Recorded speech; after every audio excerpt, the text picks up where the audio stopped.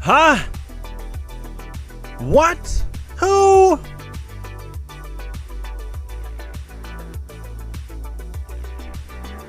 Me. We're on Earth. Yeah, sounds about right. Water, plants, animals. Yeah, we're on Earth. Right. So it's first Monday of the month. Got some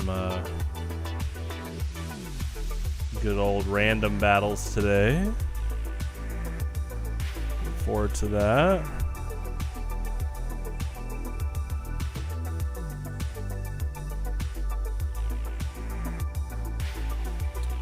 Do, do, do.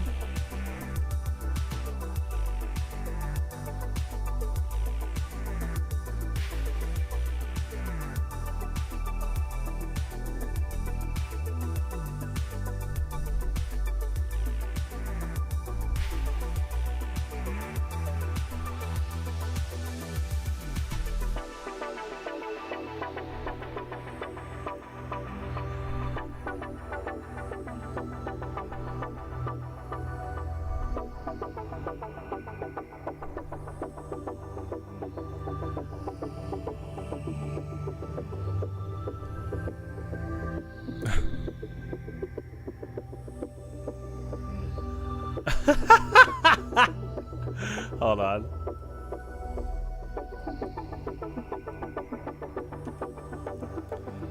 Just the instant forfeit. Oh my gosh.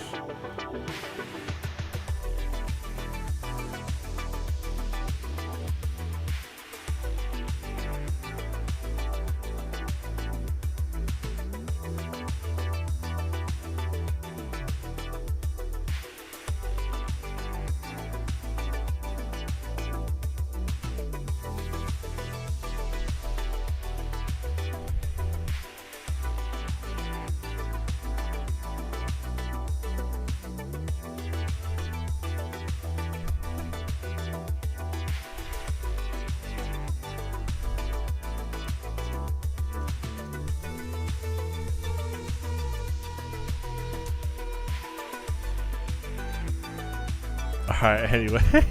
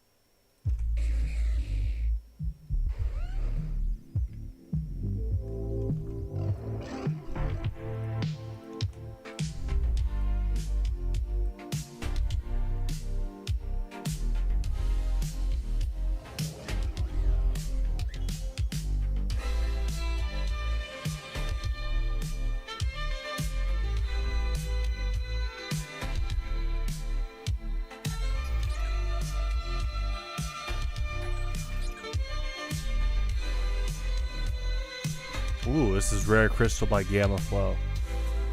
Great composer.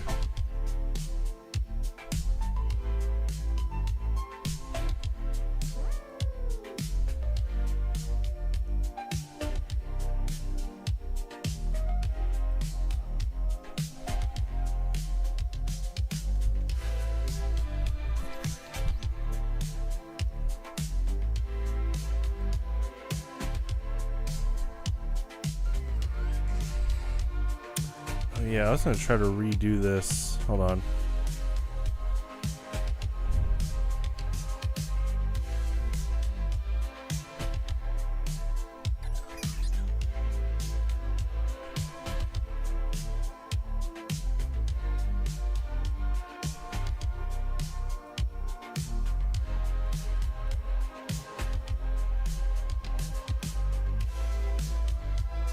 There we go.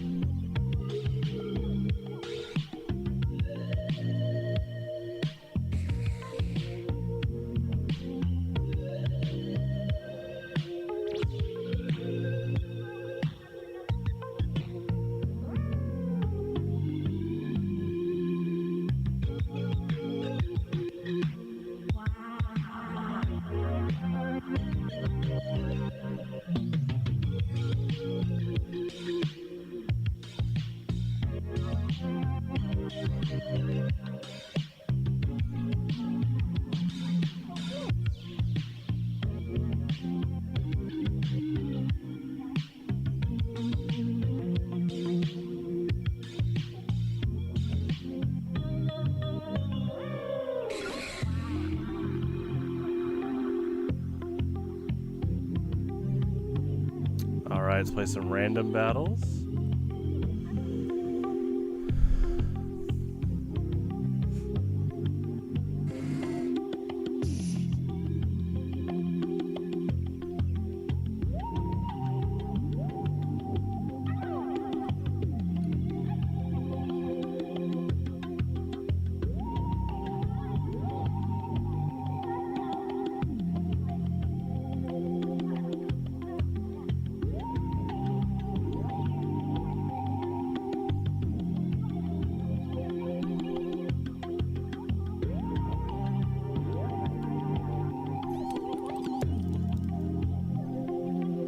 Nice.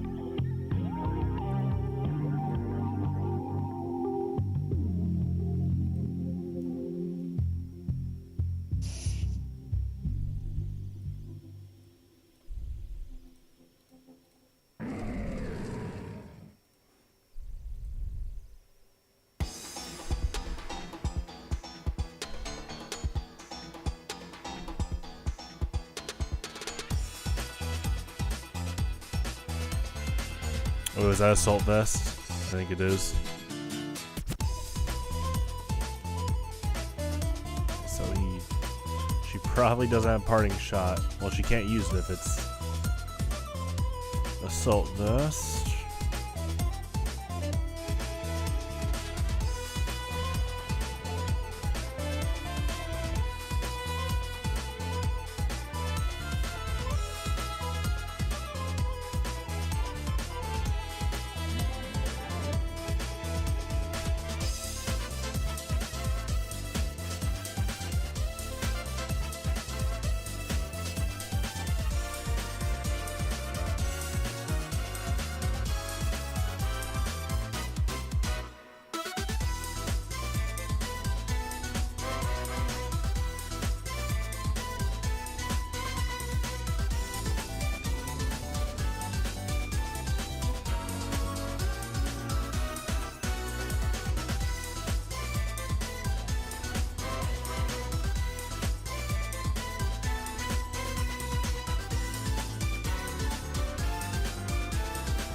in my Giga Drain.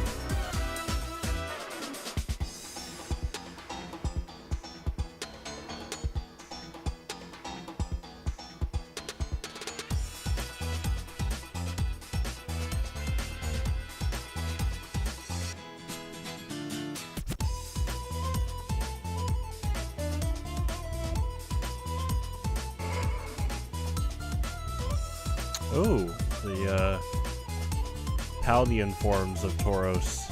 You got 3D models. That's cool.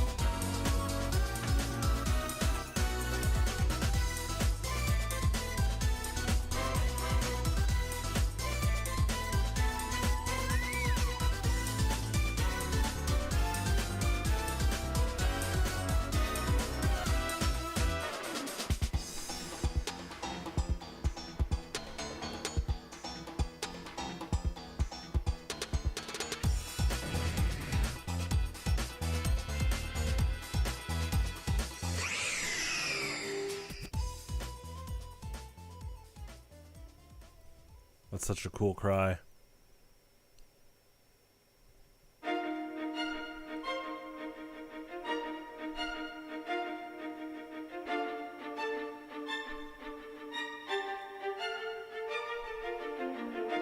This roost.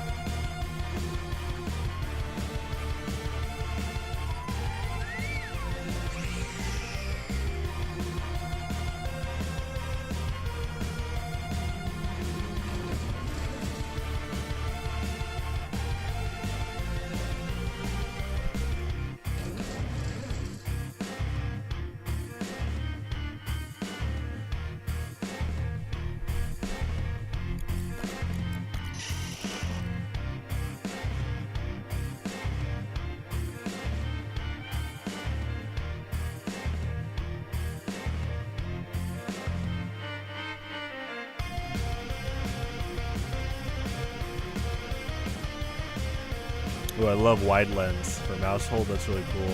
I love that item in general. And yeah, population bomb, such a cool move.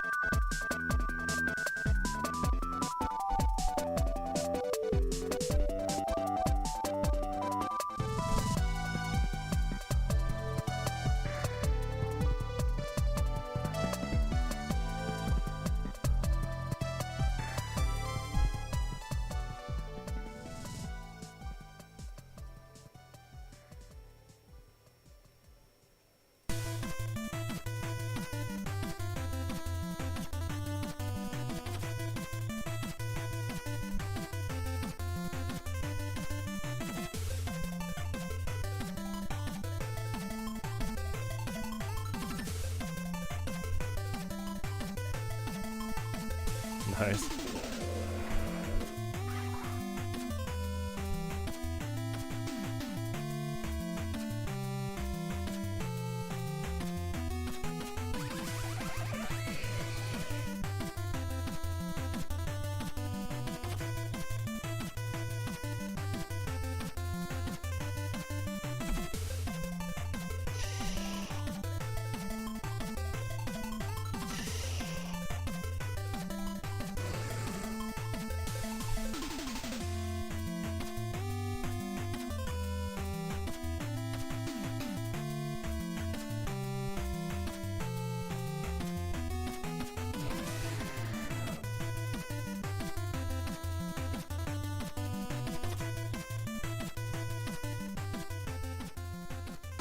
Nice.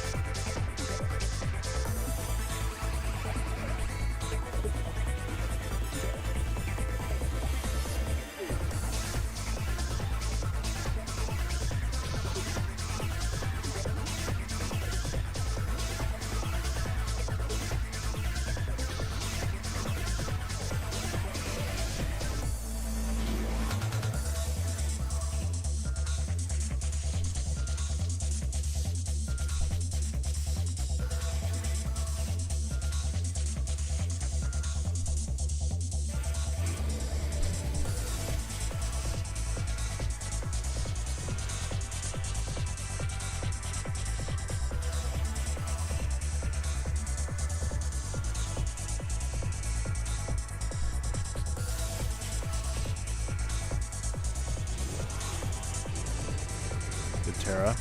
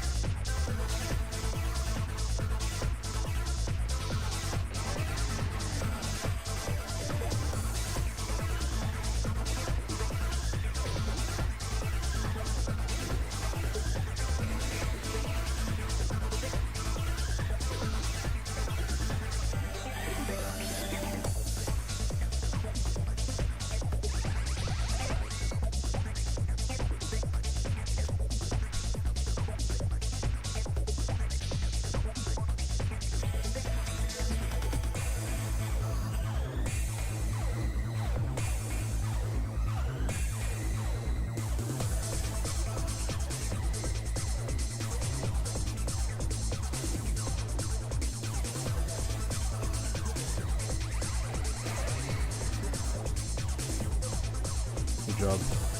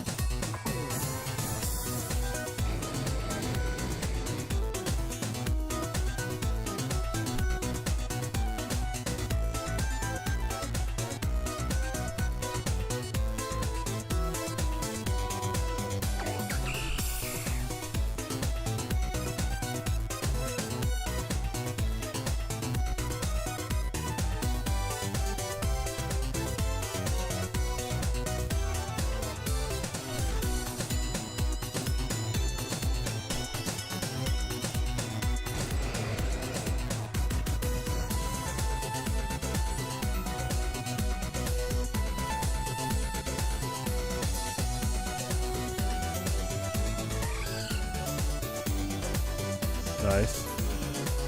Great switch.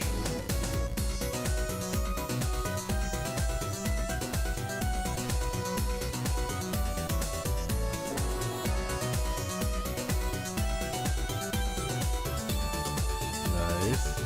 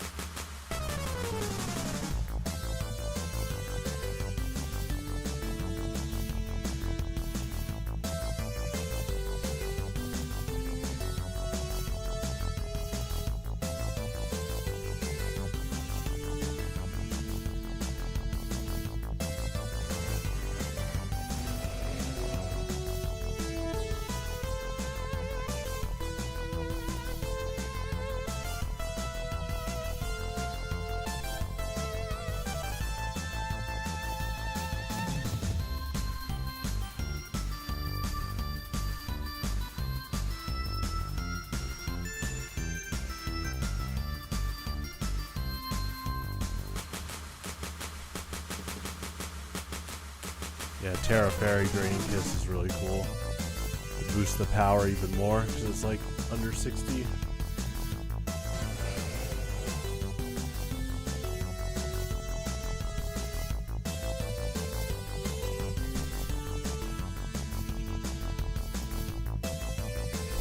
Nice, nice.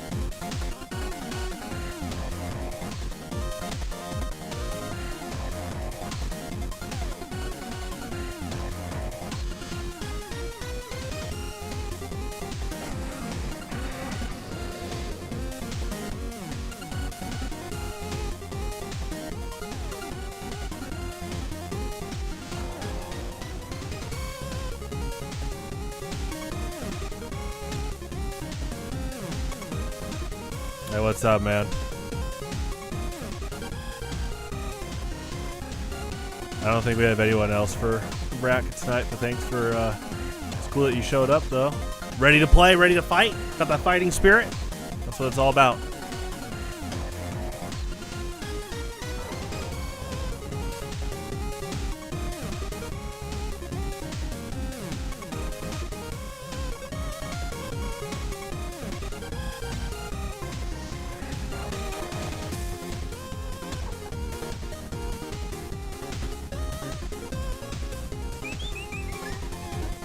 Nice.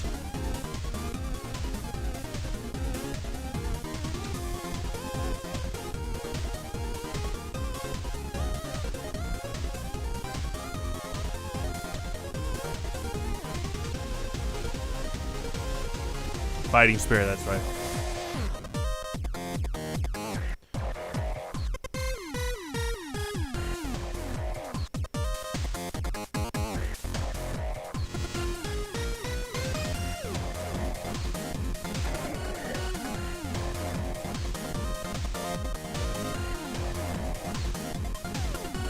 I've been good. How are you? Did you have a good week? Happy early August.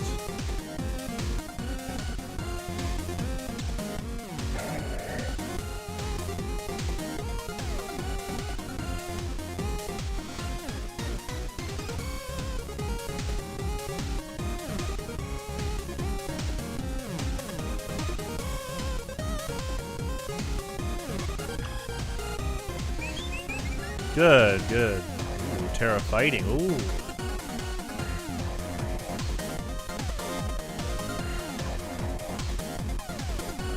Yeah, it changes to fighting. Okay. Yeah, that's really good.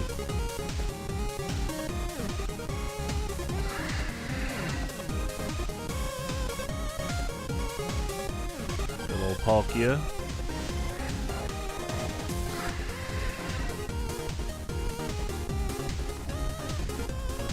Good hurricane.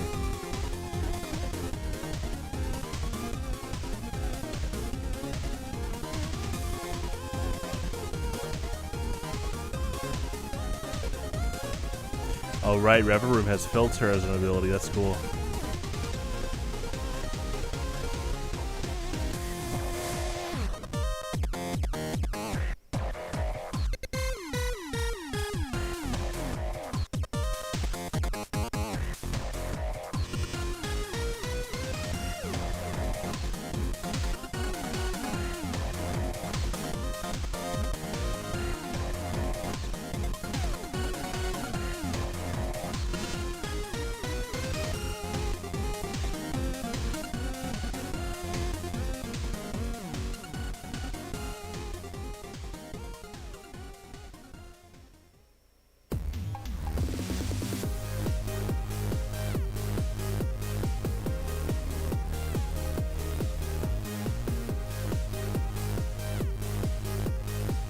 Nice, good combo.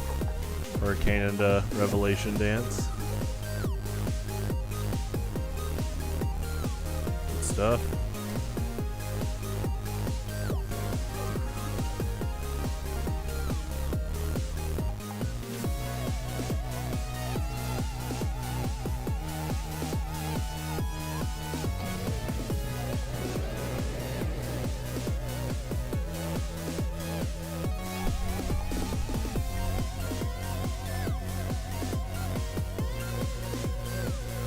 We have Ice Punch. Oh, hello.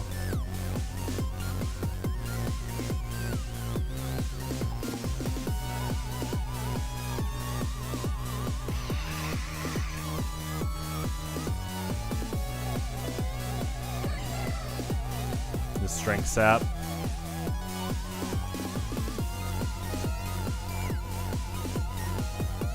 Could be Seed Bomb.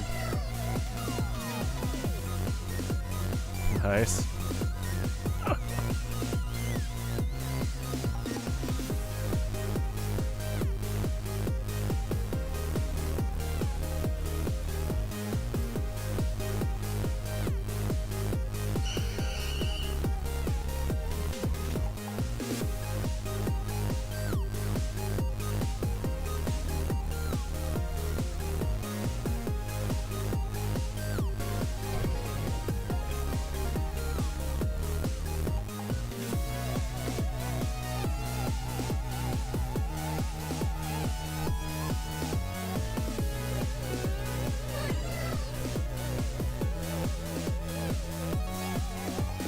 Good switch.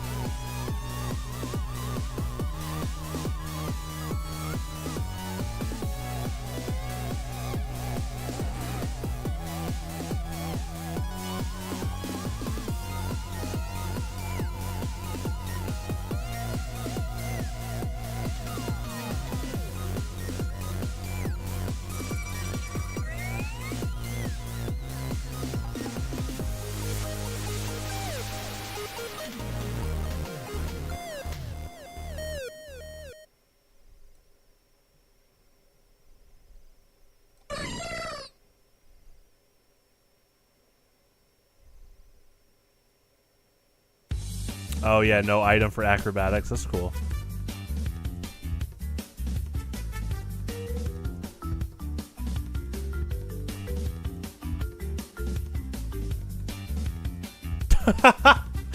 They forfeited after taunt? Okay.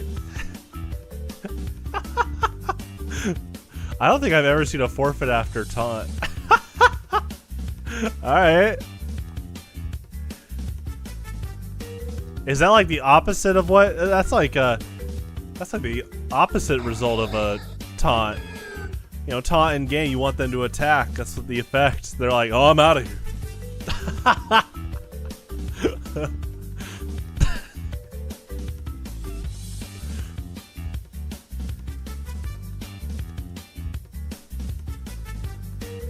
Ooh, good knockoff.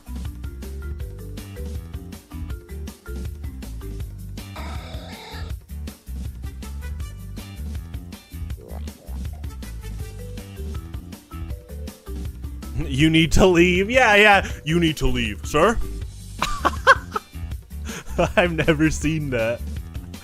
Oh my gosh.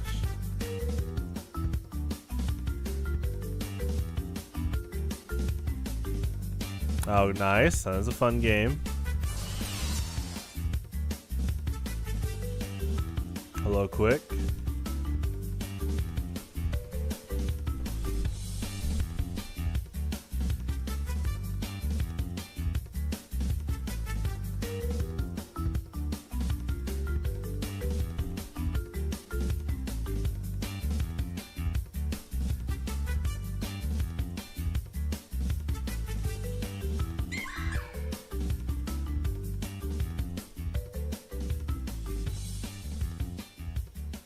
Dr. Colress, that is their avatar. Oh, battery got stuck in one of the controllers. Dang.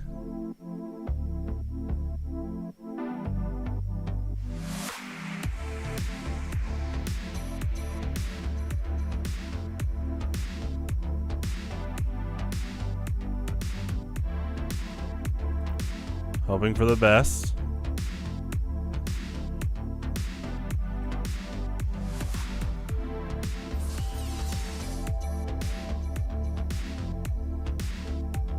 A volcano where? On the Fiji water bottles? Yeah, true. It is volcano water, true. Hello, hello.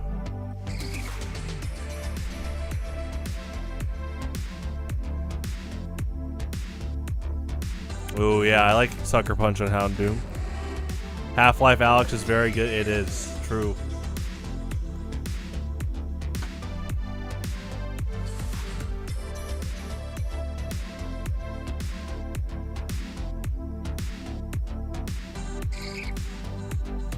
What about Half-Life Silex? Leaks! It set the bar too high for VR, honestly. That's funny. I believe that. Sounds like typical Valve, top quality. Half-Life Sax. Yeah, maybe that's where Sax got transported. That universe. Resonance Cascade.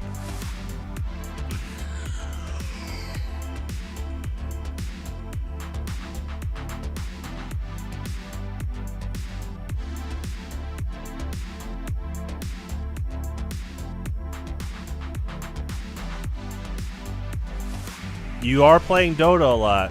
That's pretty cool. Glad you're sticking around.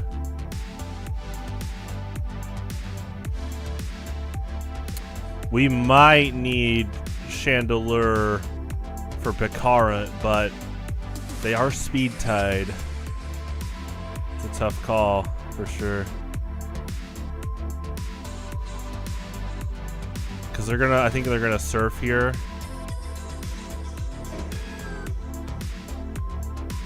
Okay, they might triple axle.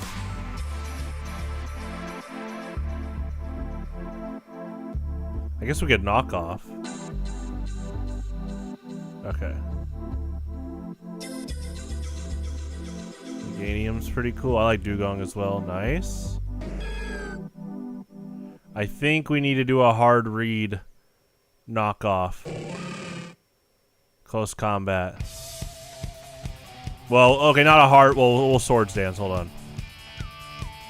There you go. Dugong recently got triple axle.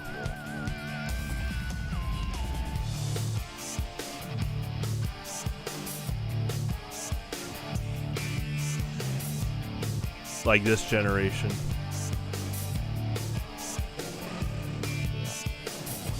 Good Terra.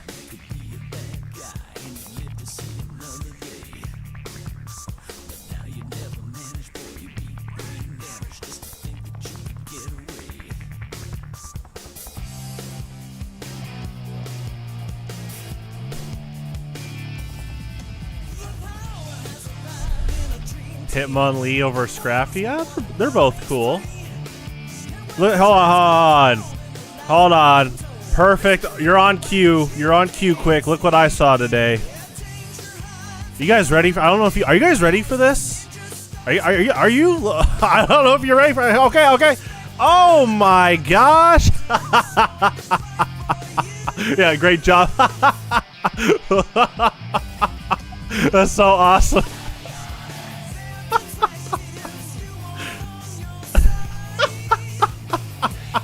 That's so good. This guy's so talented. All right, anyway. Hey, whoa. I think Scrafty could pull that off.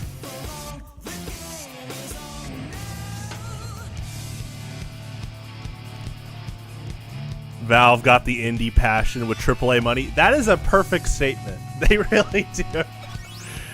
Really, the only thing they're kind of lacking is the engine to keep making games for their IPs. I love Half-Life Alyx, but that did come out a few years ago now. But you know what? I don't mean that as a complaint. I just mean that as, whoa, Valve, We would love more Half-Life, Left 4 Dead, Portal. You guys, we get at least 3 TF2 updates a year. That's good. We would love more, but me personally, I'm not going to ever be greedy about it. Give us more TF2 updates. I'm just glad the servers are up. We get 3 a year. That's pretty great. But yeah, Valve, I do wish there was a few people there that basically had almost anti-firing immunity or something, where it's like, we're going to keep working on Half-Life. There's rumors they are working on Half-Life 3 as we speak, so. But yeah, Valve's got passion. They got good money, Steam money, amazing IPs overall. I would love for them to use those IPs even more. TF2 gets updated. It gets updated 3 times a year. They just did a few like weapon changes and stuff. There is a merit to games that don't get updated, like Melee, where you have to adapt to what you're given, but there's a merit to updating games as well, so it's its own kind of discussion. I think they might body press me here. Oh, double edge, okay.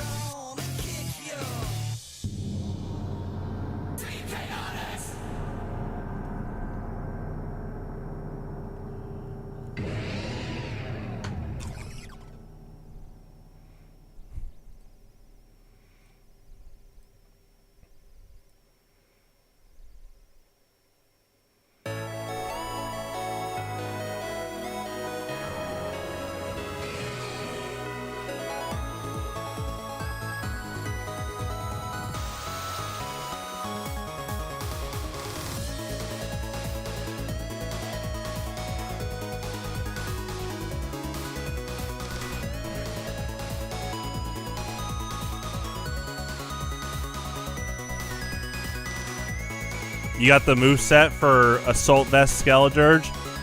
Send him on over. I don't think you can post links on the YouTube chat. Are you in the community Discord?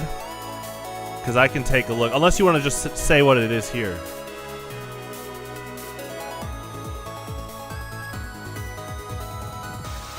Yeah, you can just tell me. If you can just probably copy and paste in the text.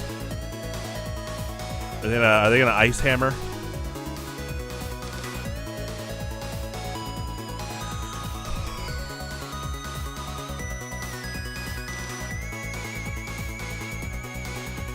I think Valve does care about longevity overall for sure, but it is good that TF2 does get balanced or updated still. I mean, the game's almost 20 years old. I really appreciate that we still get updates.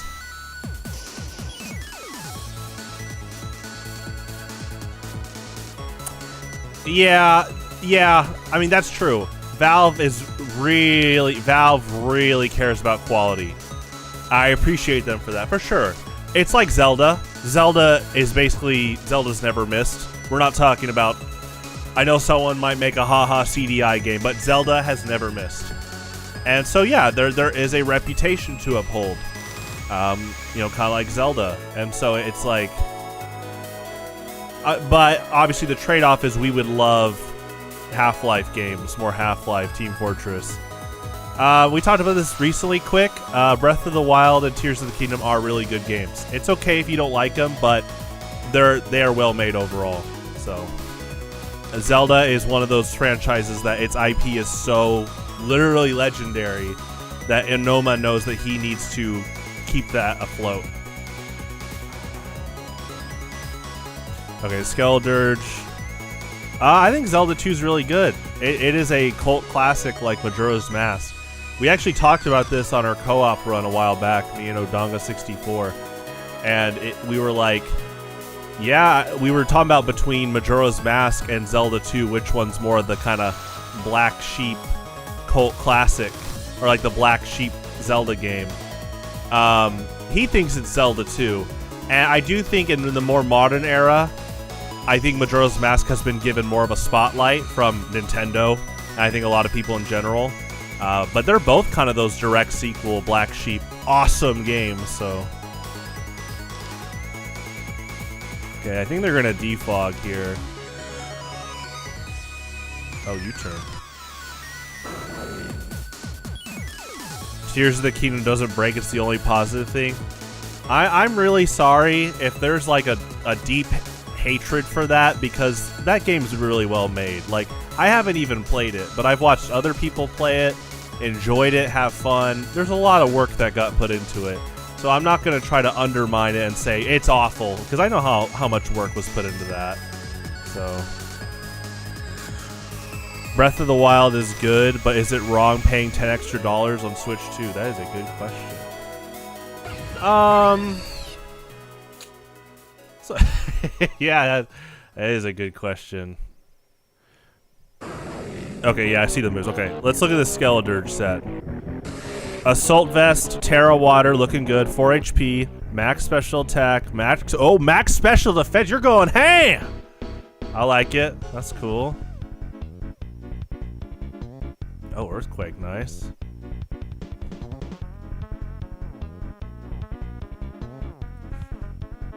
Okay, max special defense, 0 attack IVs, yeah. Less foul play damage.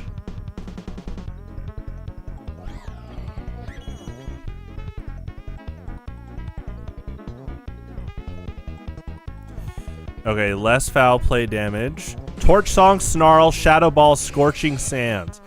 Yeah, that looks good, man. Have you laddered UU yet? Let me know how that goes. I'm curious to see your progress with this Skeledirge set alone. Sounds like a lot of fun, though.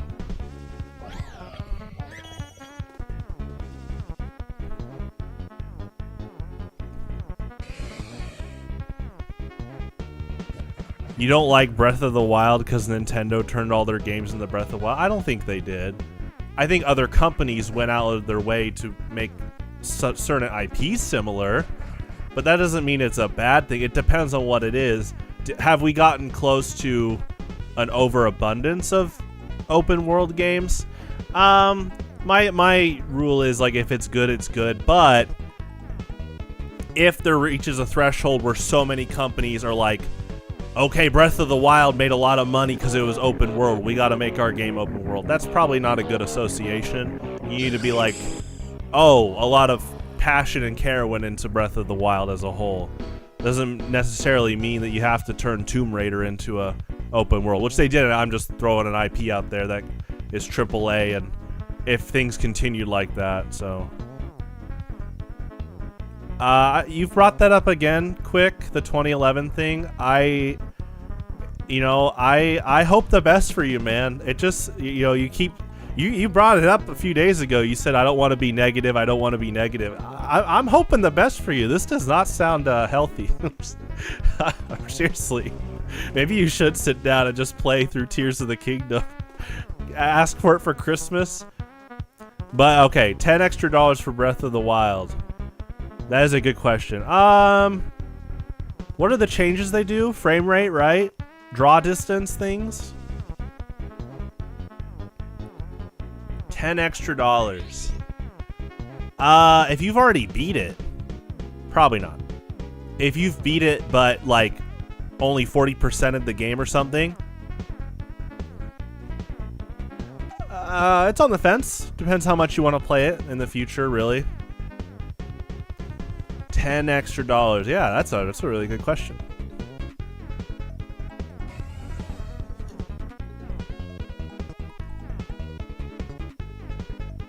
Yeah, Skeledirge. That is a good wall set for Skeledirge. I'm excited to hear your progress on that set. You might not change it at all. That could be a thing as well, but have you played any UU or OU lately? Okay, I think they're gonna hit me with a ground move.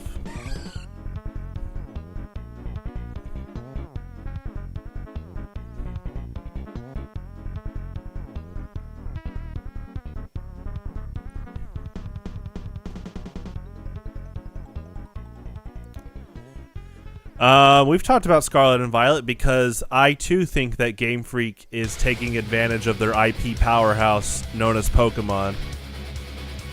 And they are being really incompetent with the last two versions. They're like half-baked and then some. They're less than half-baked, which is sad because I think the artists are still doing an amazing job. I think the Pokemon designs I think the Pokemon designs are good. The trainer designs are good. The music's good overall, but they need to really have Valve/Zelda T efforts of quality again. Is it worth 10 extra for Tears of the Kingdom? $80 for a game that's been out for a few years. Well, I am hoping that Nintendo, they claim that Nintendo says that once the tariffs go away, that pricing, they said recently the pricing's affected by tariffs, so I'm hoping game prices go down a bit. But we are seeing the industry kind of worldwide already pushing a new wave of increased prices for games.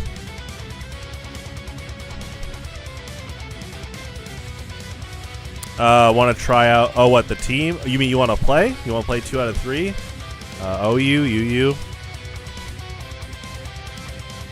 So I play random battles the first Monday of each month. That's why I'm not playing OU tonight. Just like OU, my goal is to get top 100 in random battles as well. Good trick.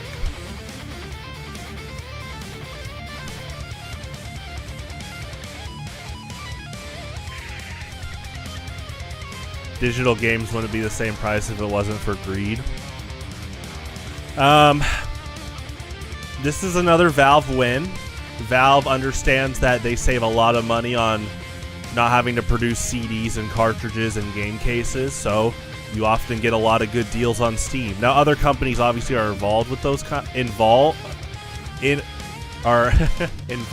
you go, with those kind of deals, but yeah, that's a good point. You don't really have a discount for digital with Nintendo games, unfortunately. Just kind of the convenience of buying it from home and right when it comes out at midnight.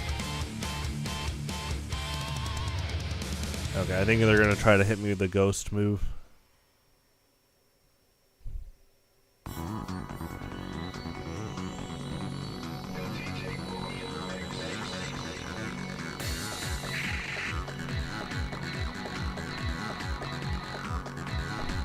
Ooh, flip turn. You want to play 2 out of 3 OU? That's fine. After this, we'll play.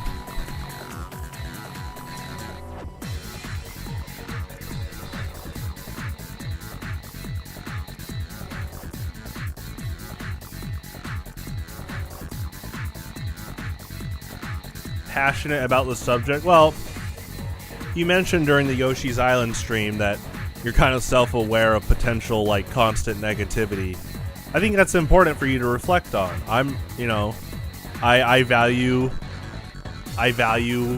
diversity in the world, and we all come from different walks of life. But I do think it's good that you're kind of reflecting that. Like I mentioned before, I've had friends that I've had a friend in the past that he had one bad experience at a restaurant that a bunch of us loved. But because he got food poisoning, whenever we brought up the restaurant, he'd be like, no, that place is awful. No, it sucks. I got food poisoning there. But it's like, he has to do a broader look and be like, oh, maybe I have a weak stomach. And he actually kind of does. He actually has gotten food poisoning a lot, or his stomach has gotten sick a lot over the years. So it's like, that kind of reflective experience is important, or else, yeah, you can constantly just make like isolated negative opinions in a conversation, and then a lot of people are like, you okay, man? Yeah. It's like,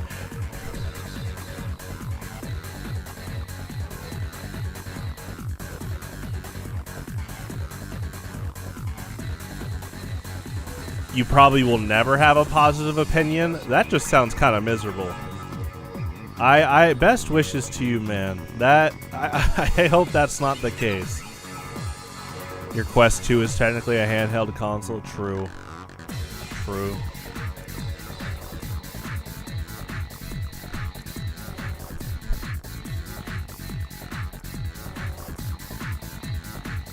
AU?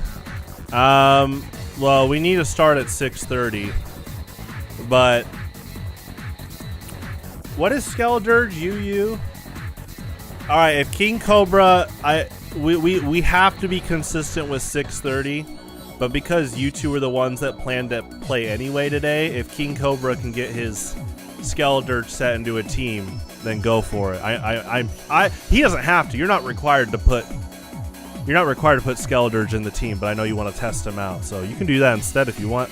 I'll commentate a 3 out of 5. King Cobra 7K Monopoly money. I do like how Monopoly money comes in different colors.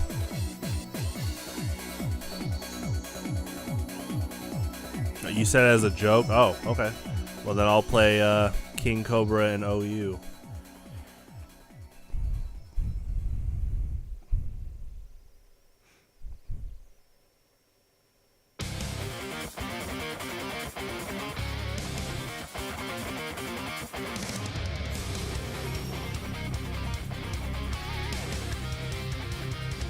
You're available? Okay. So all used it is. Okay, gotcha.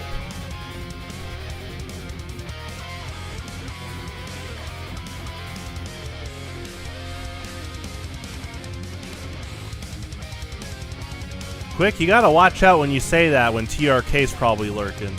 He's gonna flip out. But that's kind of normal by now. TRK, that's not normal, by the way. It's just normal for you. Let's change that normality. Anyway.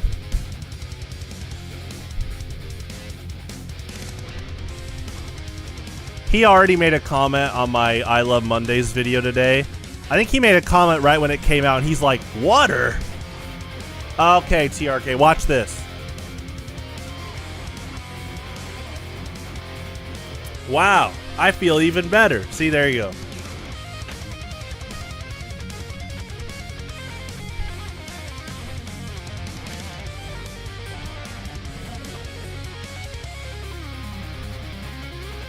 Parasocial points.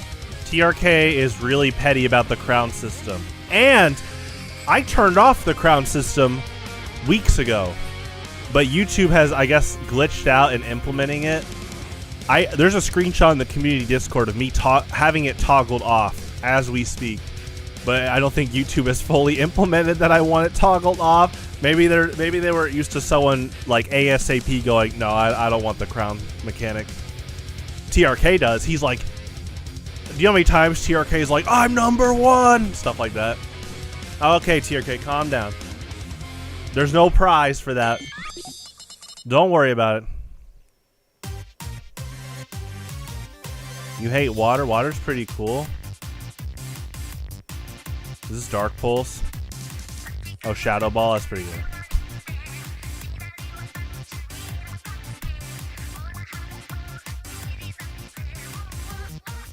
I love water too.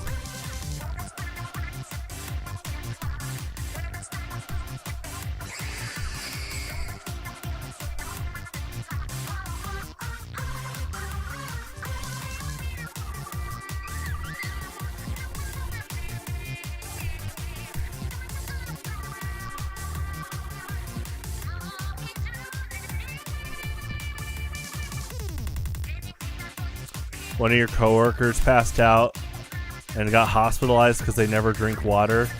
Are they drinking water now? Oh, Cerulege got a 3D model. Yo, where's Lasagna? Hold on, I'm gonna screenshot this. He'll want to see this.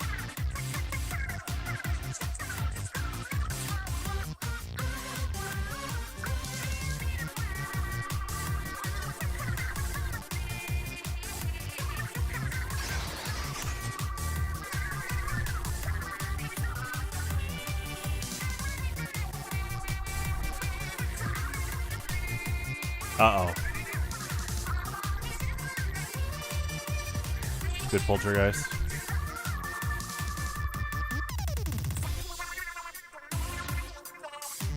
I do like this song. Do they have Shadow Sneak? Okay, I gotta do the skip ahead for the time thing. Splatoon music's pretty good.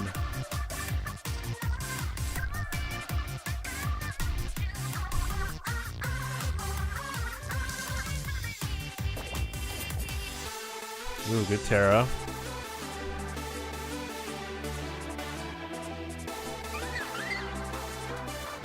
Okay. So are you guys playing? Are you guys about to play? I can find your match on National Dex. Wait. Okay, so I thought you were playing quick. What's going on?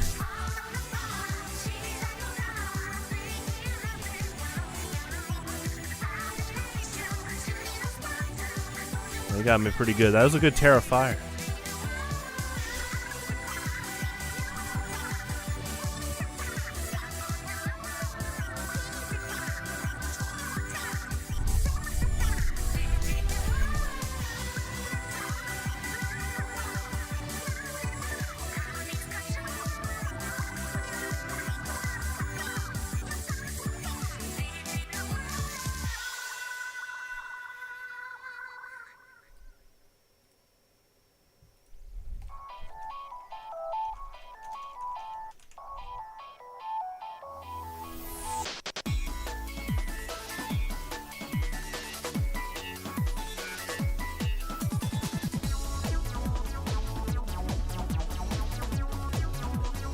Okay, you guys are playing.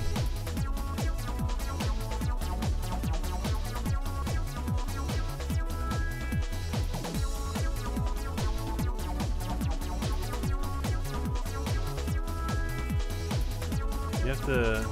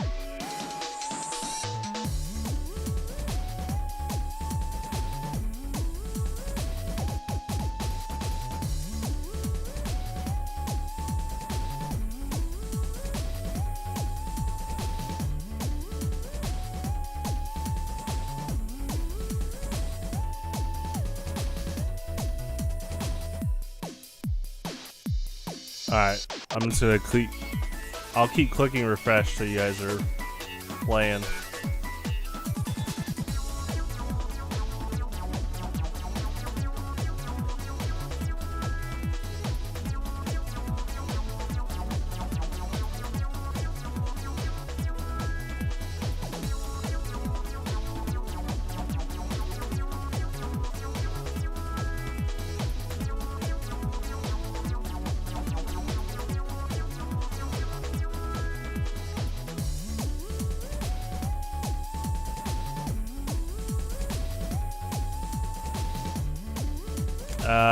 I mean, all the pre-made teams are in the description. I don't think any of them have a Moongus though. Yeah, I don't see him.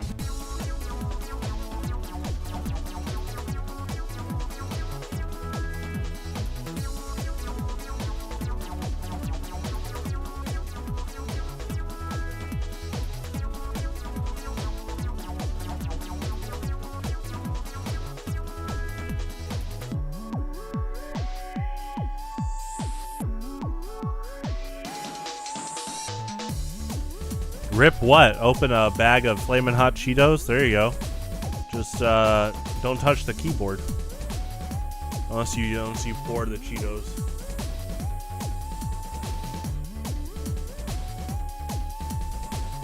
Gaming! I see you. Here we go. You guys can start whenever. Make sure you have the timer going. There we go. First of 3 wins.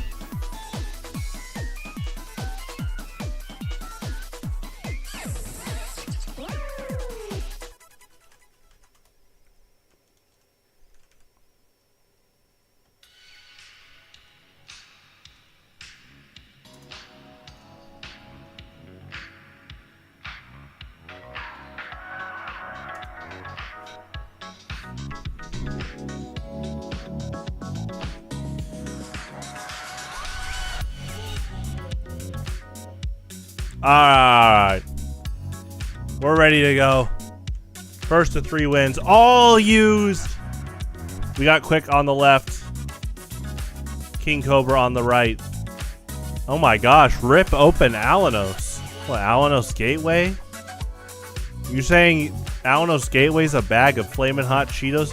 Well, we don't sell Flamin' Hot Cheetos yet. Maybe I can talk with Frito-Lay and make a Flamin' Hot Cheeto button. Instant order. There you go. Alright, we got the Gliscor taunt.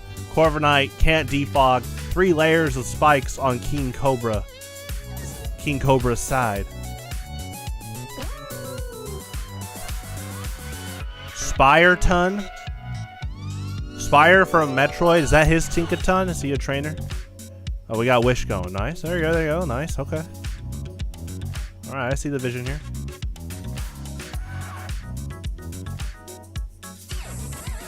Goes to Gliscor. Oh, here comes. Oh, the tech. He used this on me last week.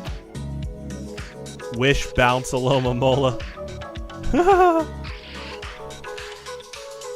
Yeah, true. Laugh emote. True. Yeah, that Sableye is our laugh emote in the server. That's true.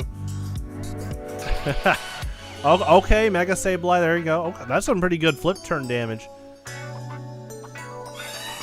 I guess that makes sense. We might be investing in some attack for bounce. So yeah, flip turn 2, nice. Okay, knockoff on Corviknight, losing heavy duty boots. Goes for defog, lands it.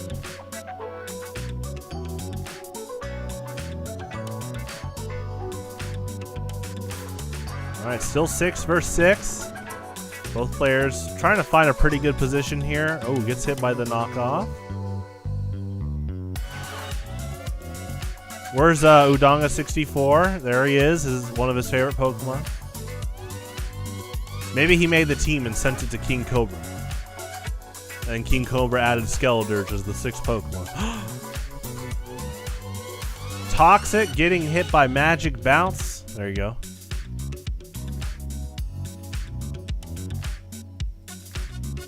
Pretty good ability. Bounces back all non-damaging attacks.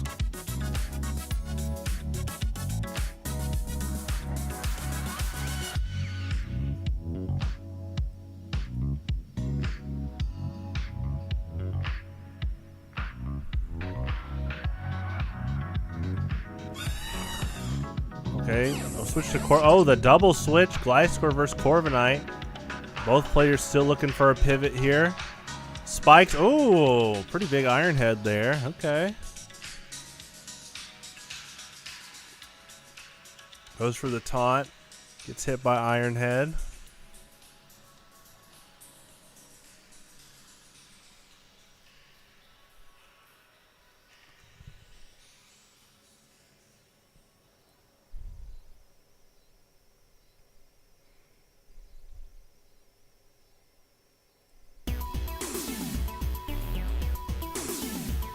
Okay, well they are, yeah, this is, got 2 pretty bulky flying types here.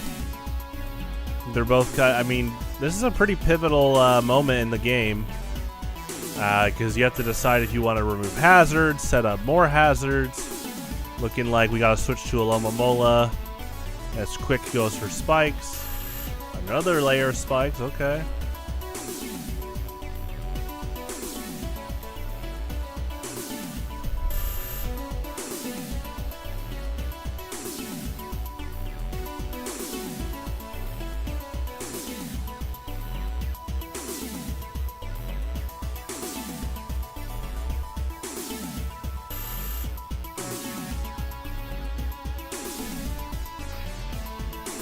Okay, switch to Mega Sableye. We got flip turn by Alomomola.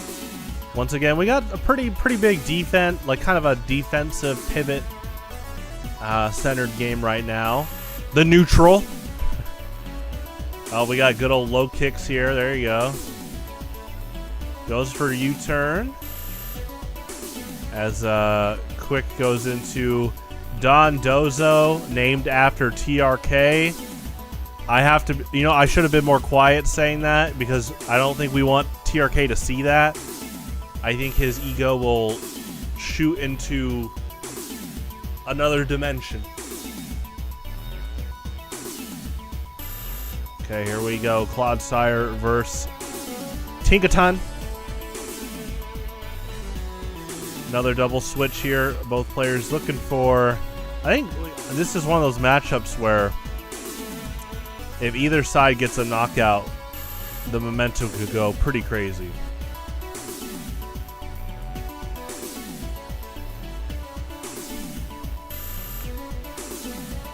Good taunt, good taunt. There you go. Okay. Iron Head on Infernape.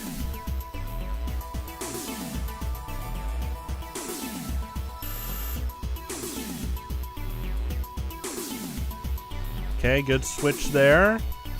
Immune to Will-O-Wisp.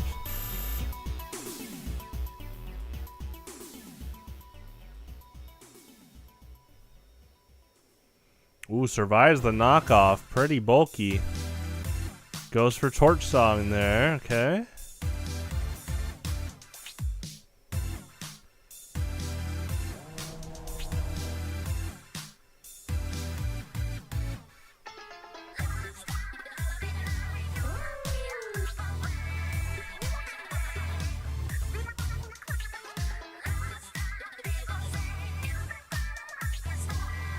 Pokemon that look like noodles.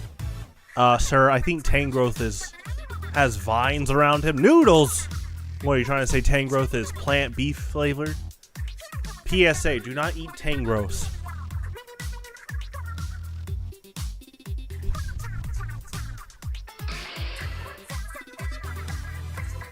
Ooh, good flip turn. Another pretty strong flip turn at that. Even against Mega Sableye, who's got pretty high defense.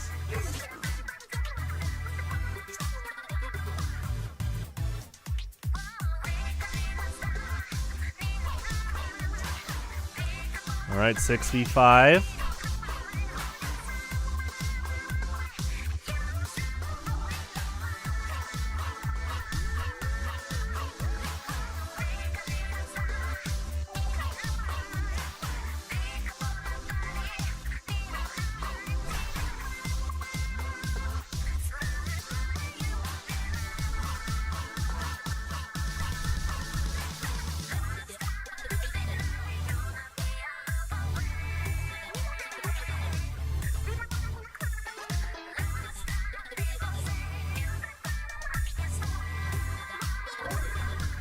Okay, you gotta switch to Dondozo. Oh, yeah, that's smart.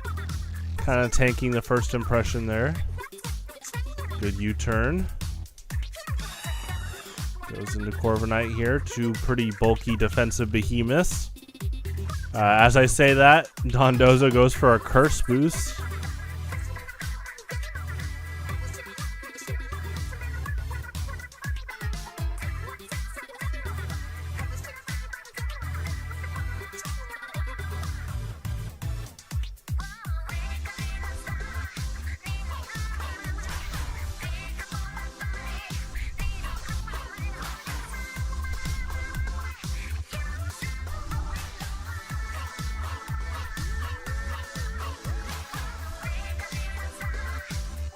Okay, good defog there. Another curse by Quick. He's definitely wanting to build some stats here.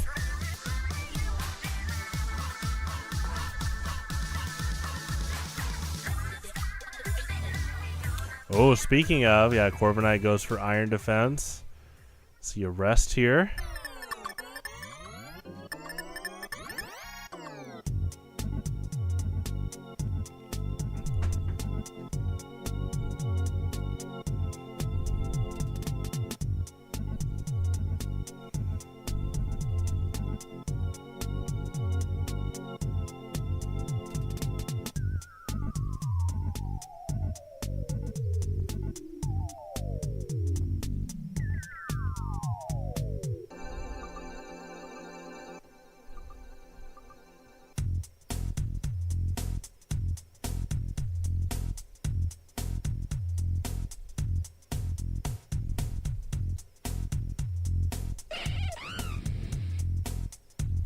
Okay, goes to Infernape as Corviknight Builds defense. We do see that Corviknight has Iron Head. One move we haven't seen yet. Two moves we haven't seen yet for Infernape. Okay, Flamethrower. Playing a cool, like, mixed attack set. Alright, nice, nice. Good old Clodsire.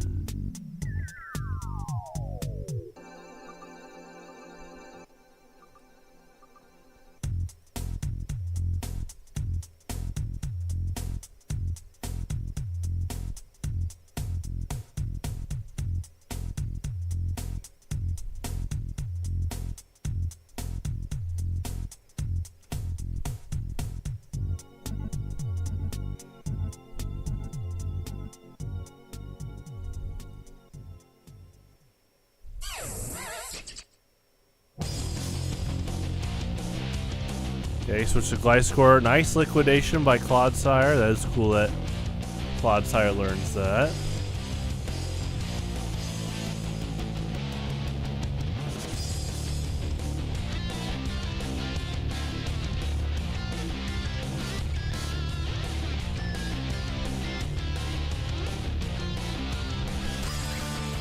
Okay, Rock Ogerpon. Nice, tanking that Earthquake pretty well.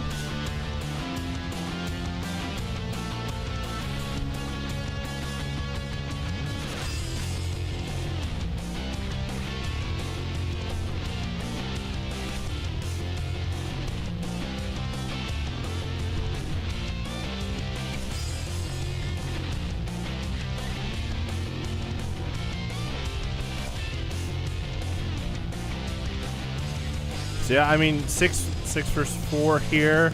King Cobra does have some pretty potent wall breakers. You could even say his Alomomola is kind of a wall breaker, looking like some good attack investment there. Great Ivy Cudgel on Infernape. Clodsire kind of being a wall breaker too, with Toxic Recover Liquidation. Pretty good coverage there. Can definitely set the timer going. Gotta switch to Tinkaton.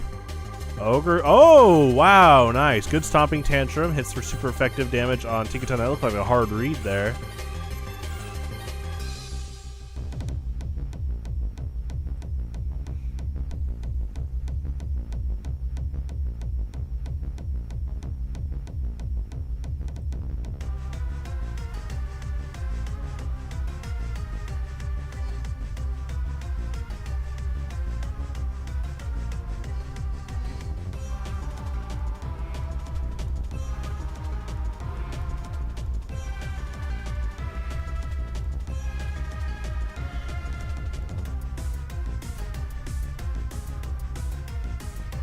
I love how, like, pretty complex Tinkaton's hammer is. Like, there's a lot that goes on with, like, the design of it. Okay, Ivy Cudgel. Nice. Good damage there on a switched Gliscor play. Protect by Gliscor.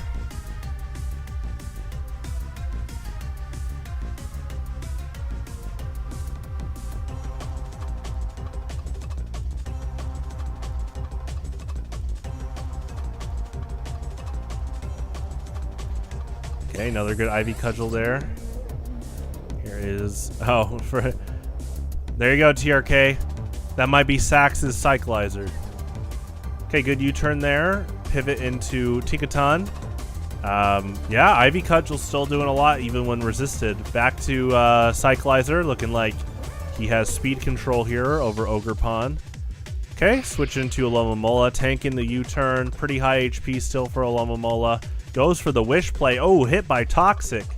That's pretty good to hit Alomomola with for sure. He often wants to stay pretty healthy. Alomomola known as a pretty bulky medic Pokemon in general, passing wishes to other Pokemon, using Flip Turn a lot. Speaking of, we got Recover and Wish. Both of these dark types going back into the green in terms of health. And a U-turn back. We got medics on the run. Sableye like his own medic. There you go.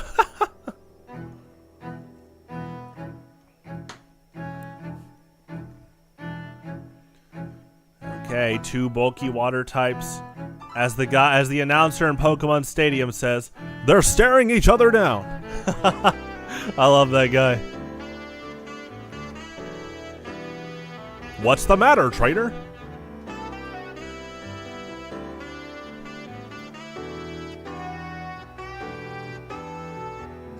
I hope that dude got paid well. The way he says Grand Slam is one of the coolest lines ever. Do yourself a favor and look up Pokemon Stadium 2. It's like Pokemon Stadium 2 Horn Drill. Anytime an OH, like, usually when an OHKO move lands in Stadium 2, the announcer goes, well, first, like, Horn Drill happens, right? He'll go, Horn Drill! But then if it lands, he's like, Grand Slam! It's so good. I know I have a limiter, but I'm not gonna, like, yell into the mic, but yeah, it's real. Like, he puts a lot of vocal emphasis on it. I definitely am not doing it justice here. That's just because, you know, listeners at home and stuff, and even with the limiter, I don't want to just, like, shout. I mean, he gets, it's like, if I did another take, try to keep it quiet, it's like, Grand Slam! It's so good. He holds out the A's longer than I do there, too. It's so good. Alright, anyway. Knockoff from Mega Sableye. Alomomola flip turns into low kicks. 4-3.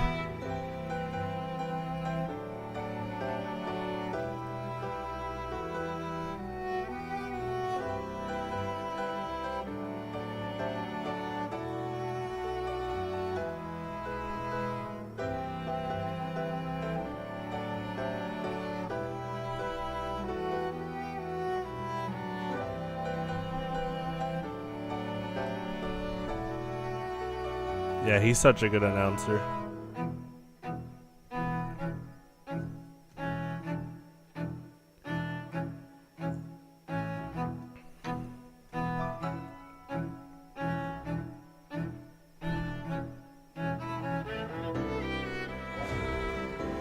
Okay, switch to Dondozo. U-turn pivots out.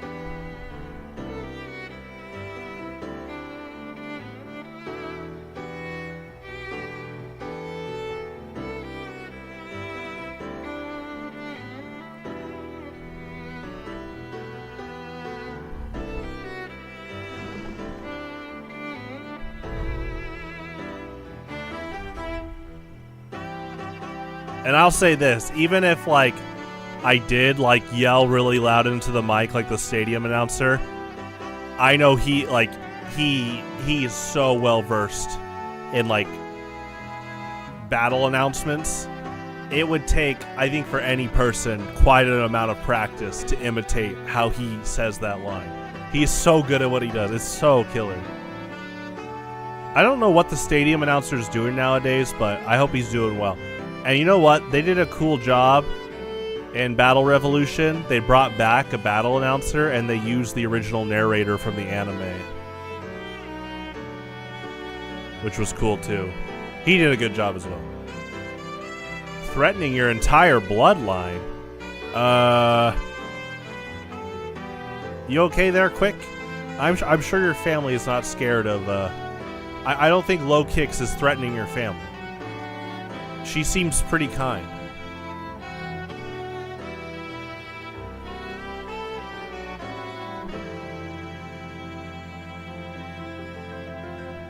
Unprecedented event. This is Powdery Snow from Mega Man Zero, but this is the Resident V soundtrack, where the whole intent is to be kind of poetic about Mega Man Zero is all about, you know, humans and robots living in harmony, and Mega Man is a big trailblazer in terms of, like, video game music. So this album was all about, what if we took those songs and used all, like, authentic instruments, just because it's like an interesting contrast, and it worked out really well. Or they use, like, all recorded instruments. I don't want to use authentic, like, as saying, like, oh, you know, when people say real, it's like, nah, synthesizers are real. But in terms of, like, what this is, it's recorded. instruments. Non-electronic. There you go. Oh, he's going for the curse plays. We got a Toxic on Don Dozo.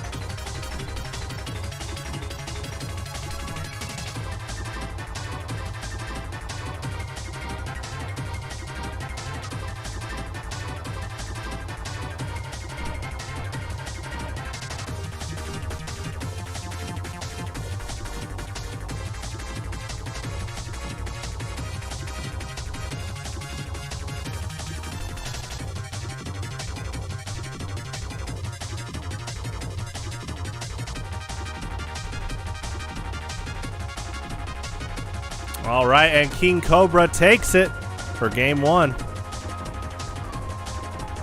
via timeout.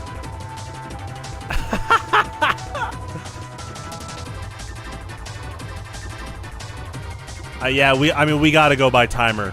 It's like a fighting game. We set that from day 1. We definitely have to use a timer, so.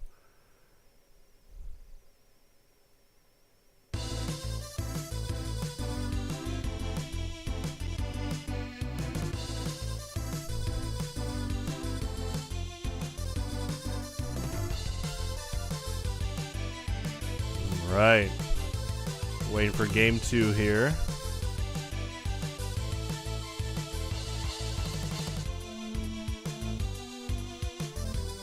Yeah, I mean, like chess, fighting games, we just, yeah, we're doing a parallel thing. I mean, it's like Smogon Premier League. You gotta definitely keep a timer going.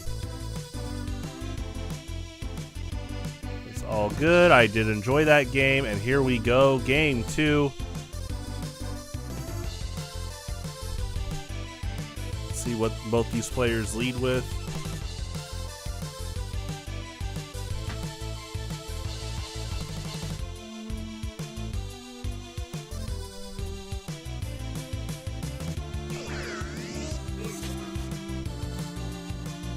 All right, Wash Rodham versus Low Kicks. Both are known to be pretty lethal pivot Pokemon, but speaking of, we have a hard switch into Clodsire. Looking like maybe it was to stop a Volt Switch, but Rodham goes for Will-O-Wisp here.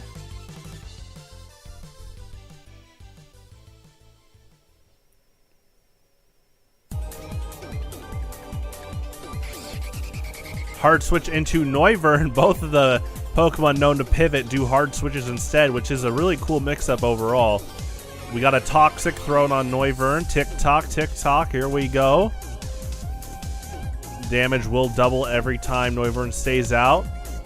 It will reset when he comes back, or if he switches out and comes back. We do see a U-turn here, so he's not going to take poison at all. Good liquidation, getting some good chip damage onto Heatran. Okay, 6v6. Stealth Rock, Earthquake, Burn on Clodsire does make a huge damage difference, cutting its attack in half. So he's only doing half that damage with Earthquake. This is a good song. Yeah, this is Zero's theme. Zero.exe's theme from Mega Man Network Transmission. I'd love for them to bring back Zero.exe and remix this theme. That'd be really cool. Or just port it to another game. That'd be cool. All right, we got a switch to Inteleon. I don't agree that it's a bad Greninja. It's pretty cool. I think in National Dex you get Focus Energy again.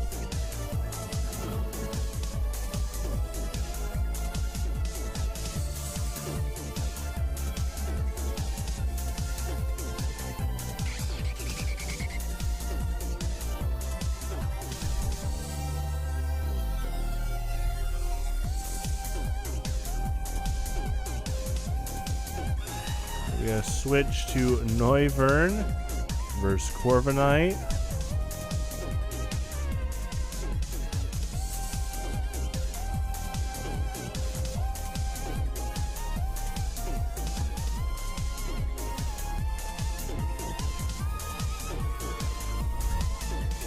Flamethrower versus Defog in that toxic chip damage. It is 5v5 here.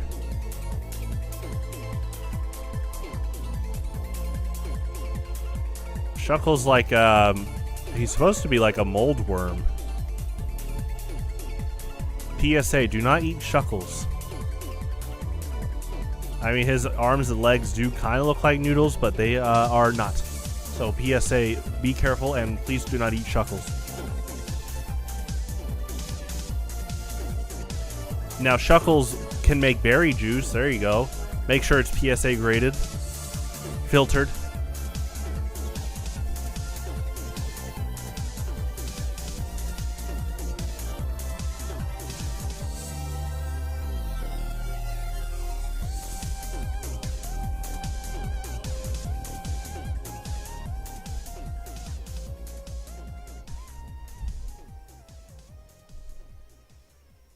Oh yeah, make sure you start the timer.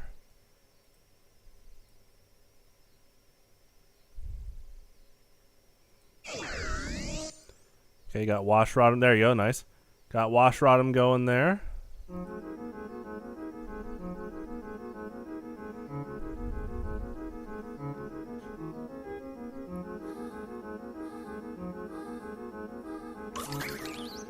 Switch to Rock Ogre Pawn. Okay, resist Volt Switch, but the critical hit does add a lot there. OUUU borderline.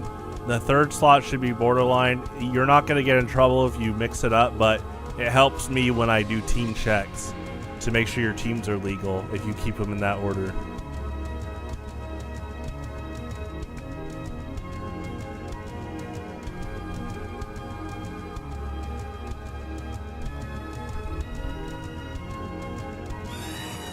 Okay, Mawile versus Corviknight. Got Mega Mawile going.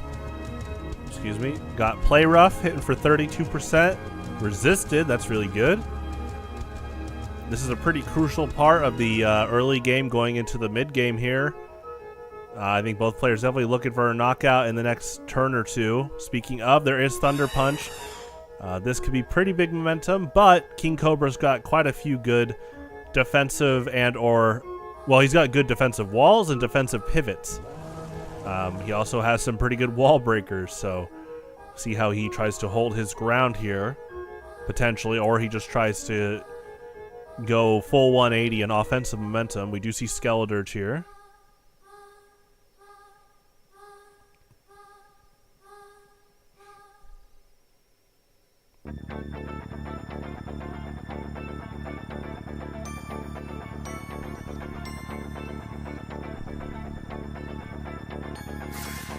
Switch to Inteleon. Strong Torch Song there. Special attack increase. Nice.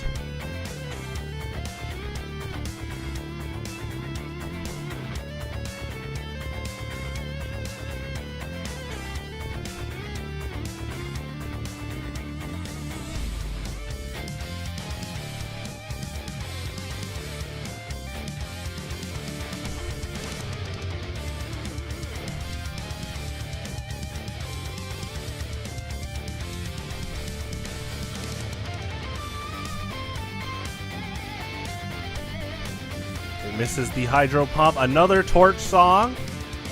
Skeledirge getting that special attack boost. There we go. Wash Rodham versus Skeledirge.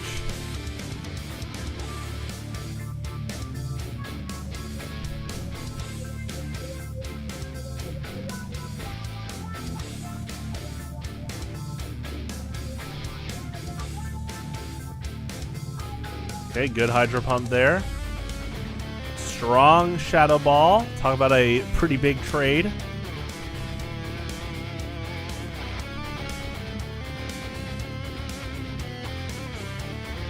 Okay, misses the Hydro Pump there. Shadow Ball for the KO. 3v4. Whoa, quick, it's only the mid game. What are you doing? I'm definitely an advocate of not giving up. Good Shadow Ball. Good Sucker Punch, okay.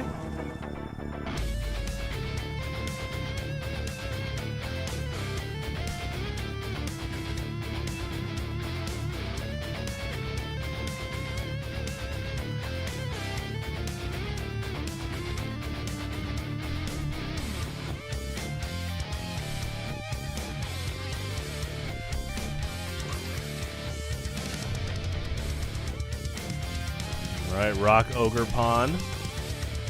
She does have natural speed control over Mega Mawile, or naturally outspeeds Mega Mawile.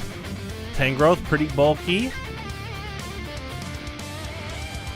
Okay, kind of tanking those two moves pretty well. Regardless, it is good chip damage. Strong Ivy Cudgel. Giga Drain getting a decent amount of that damage back. But Ivy Cudgel is able to lock in a KO here.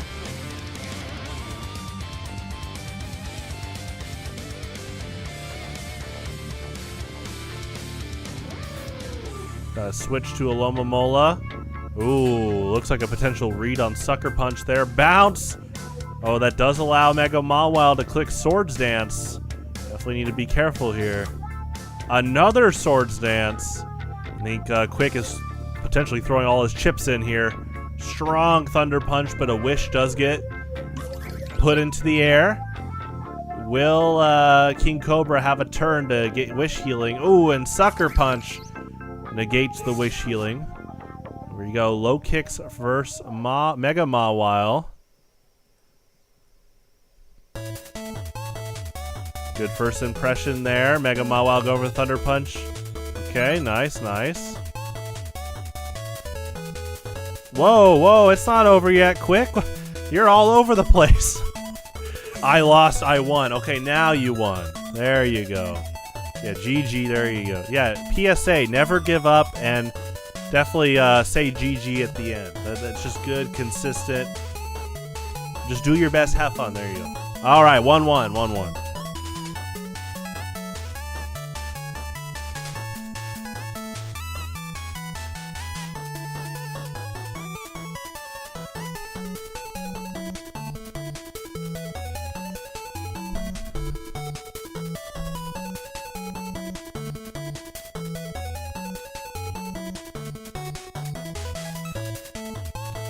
Three out of 5.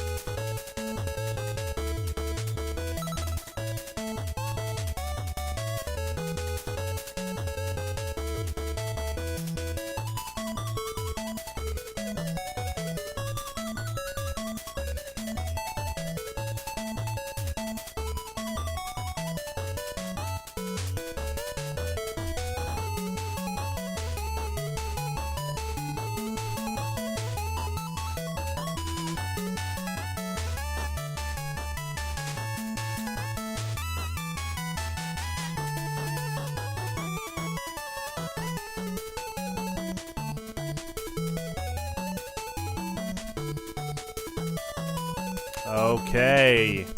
Looks like both players are swapping up teams here.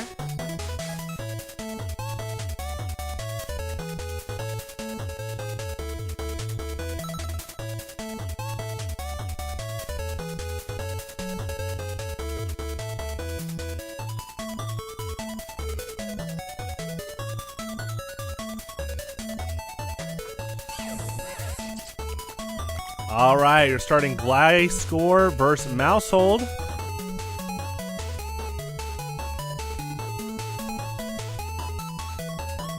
Protect. Ooh, tidy up on Protect. The classic setup stat move against Protect. Goes for Encore.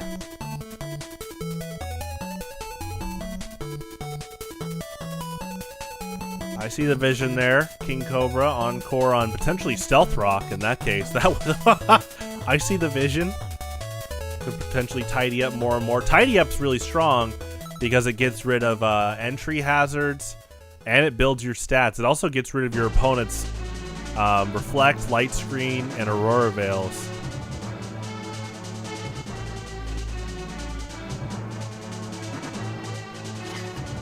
Gotta switch out to Sinistra.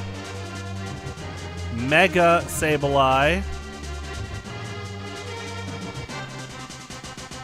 Okay, Magic Bounce, Strength Sap. And the Toxic. There you go.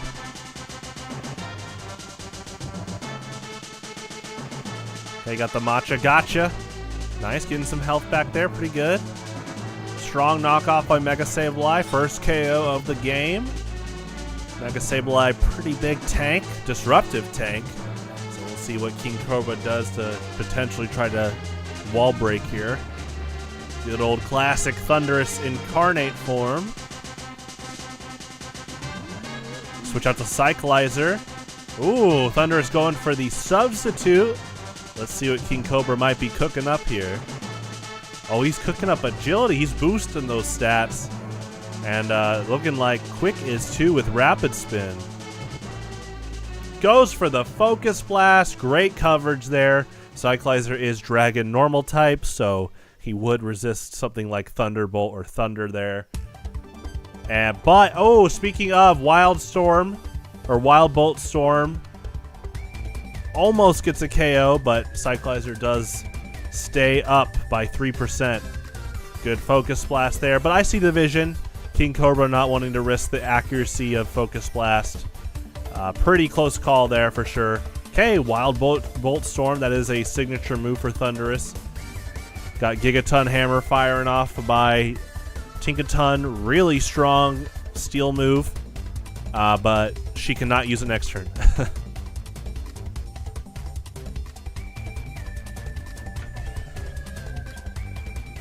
5v4, Tinkaton versus Iron Treads, Battle of the Steel types from Gen 9. We do have Booster Energy firing off, Quark Drive boosting Iron Tread's attack, but with Paradox Pokemon, it's all or nothing if they have Booster Energy.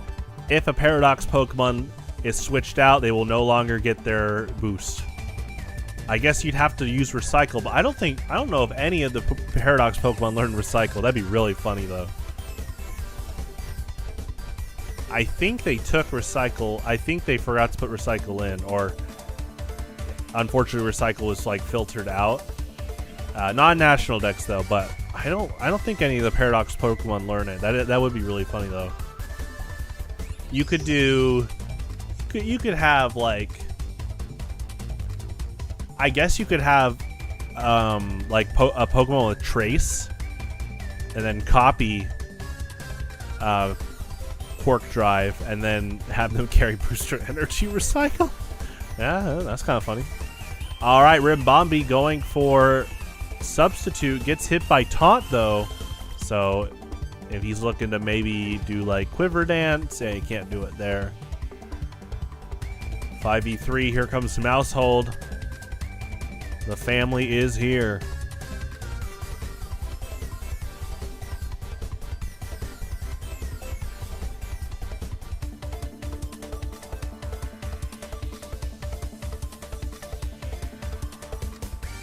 Gigaton Hammer, Mousehold does live. Stays up at 16%. The tidy up is done. Spikes are gone. Stats are boosted. I think the family's ready to attack, but we'll see what happens. Oh, okay. He makes a retreat, gets hit by Thunder Wave. Gigaton is pretty bulky, so King Cobra's probably gauging if a attacking move by Mousehold would knock out. Get the Stealth Rock back going. Volcanion is paralyzed here. Gets stunned by paralysis. Switch to Dondozo. Flamethrower doing good damage for a Pokemon with so much HP and resisting fire.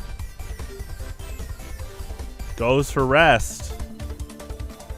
Good Sludge Bomb, getting a nice 34%.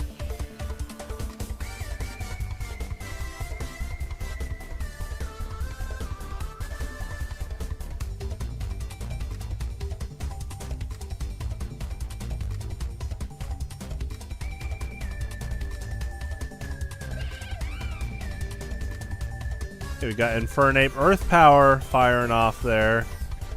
Looks like a pretty good read. Knockoff hitting Assault Vest. Great item and definitely great with Volcanion. Great synergy there. Volcanion's already pretty tanky, pretty strong wall breaker, so boosting his special defense is pretty killer. Great Steam Eruption, great Earthquake, tons of damage that turn.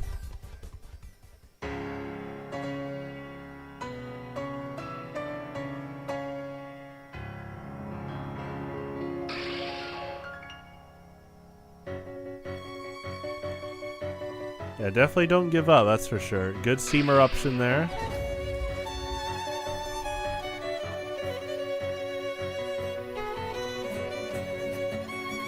Ooh, goes for Encore. Okay, gets hit by Burn. Pretty high damaging Steam Eruption. Goes for another one. Pretty blunt there. Here we go. Don Dozo, do I hear boss battle music? Can King Cobra get over the final Pokemon, who's known to be a stat boosting wall?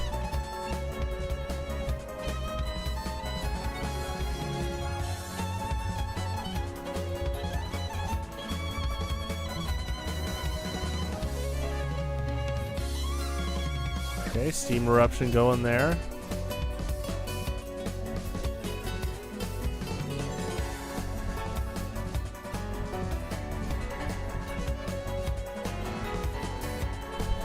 Goes for Rest, getting that health back.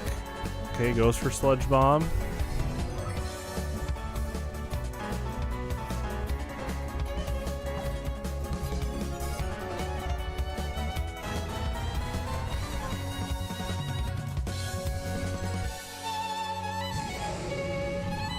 Okay, Body Press getting a KO. Quick once again. I mean, wait till the end for sure. You know, my advice. Misses the Population Bomb. Goes for the Rest. Got a Tidy Up going. Another one. Boosting those stats. Okay, Population Bomb.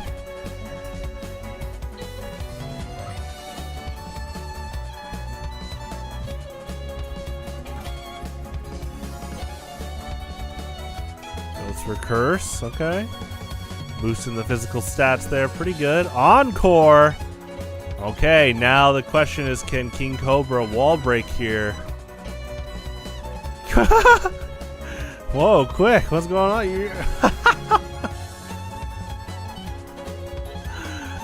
Okay, King Cobra takes that one.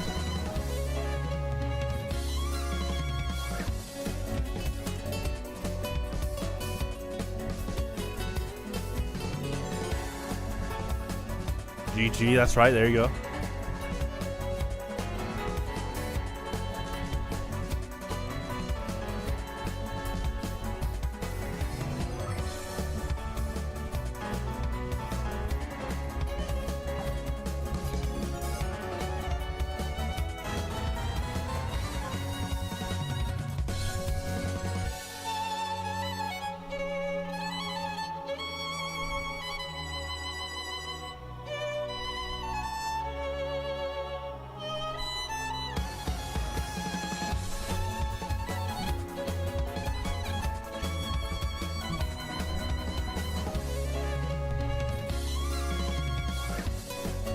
All right, next game. Here we go. Oh, man, you guys have been making some teams, huh? Okay.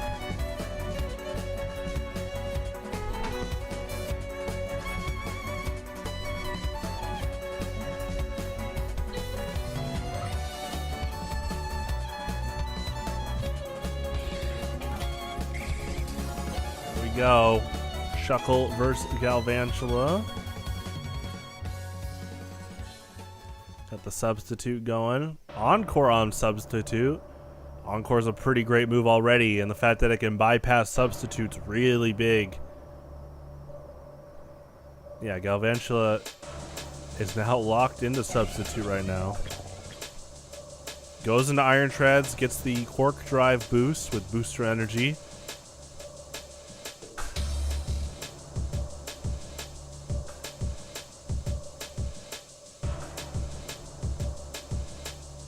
Okay, got the Rapid Spin going from Iron Treads. Do see Sticky Web. Definitely Shuckle's trying to keep at it with some entry hazards and just disruption in general. Another Rapid Spin by Iron Treads. Okay, gets hit by Encore.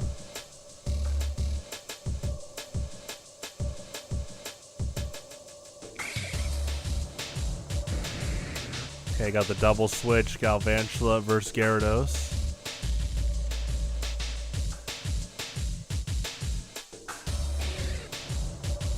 switch back to Shuckle. We got a Thunder going. Pretty good damage. Shuckle is really bulky.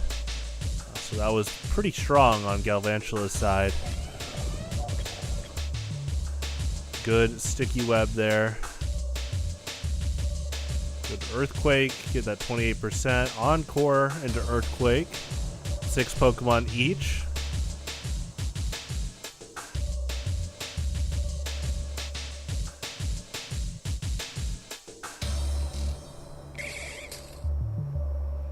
Got the switch to Galvantula, switch to Gyarados, the double switch once again. Switch to Latios. Going for Thunder there. Get some nice chip damage. Switch to Heatran.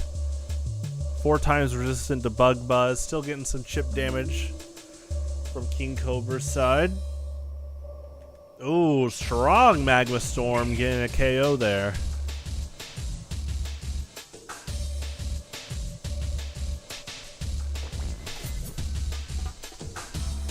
Alright, we got Ceruledge going with his new 3D model on Showdown. Looks pretty cool. Him and Armor Rouge really are like Mega Man Battle Network Pokemon design-wise, which is really cool. We got a taunt, but close combat, doing a lot of damage on Heatran.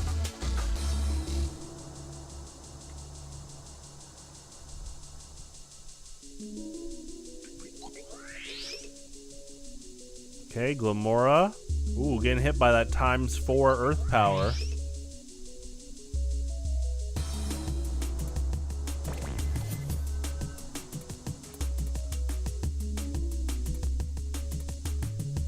Alright, 6v4.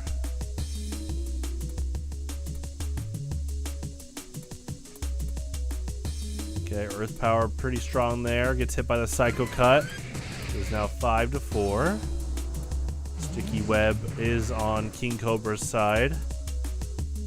Here comes Incarnate Thundurus.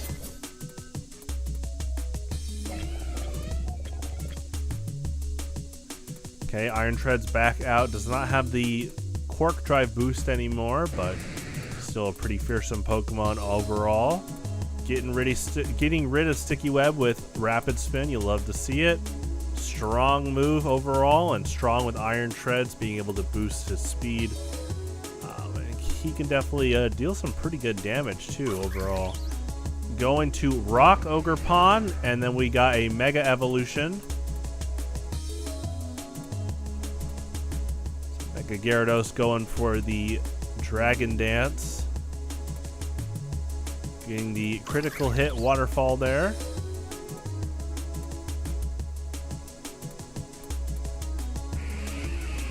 Here comes Cloyster.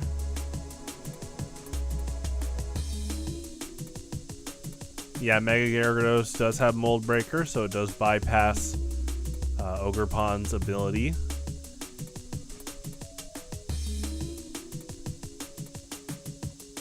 Okay, got Crunch going. Cloyster is really bulky. She has 180 physical defense.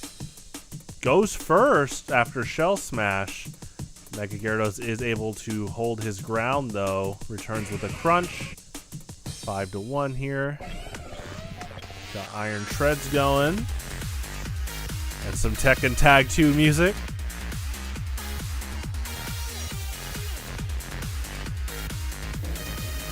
Hey, good Rapid Spin there.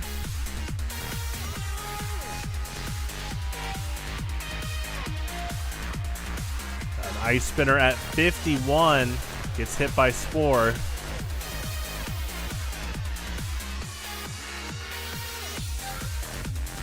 Okay, good Giga Drain there. Alright, we got a game 5, ladies and gentlemen. What's up, man? How you been? You're about to catch the final game of the tournament tonight. Good to hear from you.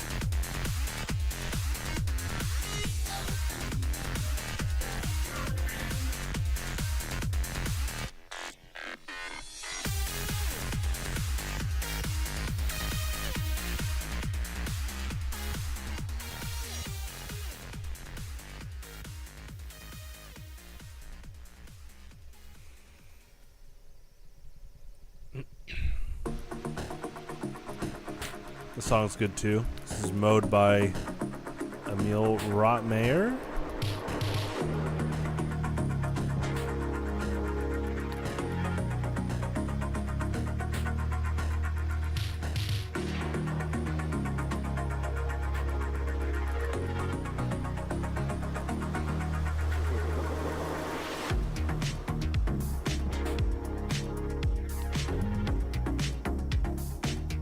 Oh, I might have not have got that message.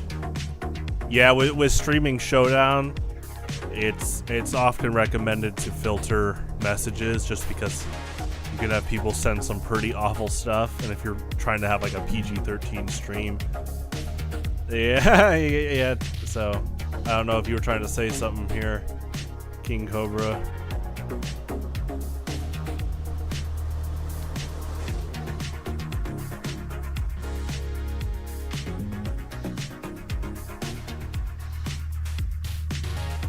But I do not see a current match, so did someone leave?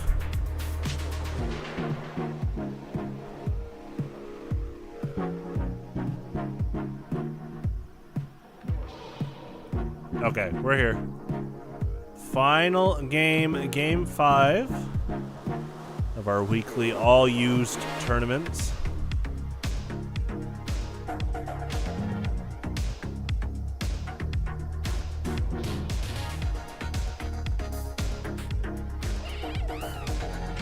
Alright, Infernape vs. Noivern.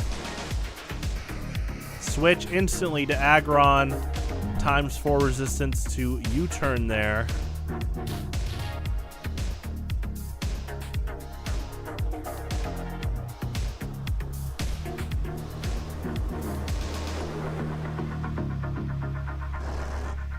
Goes to Ursaluna. Flame Orb activates. Could be a Guts boost here. Doubling up Ursaluna's attack. Mega Aggron. Getting the filter ability. Going for Metal Burst. Returning damage done to Mega Aggron by 1.5 times. That's really cool. Switch to Skarmory. Immune to Earthquake here. Got Mew going. Okay. Resisting the body press there. Still getting some chip damage on Mew.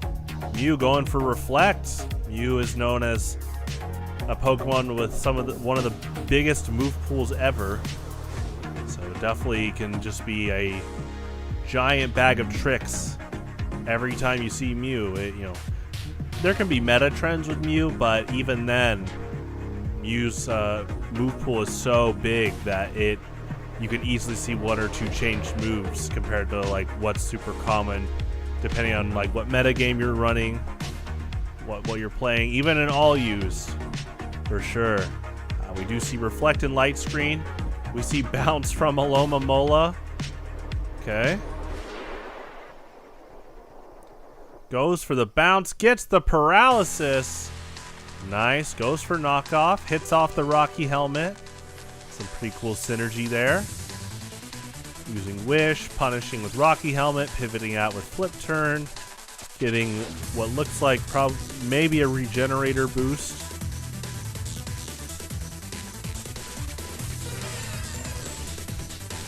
Okay, Flip Turn to Mew. Mew gets all his health back. He's up at 100%. Mew versus Tapu Fini. Going for the triple axle there.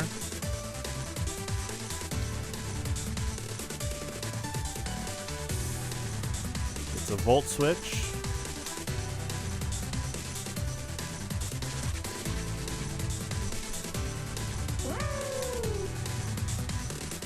Goes for Alomomola. Alomomola gets hit by Taunt. Goes for the bounce. That does dial down the turns on Misty Terrain. Okay, bounce is going there. It's a Wish.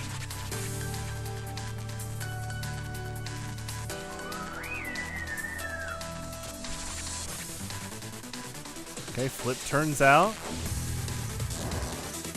Ursaluna. Oh, the spikes do get Ursaluna.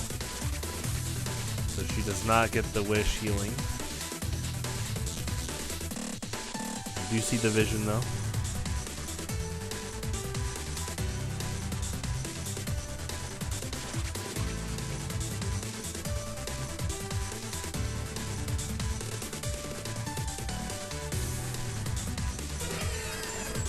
Okay, back to Mew.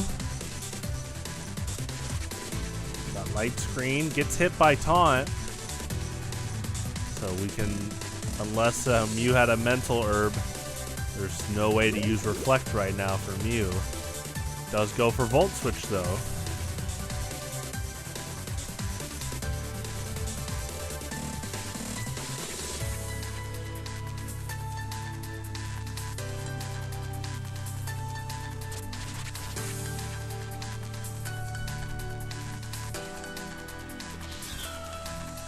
Now Scarada does come out. 6v5 here.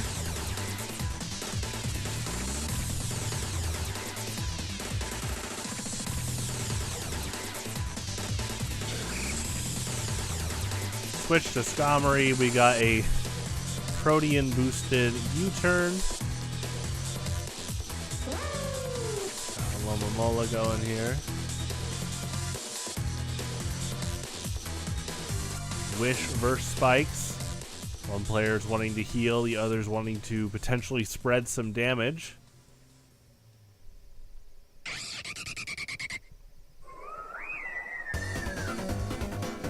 Noivern and Tapu Fini both switch. We got a double switch into Noivern and Tapu Fini respectively. U-turn out, okay. Pretty good momentum move, going back into Alomomola. Both players in this early, going into mid-game, definitely looking to try to wall break. It might be in the case of that 1 or 2 KOs could be huge momentum. Kind of looking at both teams, yeah, they're both kind of wanting to wall a lot, and they're looking for like a crucial opening. We do have Bounce versus Moonblast here, looking like Alomomola is faster than Tapu Fini. Unless they were speed tying. I guess that could be a case. Gets hit by Rocky Helmet. 3 spikes up from Skarmory.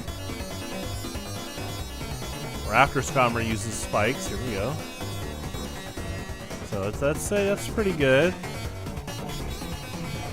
Okay, here we go. We got Iron Moth coming in. Quark Drive activating. Special attack boosting. See how much speed Iron Moth might have here.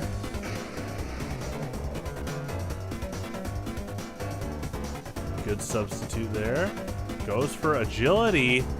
Oh, we're going for full stat boosting there. Iron Moth agility substitute. Fiery Dance. Special attack going up even more. All right, here comes Komo-o.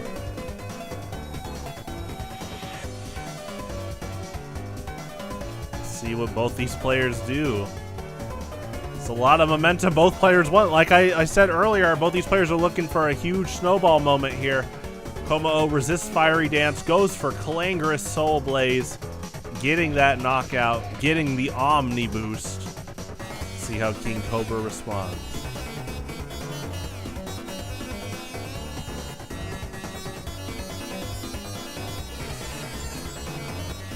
All right, we got Mew going.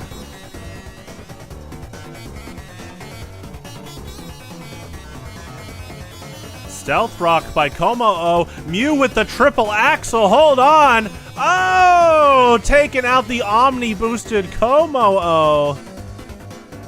Like I mentioned, Mew's got one of the biggest move pools of any Pokemon. You can just hide a move like triple axle and be a mixed attacker. That was huge. Okay, got a Volt Switch into Noivern. Noivern getting hit by Tapu Fini's taunt. 4-3 here. Stealth Rock and 3 spikes on King Cobra's side. Misty Terrain is up. This is a crazy mid-game, that's for sure.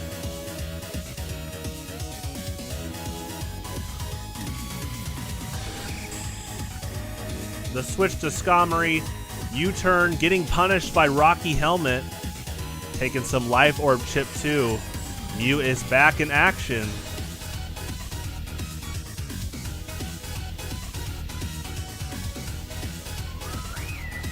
Okay, Skarmory switching to Tapu Fini. Got the Reflect going by Mew.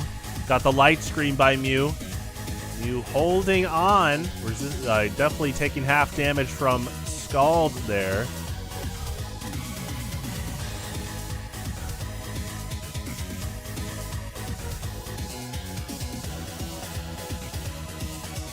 Okay, goes for the triple axle. 3% chip. Get a taunt going. Might have been a predictive taunt on Noivern to stop maybe Defog. We got Volt Switch. Meowscarada. Okay, Meowscarada getting hit by taunt.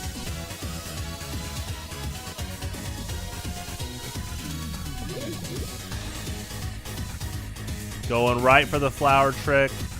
Got the Protean switch to pure Grass type now.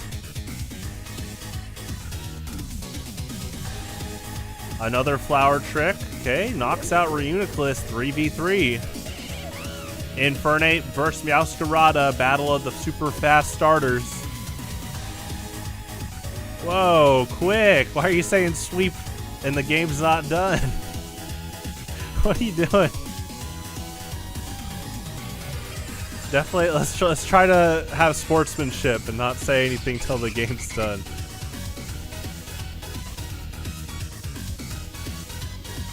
Okay, now it is GG. Yeah, definitely try to keep GG towards the end, for sure. But you guys played a good set. Definitely we'll be doing this next week. I don't know if King Cobra still wants to play 2 out of 3. It's up to you, man. No pressure. We can play next week. Or we can play right now, whatever you want to do. Looks like you got a lot of good games, though, with Skeledirge, so it is your call.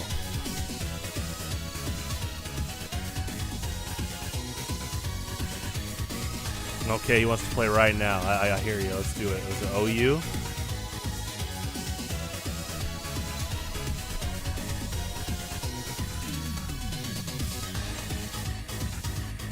Well, I'm actually playing a Pokemon for next week already. I have it ready. You threw game 1? I mean, King Cobra did well. I mean, you lost by time, but that's definitely in the rules. Definitely, I know you'll be better at staying proactive with the timer for sure. Okay. Should be good. Yeah, we do this every week. If you want to use an all-use team and you don't know where to start, there are pre-made teams in the description. But we do this every week at 6:30 Central Standard Time. So.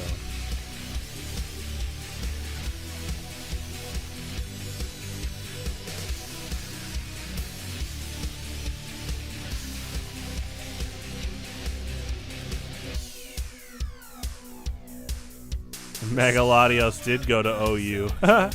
Yeah, make sure you check up on when Pokemon go up or down in usage. So you'll have to update your teams. It's like every 2 months they update where the Pokemons are in which formats.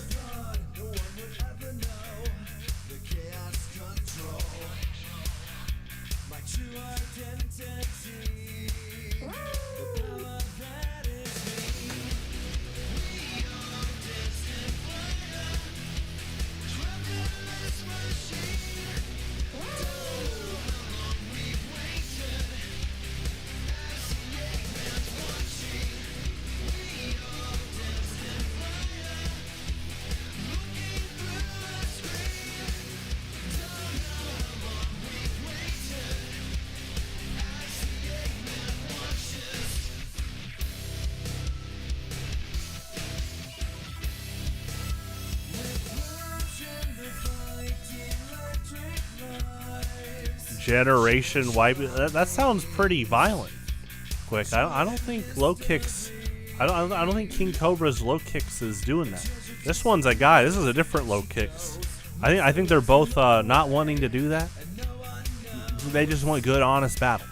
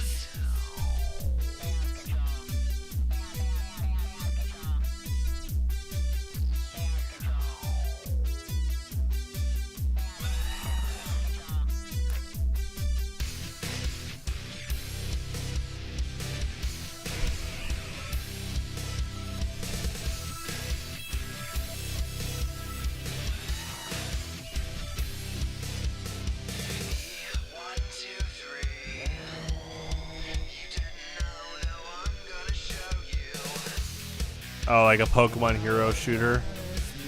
Latias would be a good medic. They'd probably have the medic be like Audino, Blissey. I guess you could have. I guess multiple Pokemon would be healers, but I mean their version of that is like Pokemon Unite. I don't know if they have healers in that game. I think they have support roles.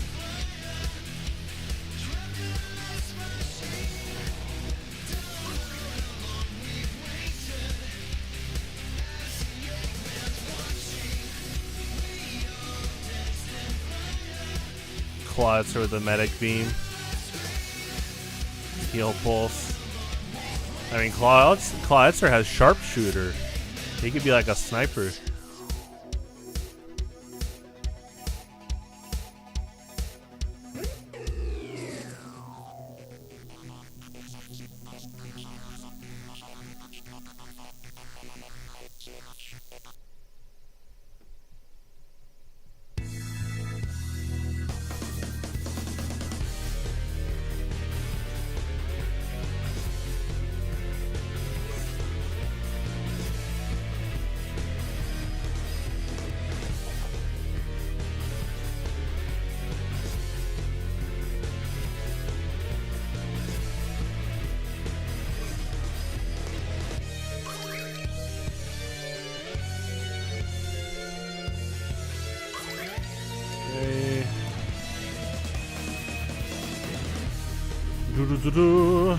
Let's see. Swap up my teams. I haven't used this team in a while. Oh, that's right. They've banned Yawn. That's so funny. It's been a while since I've used it. Hold on.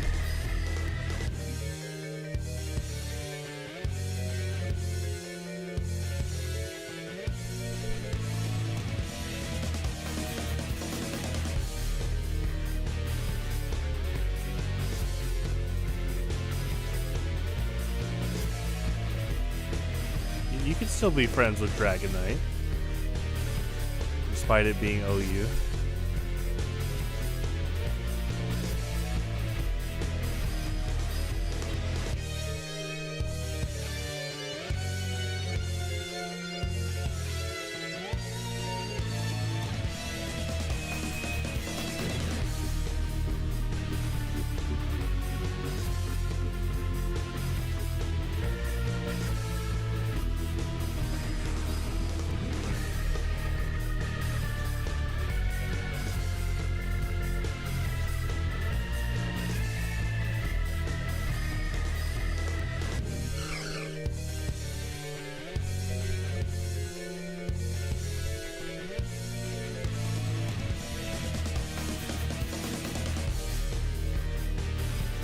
Ooh, Calm Mind from the get-go.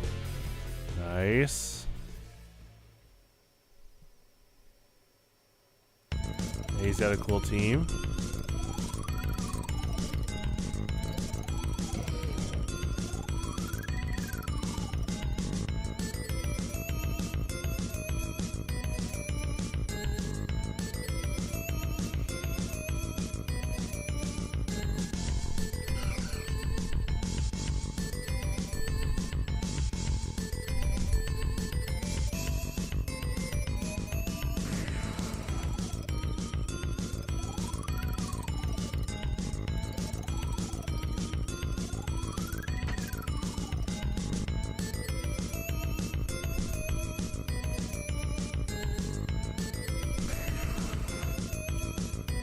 I won. Well, I didn't go ham with Decidueye.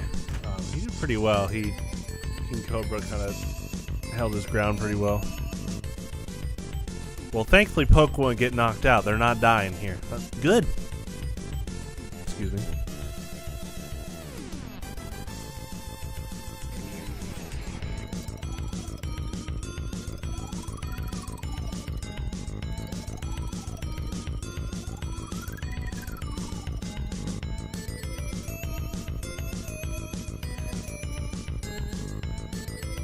Ooh, bulk up. There you go.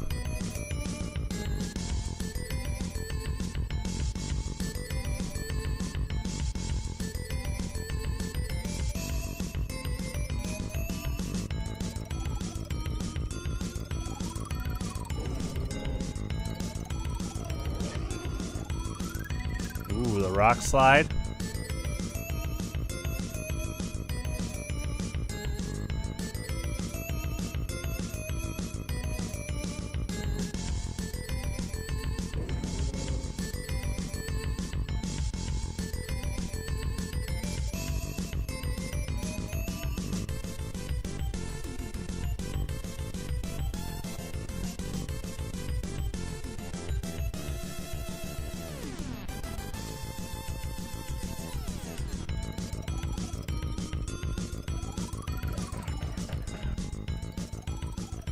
Decidueye is pretty cool.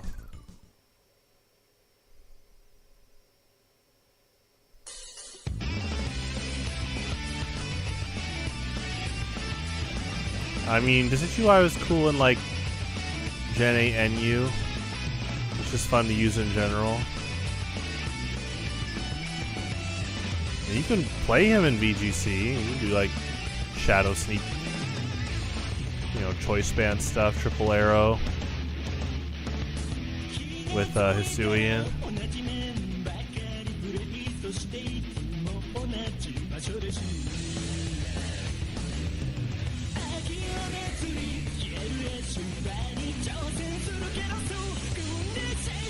Ooh, good Earthquake.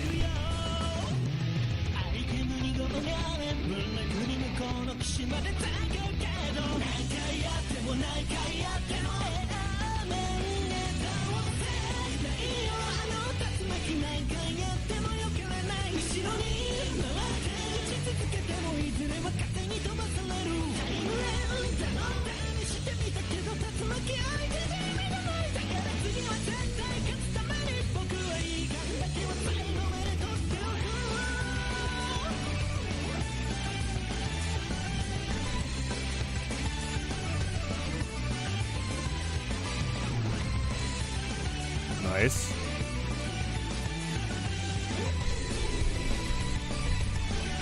Okay, let's see. Alright, last one. Who haven't I used in a while? Oh, this one.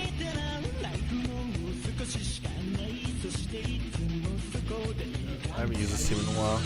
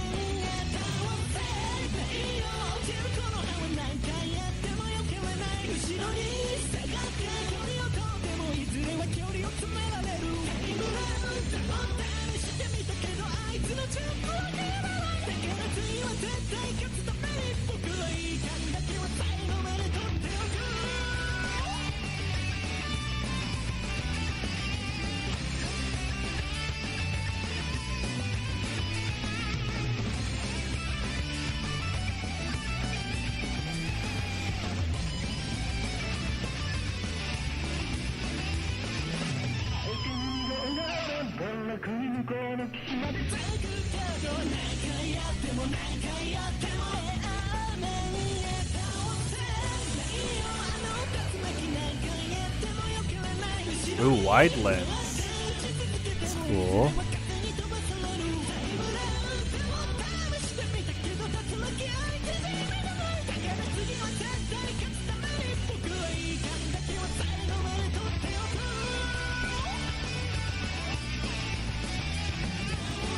They're both good family men. And they're brother-in-laws, so...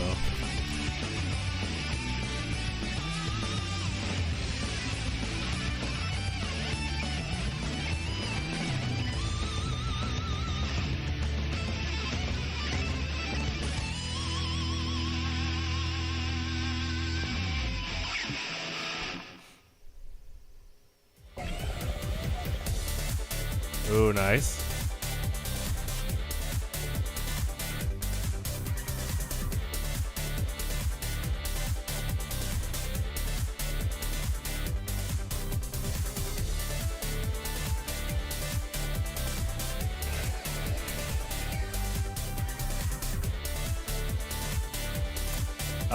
I don't think...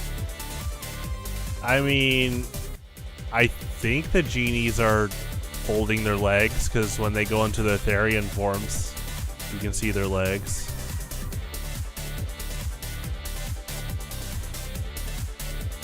Ooh, nice earthquake.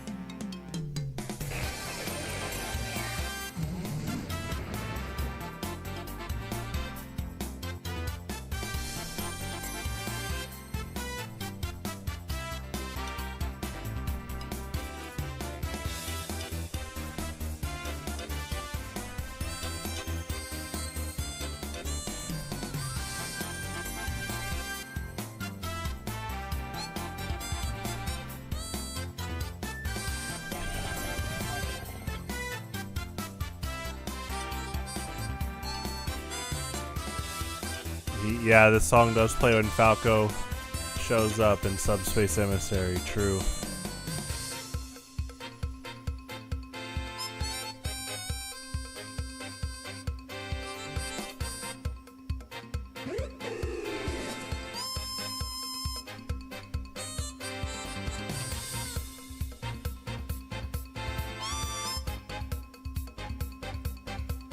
Ooh, good ice spinner.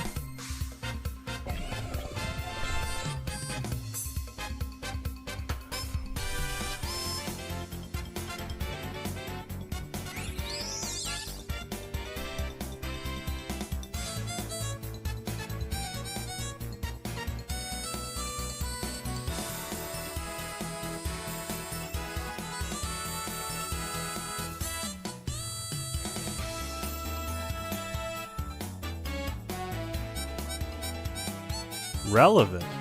Oh, I mean, what's cool is like you can have all the characters team up against Taboo at the end. Relevant. I mean, to me, relevant is just like it's cool that they're all there. I actually just feel bad that some of the Melee characters couldn't make it, like Roy, Mewtwo, Pichu, Young Link, Dr. Mario, Mewtwo. I already said Mewtwo, yeah.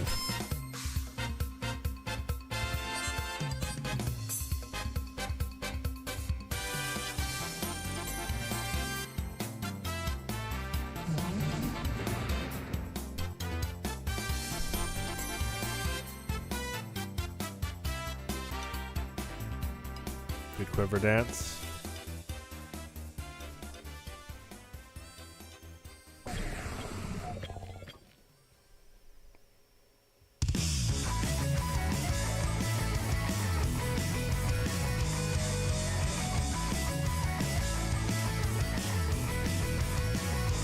Yeah, he does team up with Link, that is cool.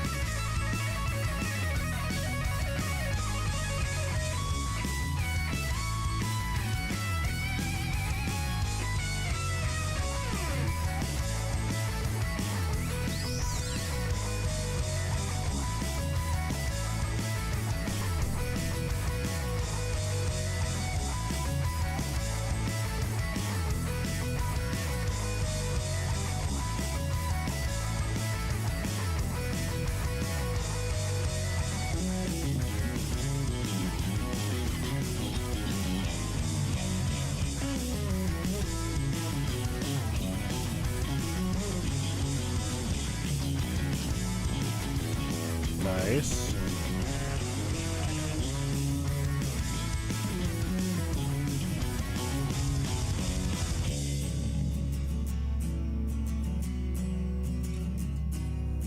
Gallade and Flygon.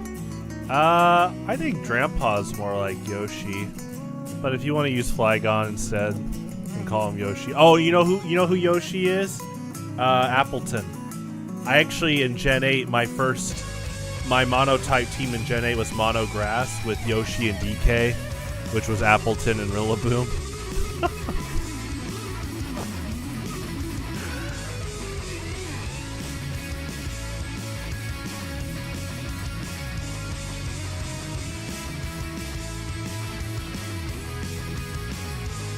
I just say Appleton's Yoshi. He's a green dragon that's fruit related.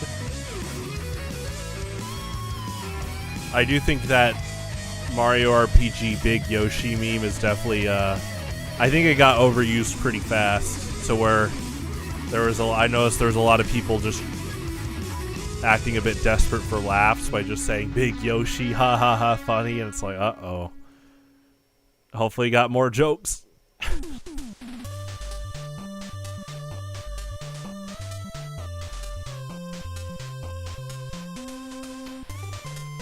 Yeah, it depends what your theme team is. Ooh, good strength sap.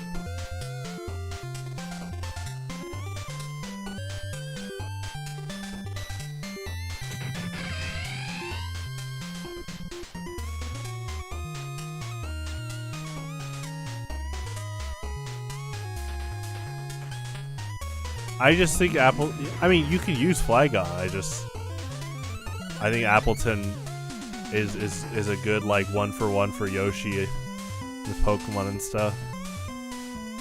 Good strength sap.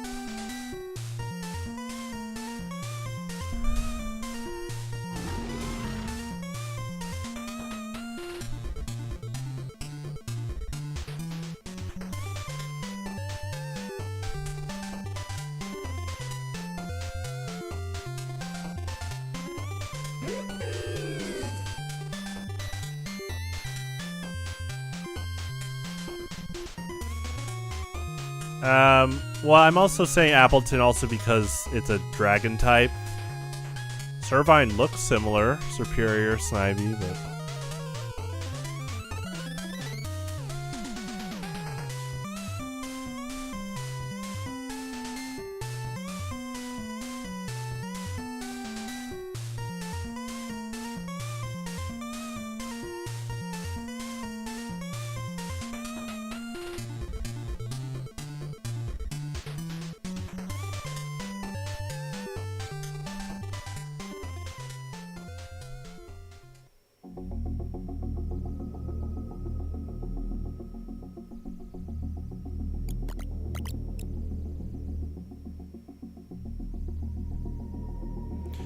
No, Superior still has his arms.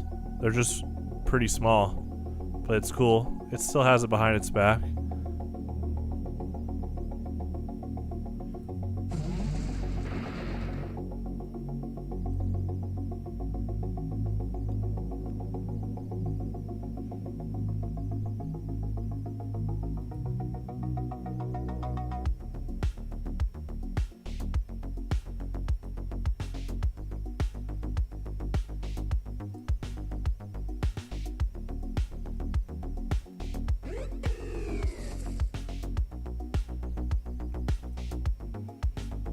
Yoshi's Island team for all use? That'd be cool. Yeah, you should do that. If you want to like share what you're building in the Pokemon Smogon channel down the road, please do. I'd love to see how you develop that. You can also just like tell me if you want to.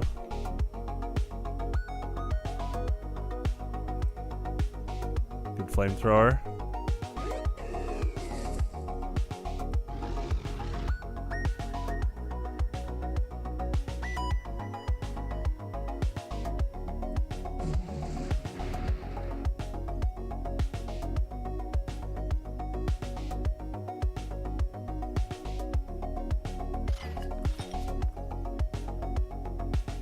Bowser, Turtonator. Yeah.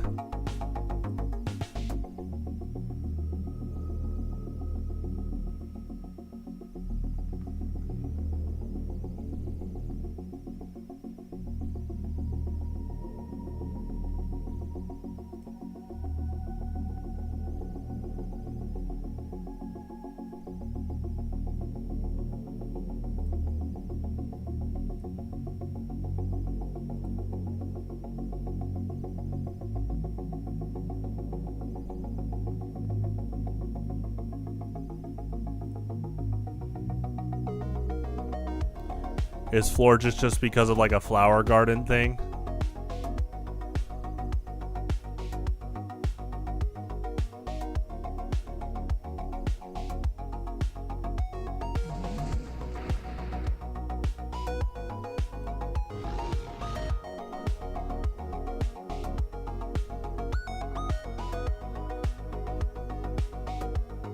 Flowey?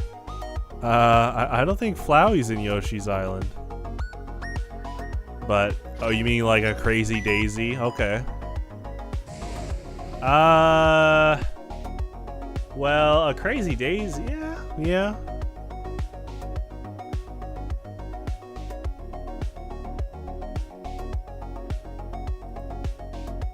Ooh, good sludge bomb.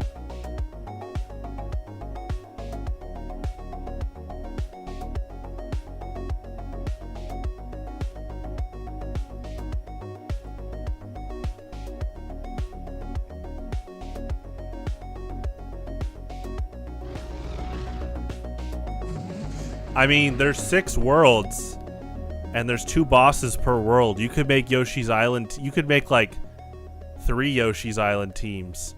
You could make 2 teams where each of them are like the fort bosses, and then a team where it's all the castle bosses, and then a team where it's all the like a bunch of non-boss characters.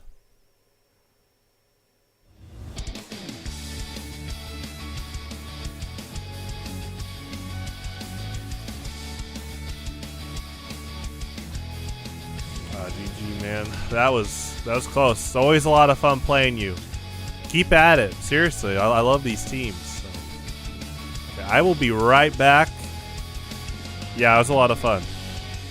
He's been getting ready for like UU OU ladder. That Skeledirge build looks really good. I'm excited to see him develop that, even if it doesn't change. So.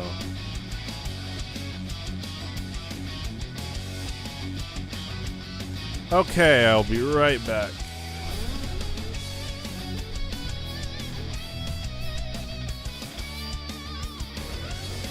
Yeah, it was a lot of fun. All right, I'll be right back.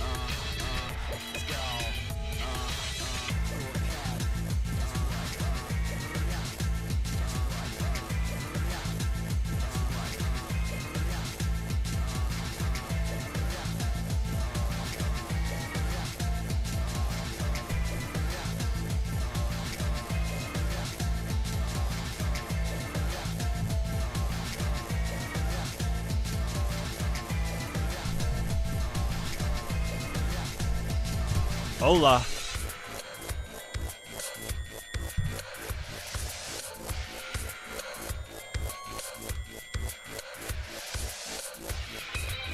Yeah, glad to have you around, man. Glad you're playing Pokemon. Hey, you guys did have some epic battles. Yeah, your team seems good right now. My advice is just start playing OUUU if you haven't. So already.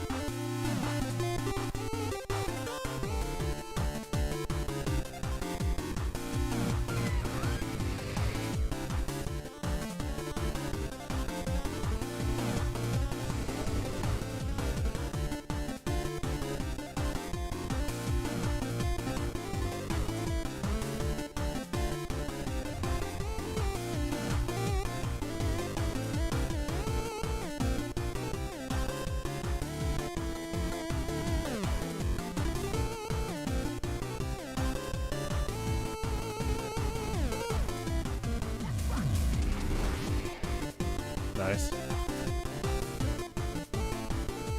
So you can sweep all my teams?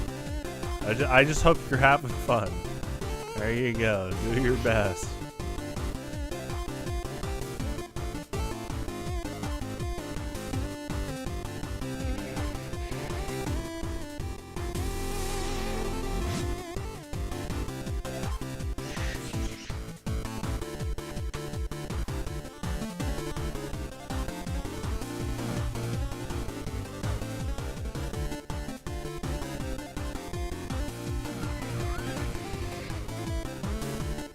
Focus blast.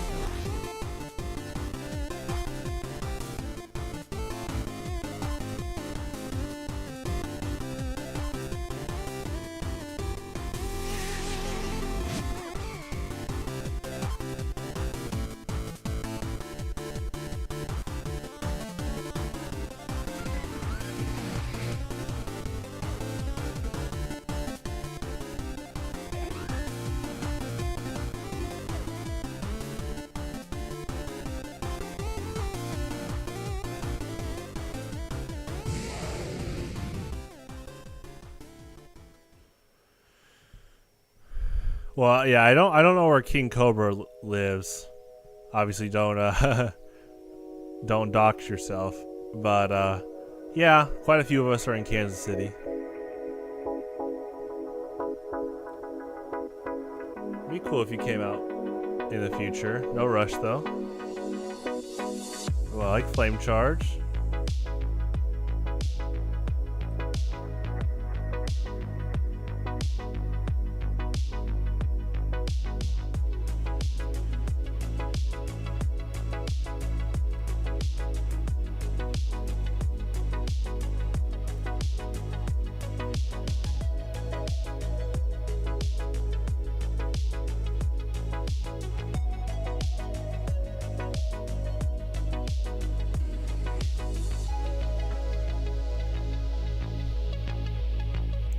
How expensive are inns in Missouri? I mean, Midwest, they're all pretty similar. We're not like like Hollywood or Orlando, Florida, where hotels might go up in price because of heavy tourist traffic. That was smart. A wish passing there.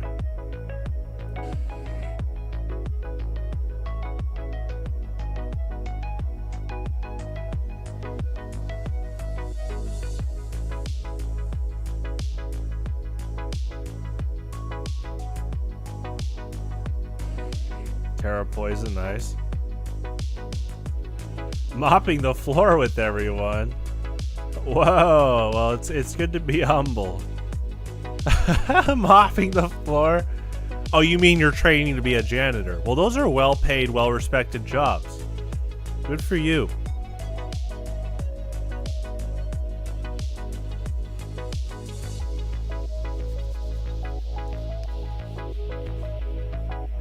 Like a school janitor? That's like a government job.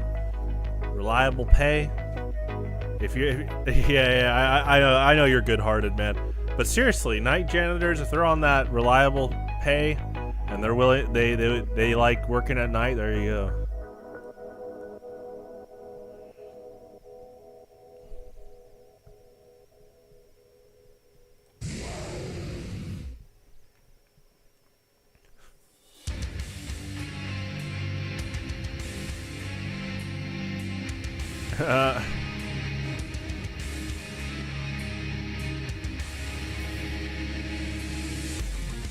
Yeah, I don't know if you want to head out soon, but I know TRK wants to come back this Christmas, so.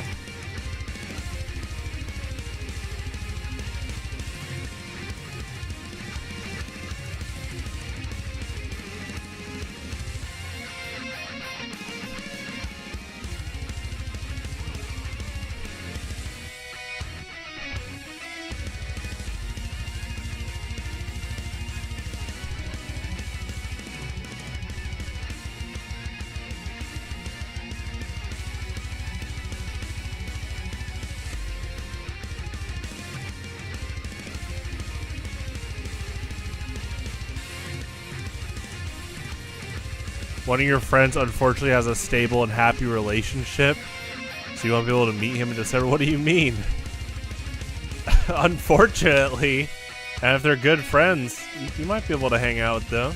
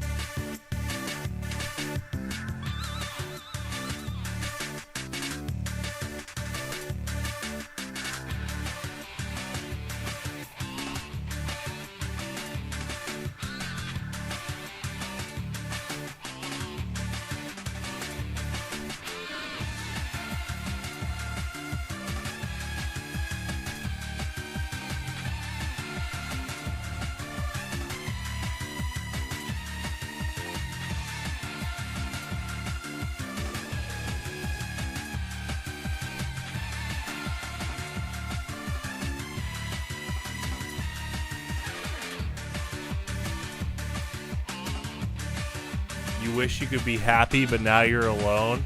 You can be happy being alone.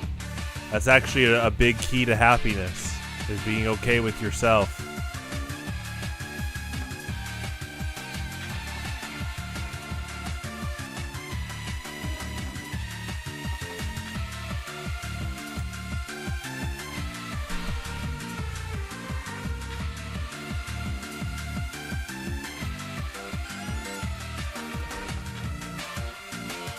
Yeah, I mean, we're not even talking about relationships here, but you wake up each day taking on the world, trying to make it a better, safer place, and trying to make other people happy, and yourself. Make sure you got a little bit left for yourself. But, yeah, definitely push for integrity, helping others without asking for anything in return, without contracts.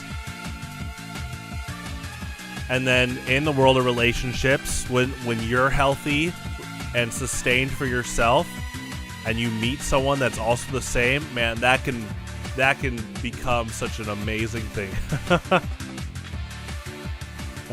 Just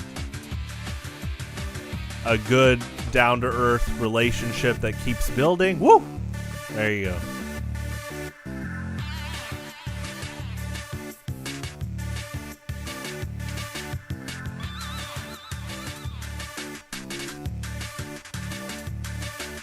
Oh gosh, was it like a was like a Gen Z kid? Well, maybe your mom uses so much Lucario in Super Smash Bros. Ultimate, and he sensed the fighting style, that she was a Lucario main.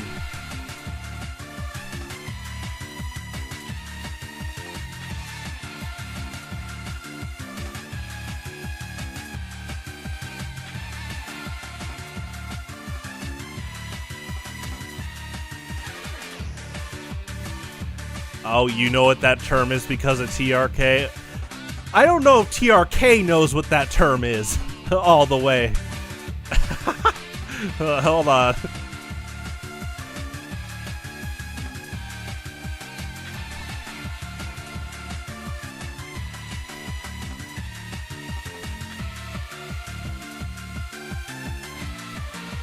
You're considered old. You're not old till you're 75. Go take on life quick. But I'm glad you guys have been showing up on Mondays. No obligation, but it's nice to see you guys. I know you guys are all busy, but we're here. We're talking Pokemon. We're drinking water. There you go. Have a good night.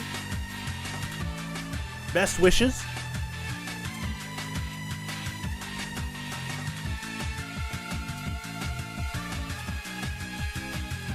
His mom mains Lucario? Is your mom gonna play all used? Mega Lucario? Regular Lucario? Okay.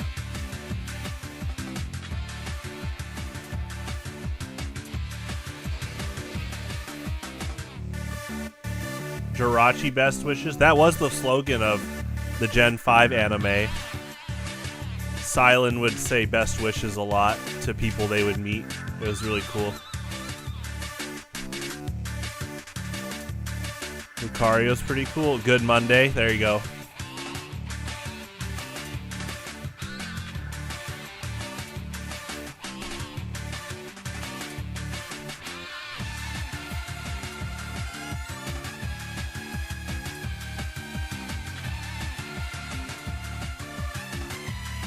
Oh, Garfield! You hacked into Quick's account? Well, that's not nice. Garfield, I'm sure John lets you use a YouTube account.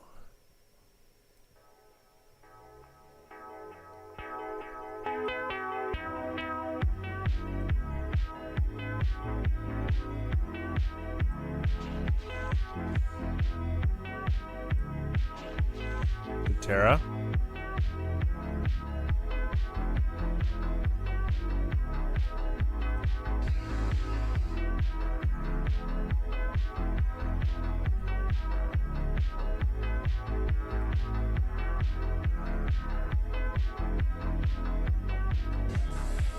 John left his computer on. John, wait, you're John? You're kind of famous. You just had a movie come out recently. Congrats, John. John, you take good care of lasagna. You take good care of Garfield and Odie, from what I've seen. I think every incarnation of John, he's a pretty good caretaker, just overall. He probably does make good lasagna, though. Good on you, John.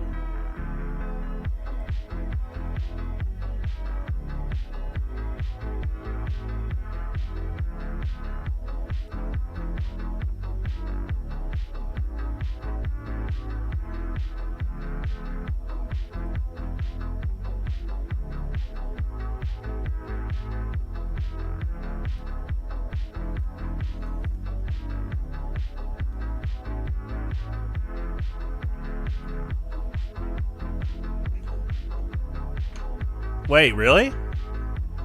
You knew lasagna first? I know you joined I thought you said you joined because you saw like Pokemon Highlander like a Google search. Are you just making a joke? Or is this are you actually further elaborating on the origins of how you found this community?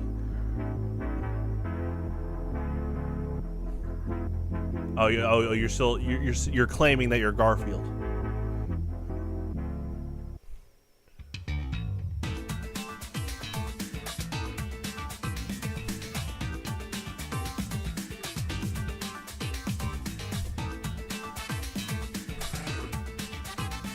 Hello, Lantern.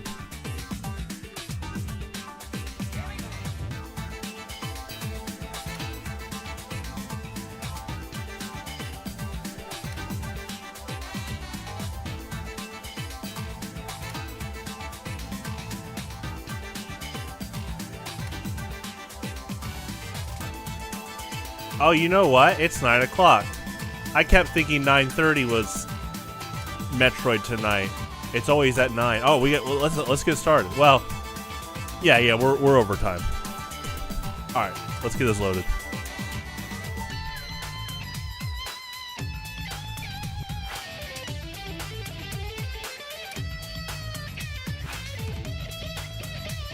Oh, you like? Yeah, Magic the Gathering's Highlander's pretty good. You're practicing Metroid for December. Hey, you love to hear it. Who's your main? Spire? If you don't say Spire, mods, you know what to do. Say, hey, nice. That's a cool character, whoever you picked.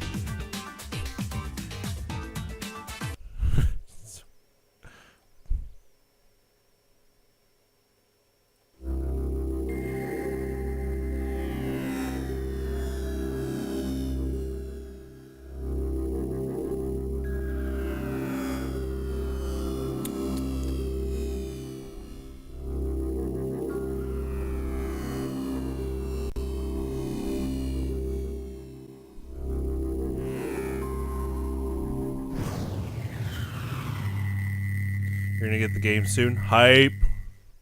I'm down to play in the future. Metroid Prime 4 is coming out. This guy's gonna be in the game. I think they all are. I think all the Prime Hunters are at least gonna make cameos.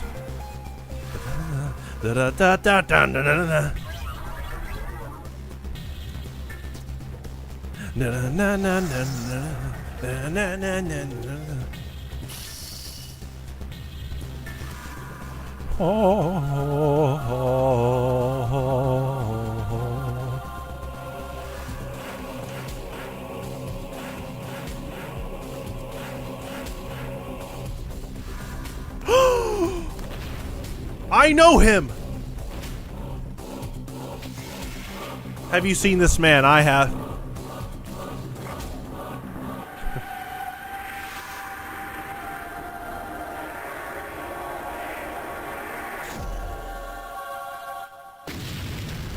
Yeah, you do like this guy. He's pretty cool too. Yeah, that's true.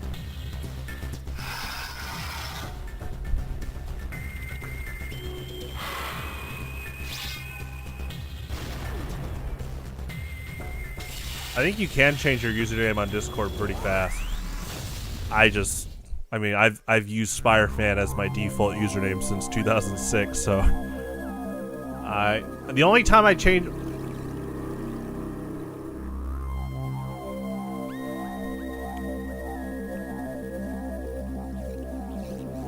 I almost said the only time I changed my username was on April 1st, but why would I do that? What? Why would I change my username on April 1st? Is it a coincidence that Candon fan, Samus fan, Weevil fan, you know, a bunch of them have showed up on that day? Maybe. And I might be gone that day, but, you know, I'm usually busy. But yes, you can change your username.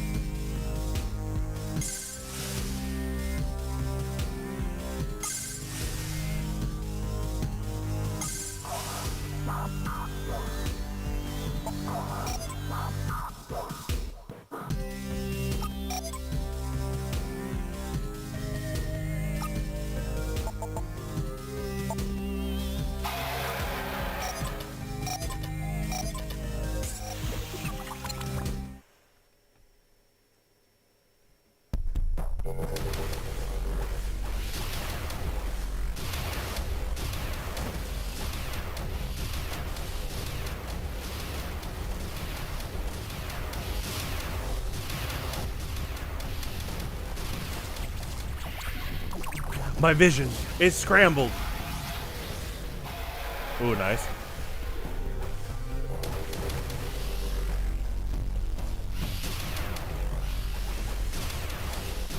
So on this version of Melon DS, there's this interesting byproduct where if you do max resolution,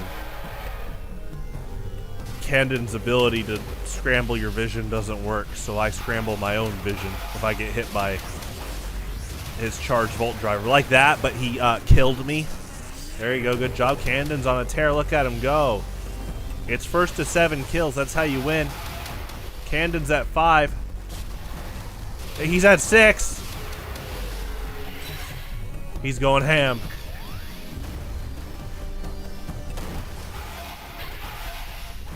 Play Candon, there you go. He's pretty cool. I think Charlie would agree with you. I would love all these characters to be playable in the next Smash Brothers game. All 7 of them. That'd be cool.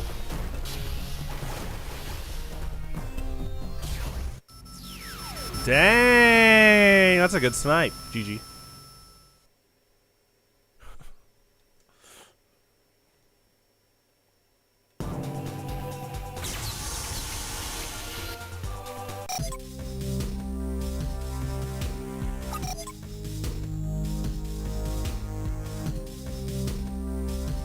A Candon skin?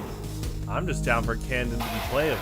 There is a mod of Smash 4 where they put Noxus in as a model swap for Samus. It's pretty cool. I'm about to play as him right now. He's pretty cool.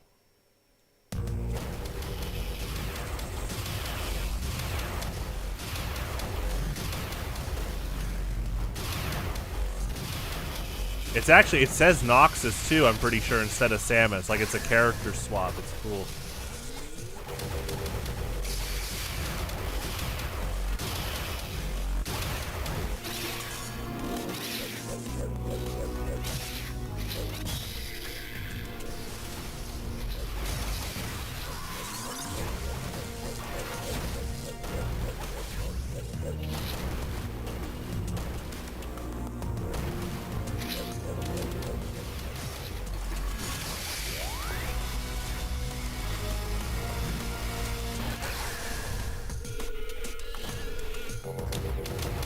You have Beyblades.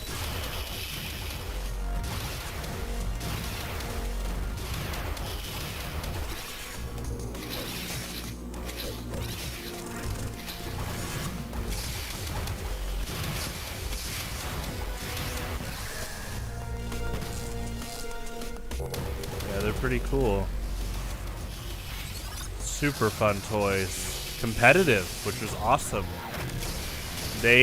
What made Beyblades work so much is they weren't just toys, they were competitive toys. And competition like PvP can add so much replayability to games and toys.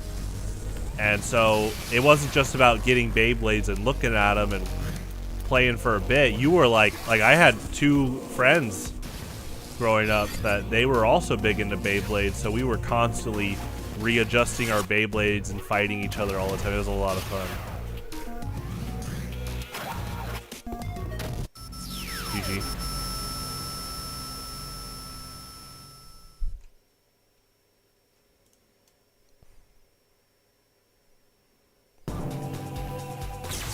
Beyblade tier list? Uh-oh. I have never seen one of those. Uh-oh. I mean, tier lists alone usually cause crazy oil fires. If you ever want to just naturally troll a group, sending a tier list, especially of something like food, tends to get the average audience going a bit ham. As in getting a bit upset. It's pretty funny. But the art of trolling, I think the art of trolling and making a tier list is you have to make it semi-believable. If you post a tier list of like food, like let's say you're making a tier list of cookies and you put Oreo in F tier, that's just gonna look like it's too easy to fool. Like that's gonna be too obvious that you're just trying to get a reaction. You're not doing good. You know what you do? You put Oreos in B tier. And then you come with a convincing, you try to make an argument as convincing as possible. But we all know, like, Oreos are amazing, right? But if you put them in B tier, and then you still gotta do some believable stuff. So Oreos in B tier, but you still need to put, like, L Fudge in, like, S tier. You know, put, like, what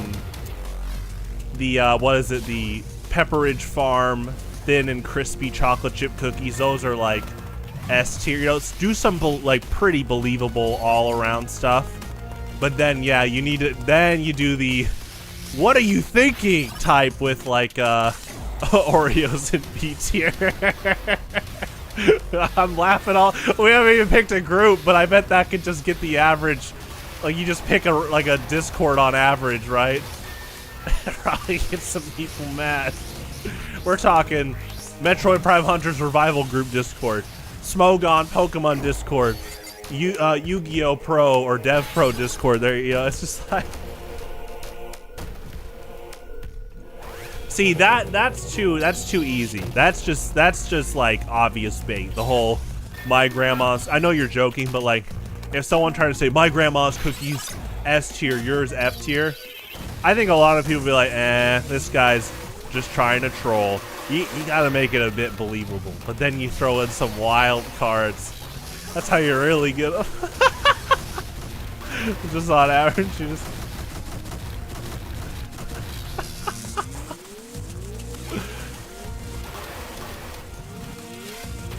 You make Smash players mad by saying Brawl's the best one. Brawl's pretty good. My favorite competitive Smash is P+, which is a mod of Brawl with melee physics and rebalancing, and they added characters like Mewtwo, Roy, and Knuckles. GG. My favorite Smash Brothers aesthetically is 64. It has that really cool, like, arcade feel to it with its single player. It has, in my opinion, the greatest announcer ever. And it's just, I love it so much aesthetically. It's also just a fun game. 64 is pretty killer. Subspace is pretty great. So one of my good friends, Trevor Atkins, he's one of my moderators. He used to make tier lists a lot. And he actually helped show me even more about the art of trolling with tier lists. Like, I initially brought it up to him. I'm like, yo, man, if you want to, like, troll a lot of people on average, just, like, start making tier lists. And you tend to make tier lists of things that a lot of people have opinions on. Like food, drinks, right? And I'll never forget, he made, like, a condiments tier list. He was getting, like, violent threats. He put, instead of S tier, his top tier was could eat with a spoon. And one of the condiments was mayonnaise. And then he put ketchup in B tier. That made so many people mad.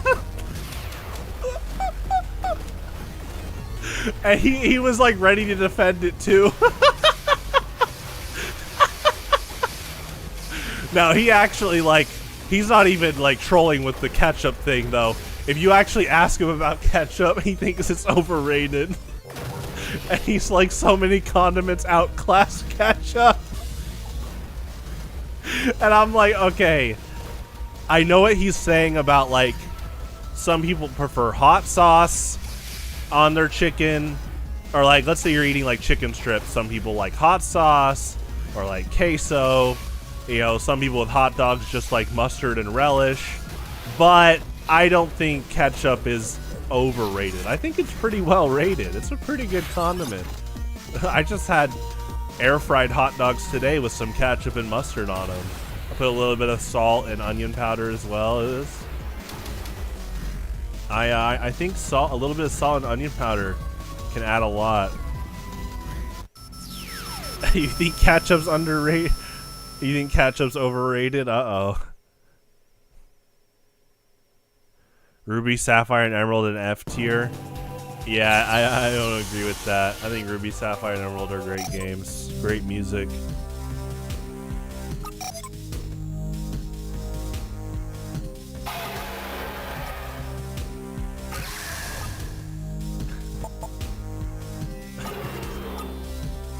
He still has his alternate Twitter account called Confirmed Tier Lists. He was like, he would post stuff like the condiments tier list with that username, Confirmed Tier List, just trying to really add oil to the fire, and he was getting violent threats. It was pretty funny. Just overall.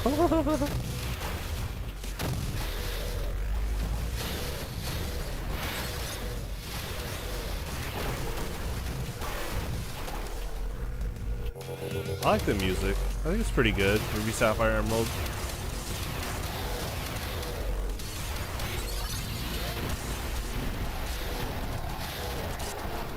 Ooh, nice.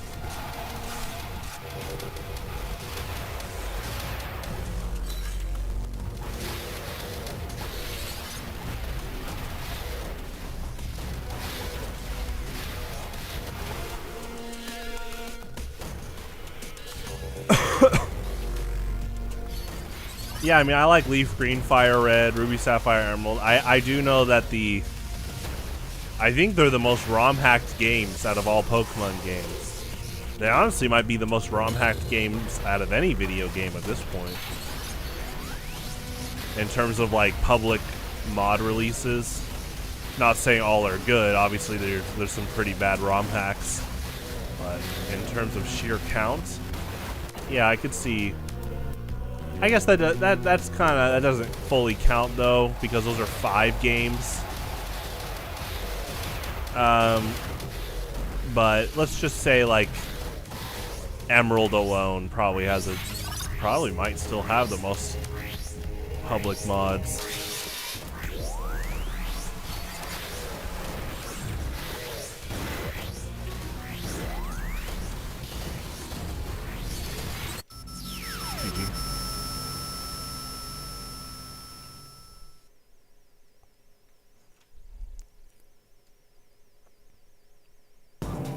Yeah, Mario 64 is high for sure.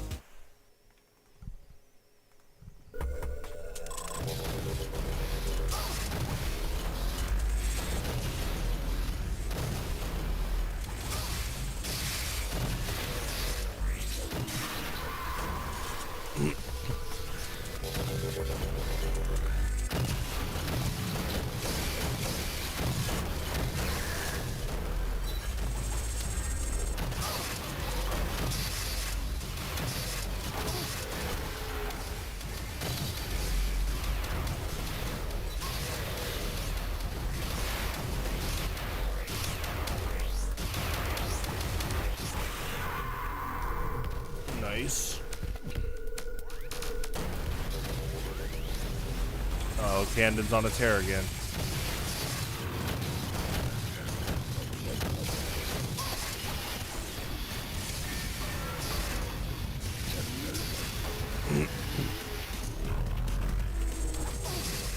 I do like how you can charge a missile. Charged missiles cost 2 missile, but if you only have 1 and you buffer the charge, you can you basically get a shortcut, a free charge, a free missile. It's really interesting. Like if you transform out of the morph ball while charging, you get to do a charge shot, even if you don't have 2 missiles in your inventory.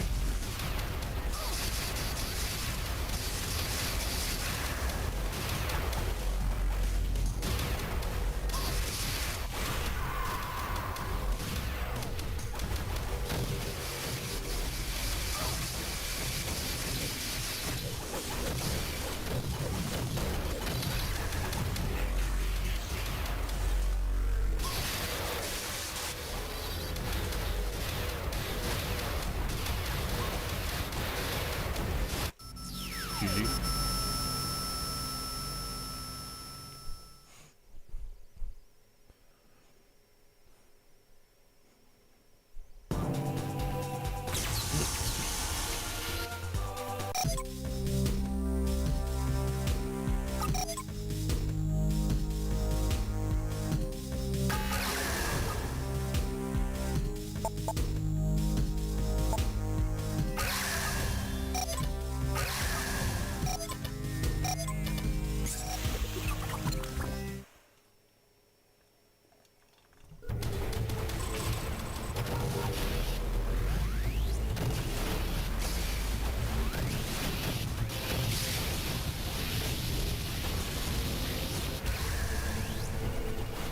Good 2 shots, fire. I gotta stop chewing ice. My diet. I gotta get off the ice diet.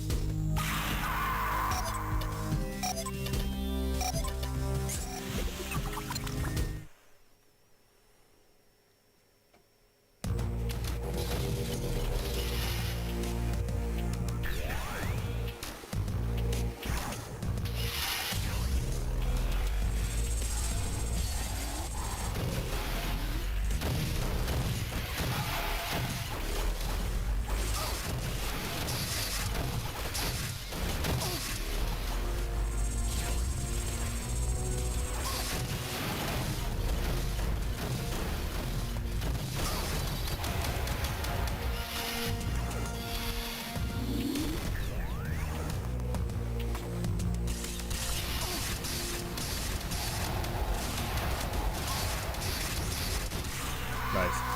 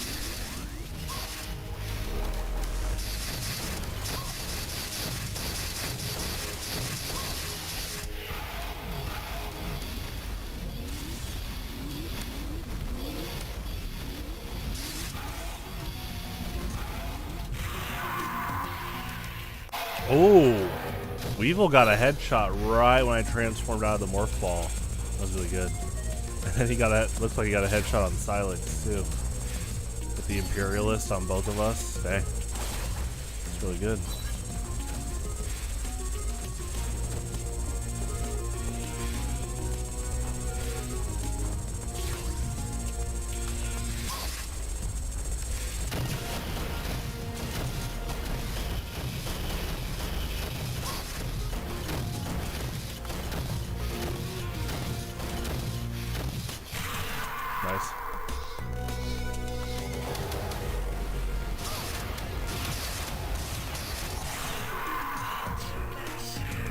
Yeah, double damage.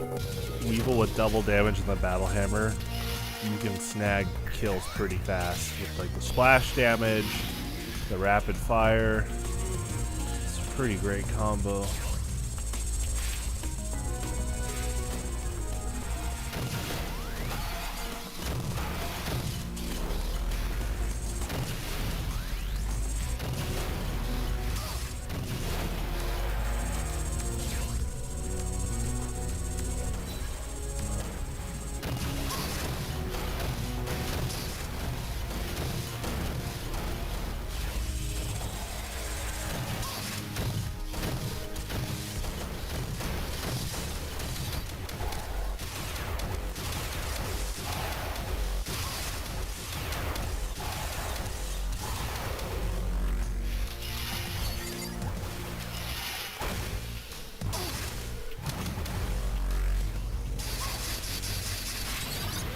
Hi, Silex.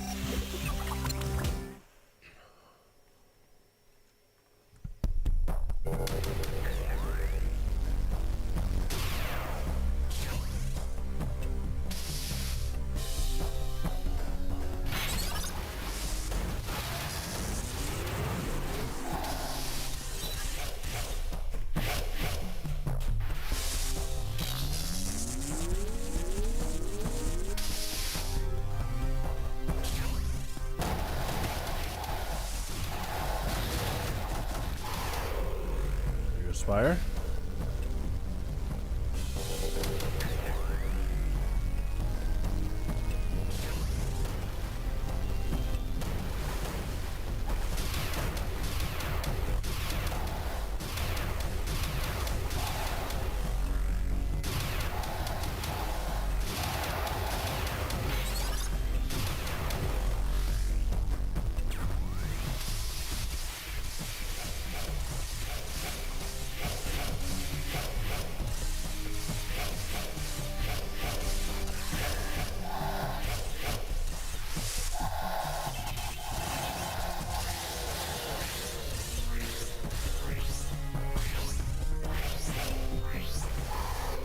Ooh.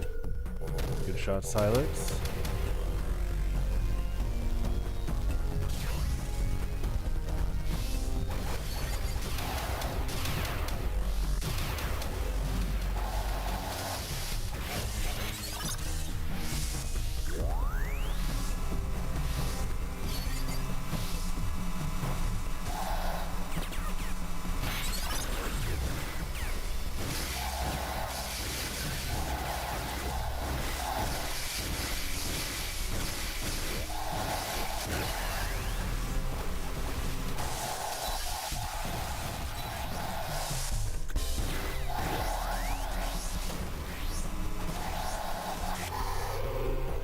Pursuit. There you go, Silex.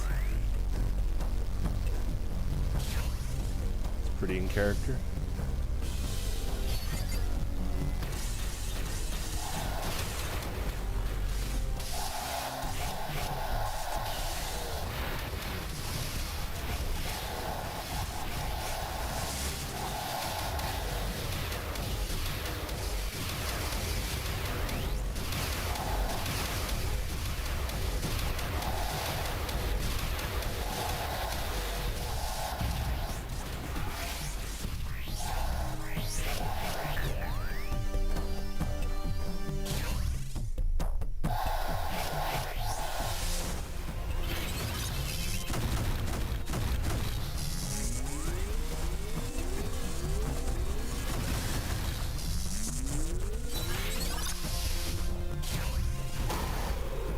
good missile. There you go, Noxus.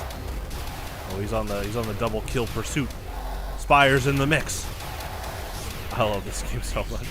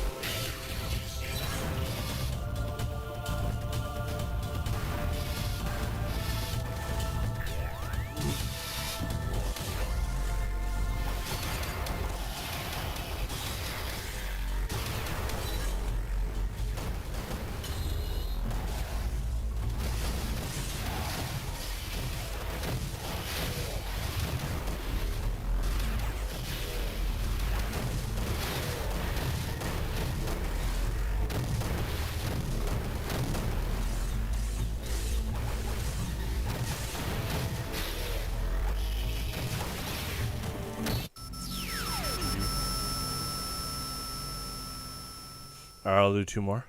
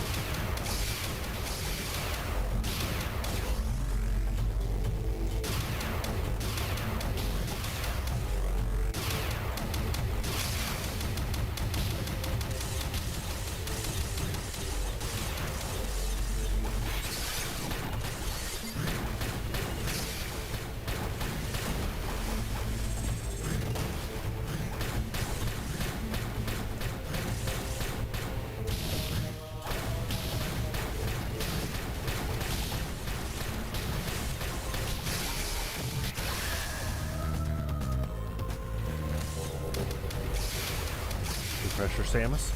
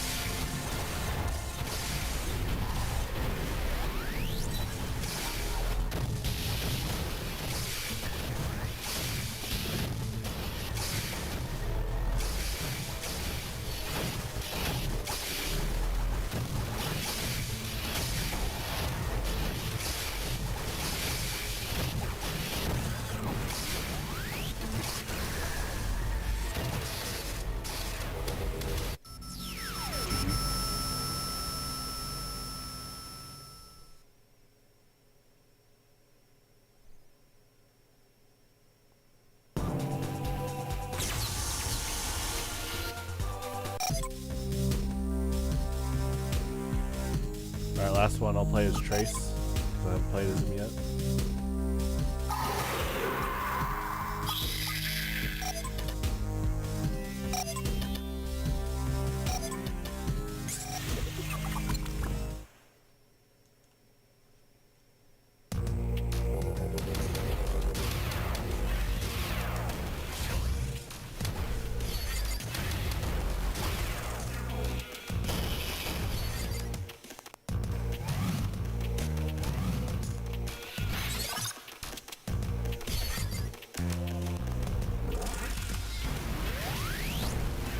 Hi, Camden.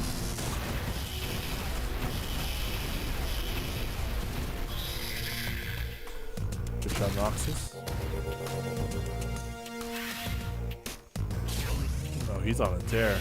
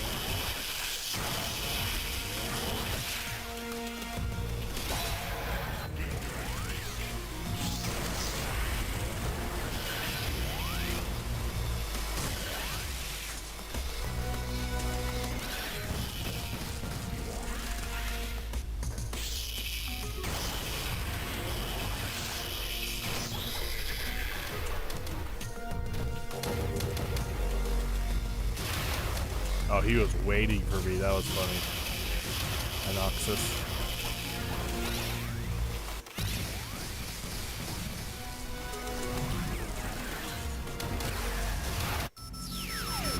Let's play TF2.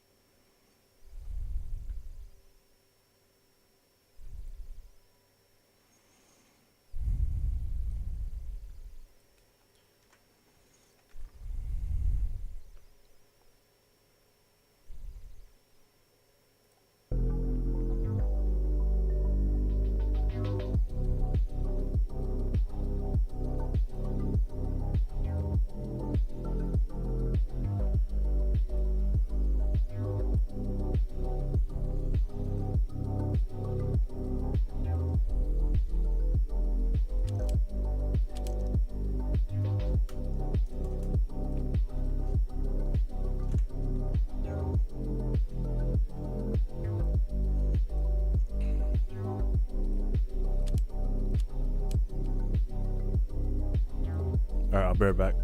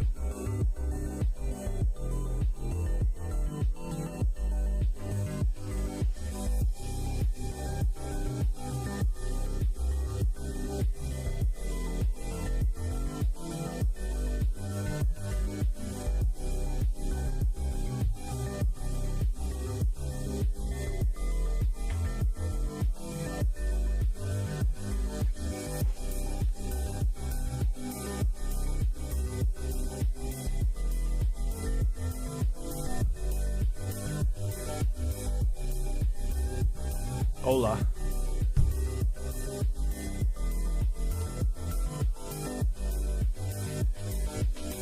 Wait. You guys were saying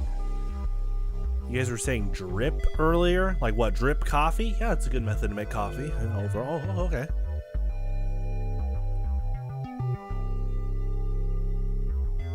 I haven't made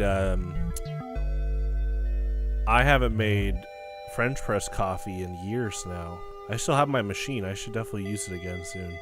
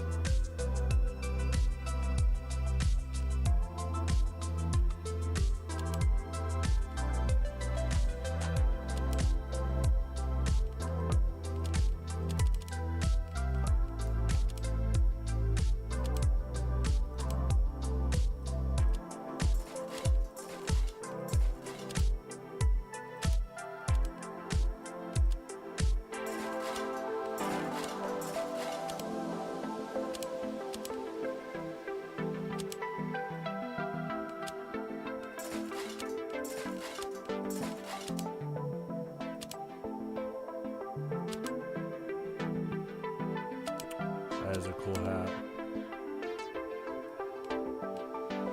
Can you?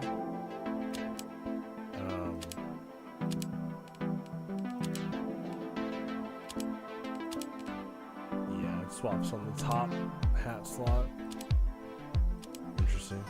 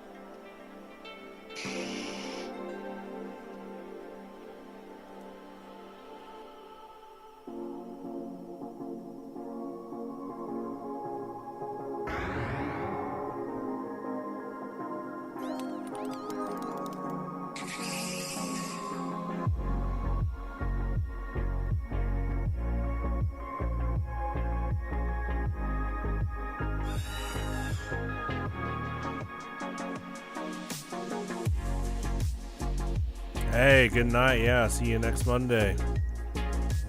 Keep at it, man. If you play any UU or OU between today and next week, I'd love to hear just your overall experiences. So it's always fun to kind of reflect, improve, and keep at it. We'll aim to improve for sure.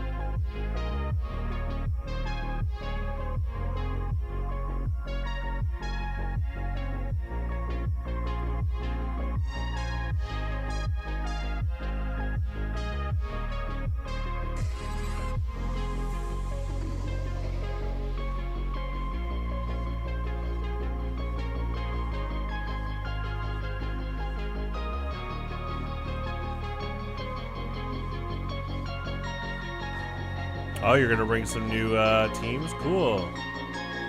Okay, I don't mind if you bring the same, but that's exciting.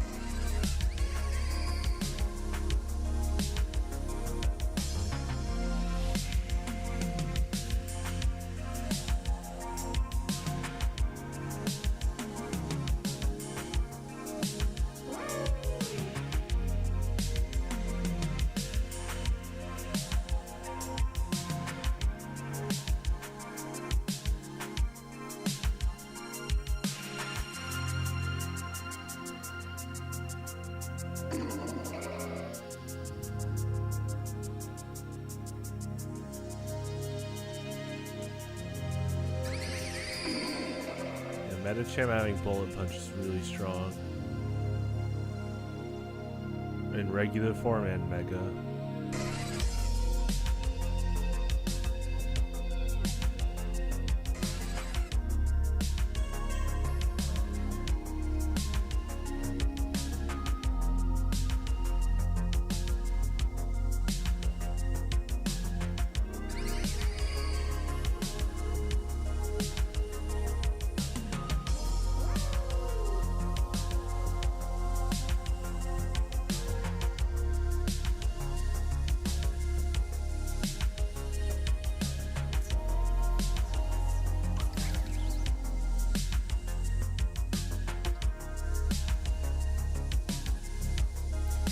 Check on the server. This is Chicago 1. Waiting on Pierre. Cool. Yeah, we're still in the waiting queue. Gotcha.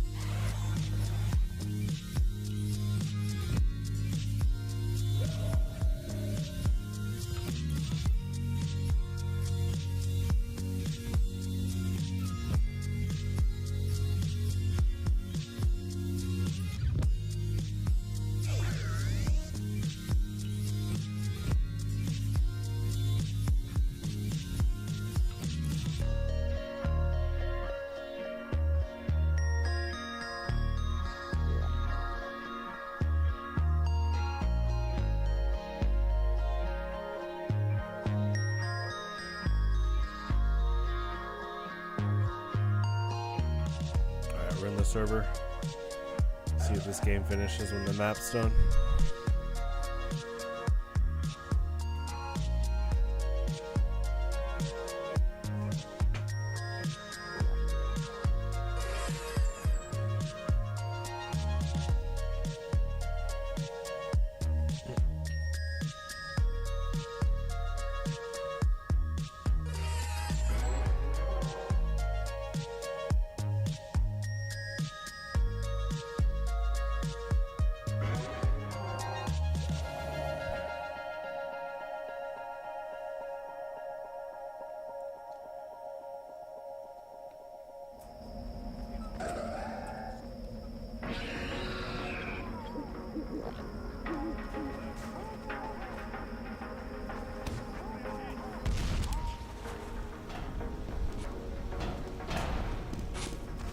Get ready!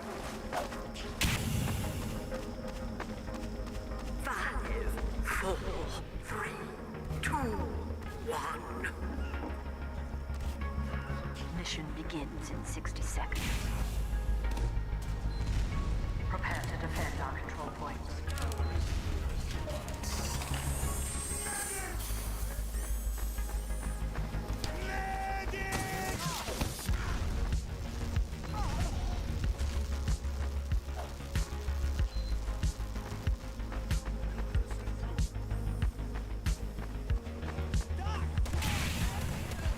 Mission begins in 30 seconds.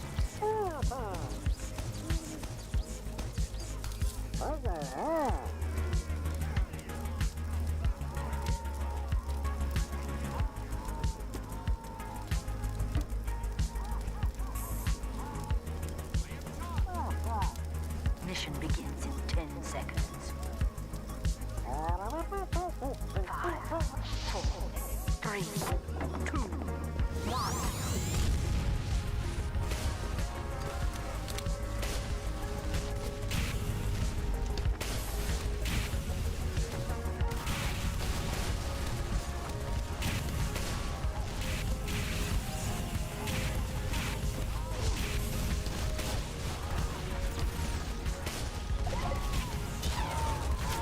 Kill.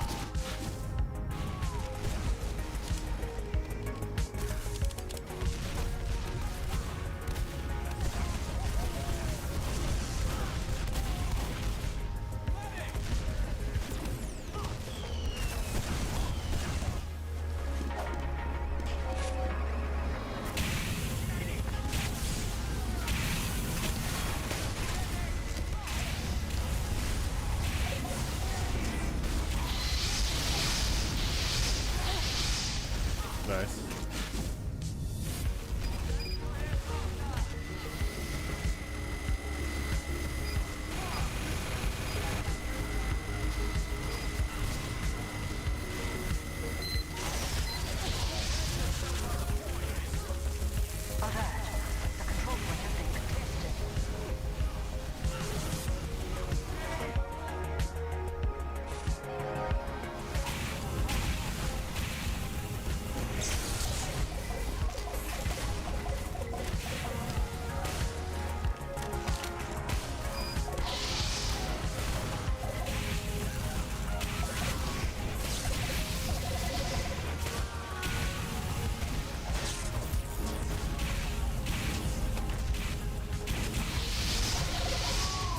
Nice. The final control point is being contested.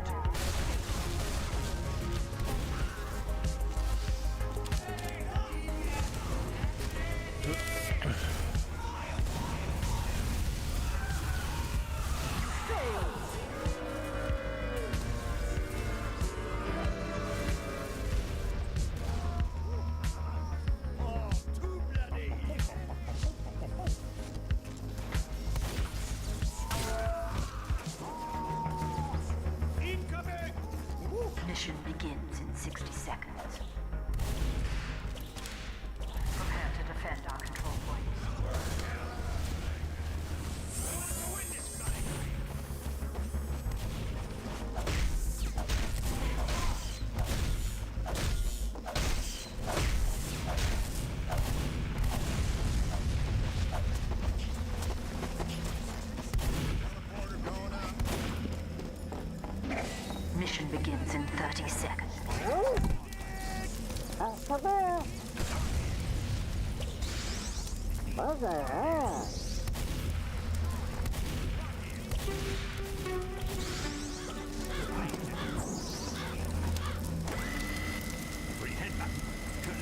Mission begins in 10 seconds. 5, 4, 3, 2, 1.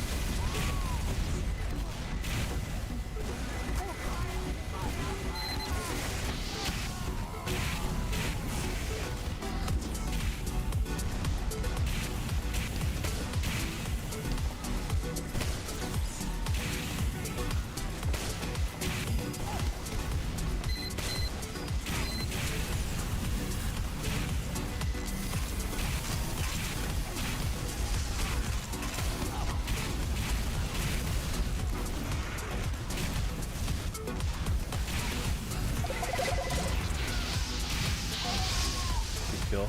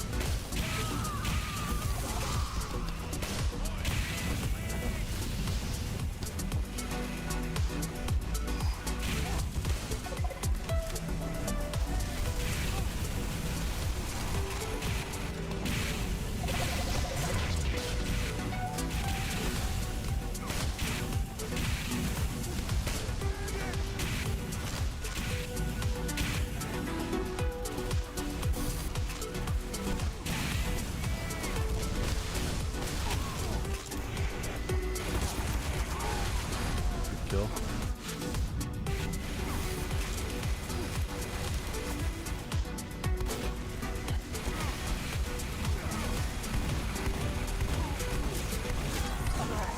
Control point is being captured.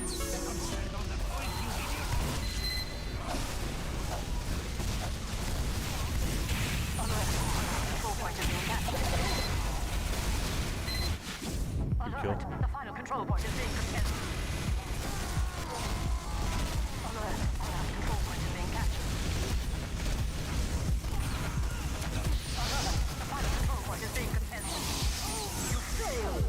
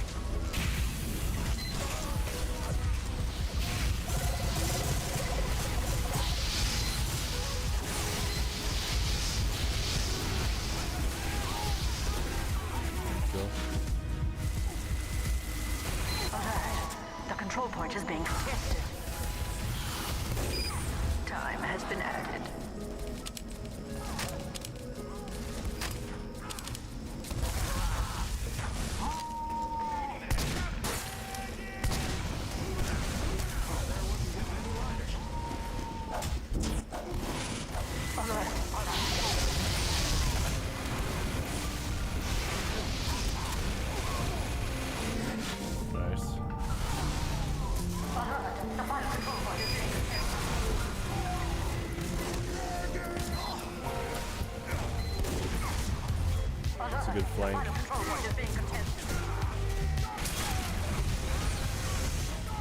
Great flank play by that sniper. They got a good kill on that sniper.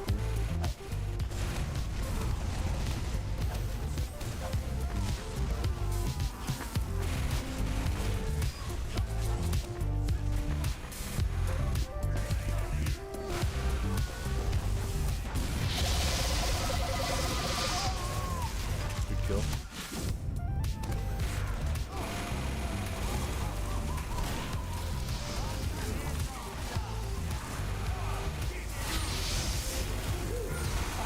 Our last control point is being captured.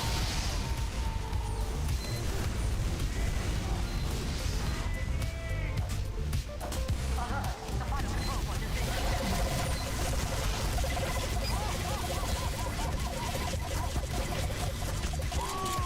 Nice. Alert! Our last control point is being captured.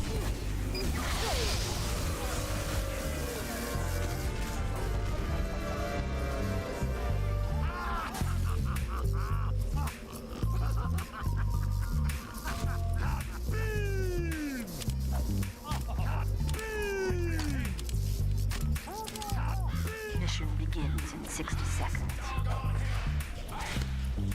Prepare to attack the enemy's control points.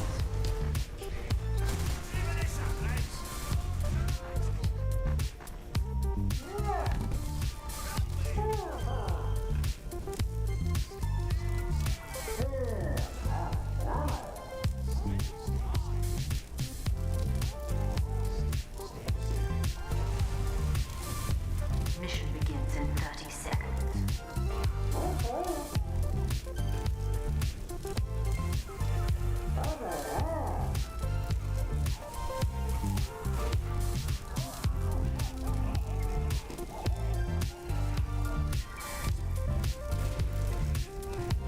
Mission begins in 10 seconds. 5, 4, 3, 2, 1.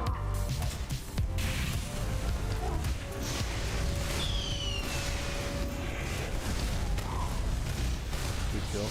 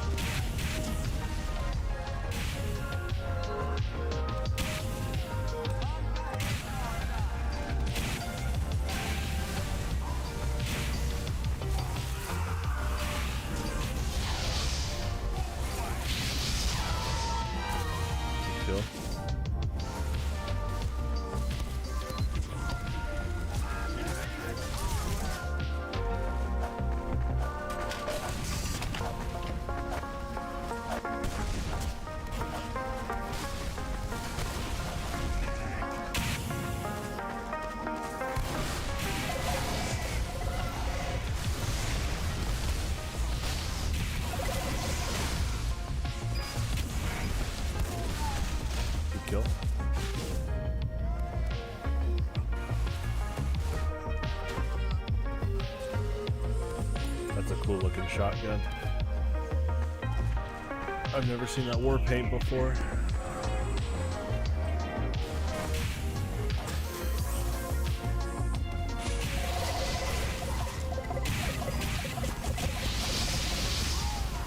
Nice.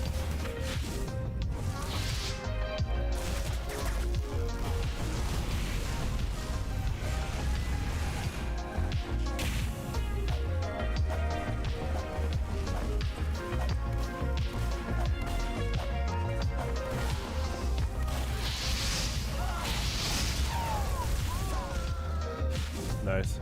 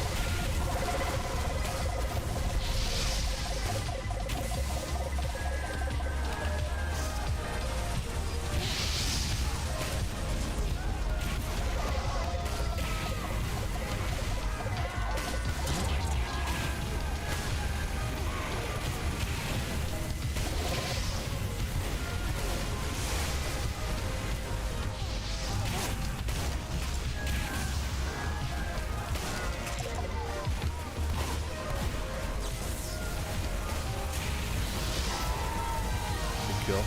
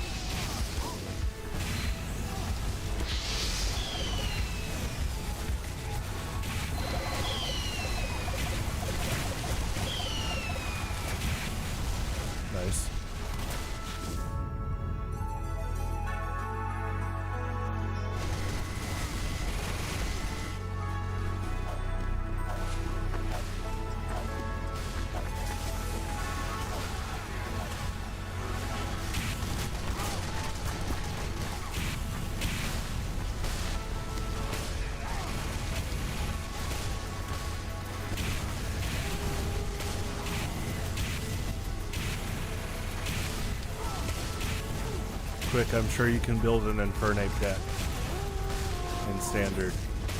I want to help you not be as much of a defeatist. Just play, have fun, go play TCG online. I don't think it's healthy how you constantly do that. Just do your best. Good kill.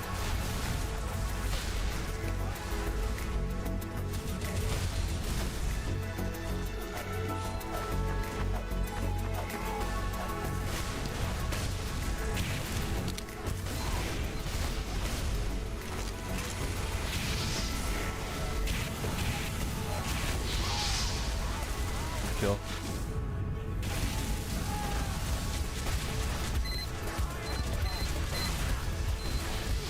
Freddie Mercury lived with the stash. I am an advocate of Another One Bites the Dust.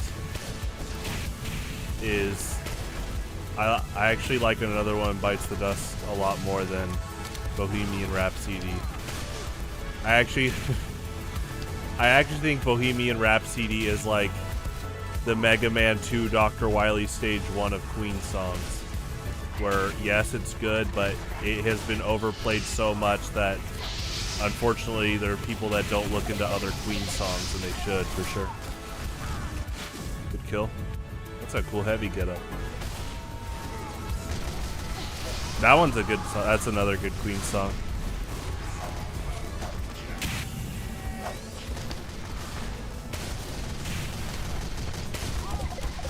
Yeah, I think Another One Bites the Dust has one of the best guitar riffs. I'm talking about guitar. I mean, it's got one of the most iconic bass riffs, for sure. But the guitar riff, like, when the guitar kicks in, and it's like, you know, when Freddie Mercury's like, and the guitar's like, it's so good.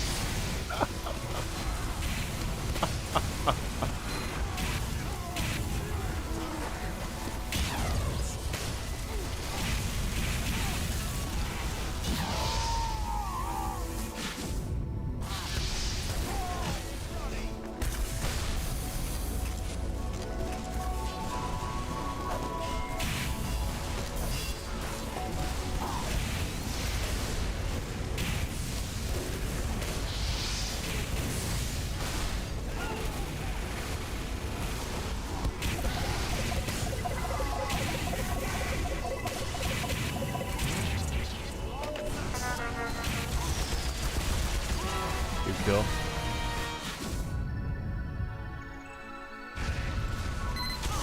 You're proud of getting a taboo game? I can't really. I can't support that statement. A taboo game? Here's hoping you mean taboo as in Mortal Kombat on Sega Genesis where there's blood. Okay.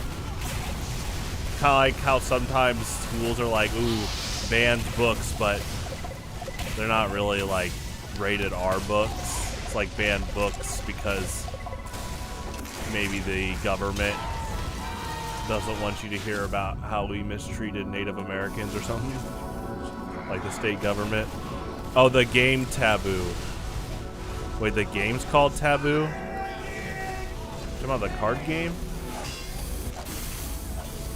The final boss of Subspace Emissary?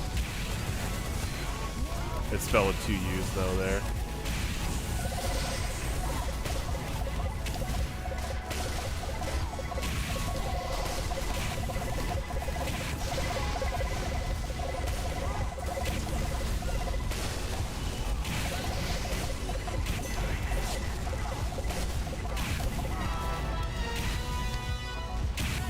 Oh, it's Pictionary, but with words. Why is it called? What level of taboo is it? My parents actually, I think they owned that game for years, which is funny because I wonder why they call it taboo then. Because obviously, this taboo's not like Cards Against Humanity levels at all. This game's been around since what, the 90s? I really don't know much anything about it. I think it's in my closet still, because my parents stored a lot of their old board games in my closet.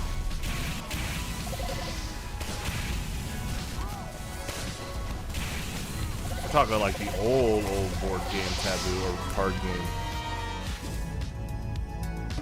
Good kill.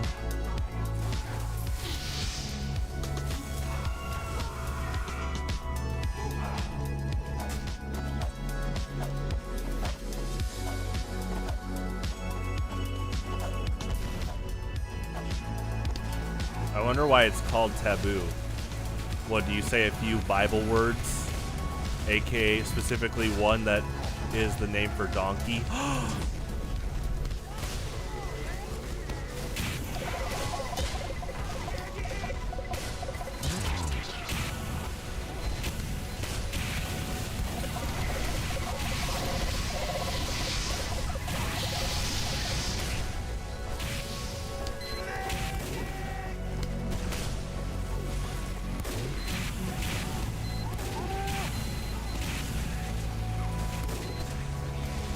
Yeah, I was gonna say, because my parents have had it since like the 90s. So I don't think this is like Cards Against Humanity bad. That's so funny it's called Taboo, because when you said a taboo game, I'm like, whoa, quick, where do you play it?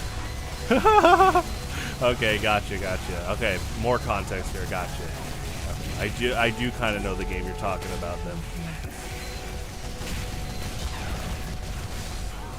I don't know much about it though,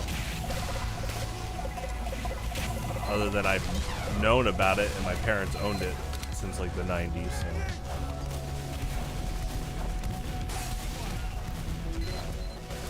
Cards Against Humanity, I have my own challenge when I've played that. There are cards I'm given that I will never play. And I've never got to this point, but if I ever have a full hand of cards I absolutely will not play, I just lose. I'm gonna keep my dignity. That's the fun challenge, is I keep my dignity with Cards Against Humanity. If my hand gets flooded with all like really, really awful answers, GG.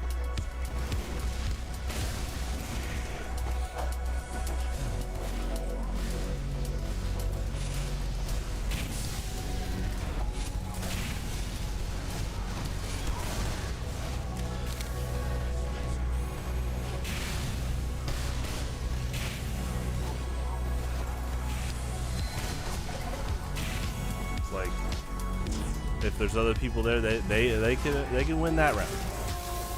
Definitely like a poker fold.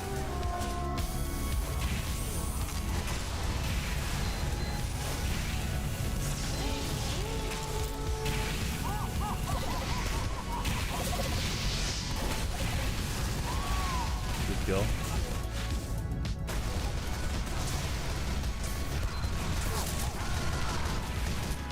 A Pokemon Cards Against Humanity? Oh gosh. Yeah, let's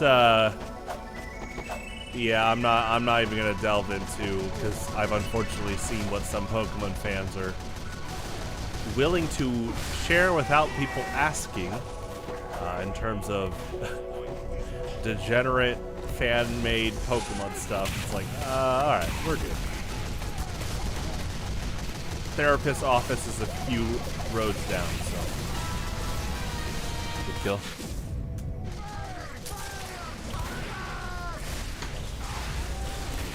Most likely.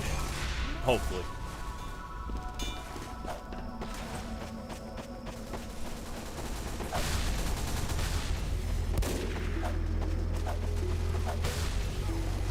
My mom can recommend some people there.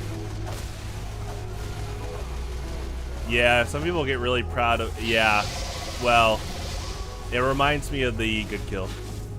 It reminds me of the kids in middle school that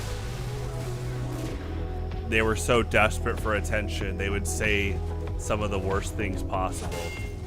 And newsflash, they struggle to maintain good friendships. Even to this day, there's some people I remember doing stuff like that, and last time I checked on them, they're still not doing so well.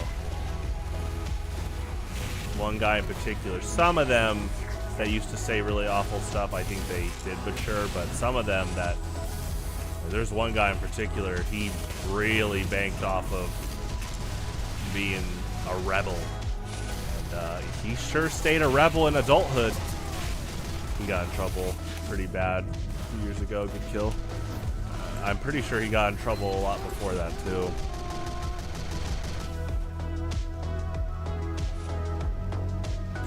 Mission ends in 30 seconds. Pokemon doesn't cater to really degenerate people acting super degenerate consistently. Pokemon's problem is the IP is so powerful that Game Freak's gotten pretty complacent. 5, 4, 3, 2, 1.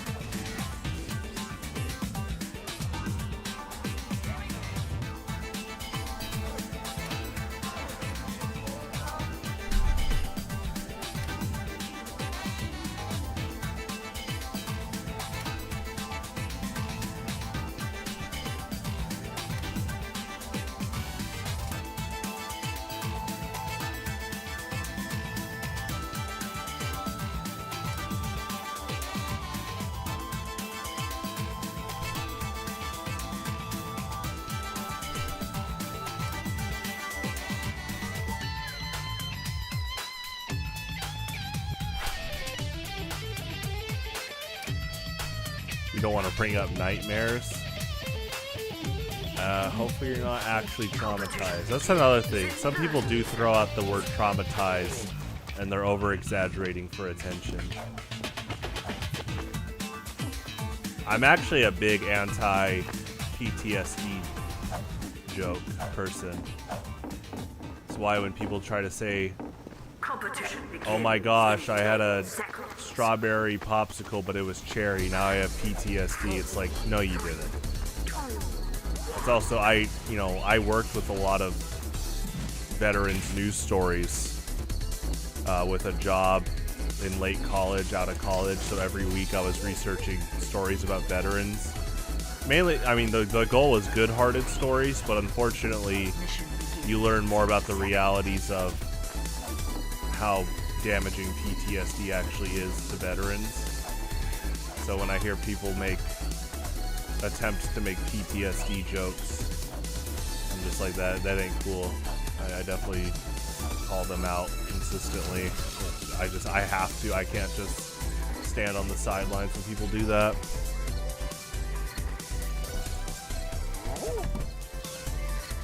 Mission begins in 30 seconds. You've had panic attacks? Well, that's not good.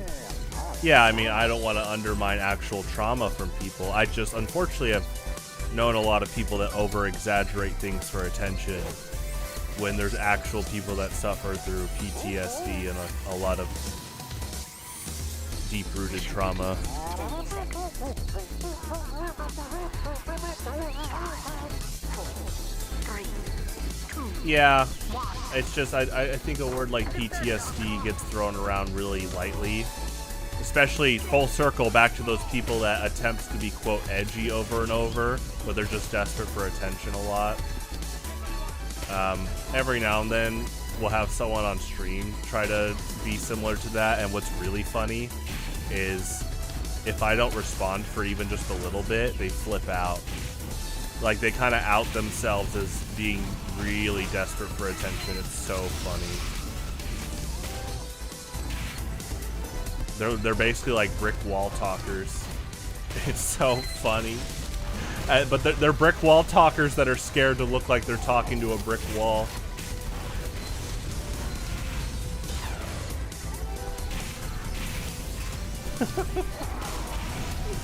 Like the brick wall starts moving away. They're freaking out.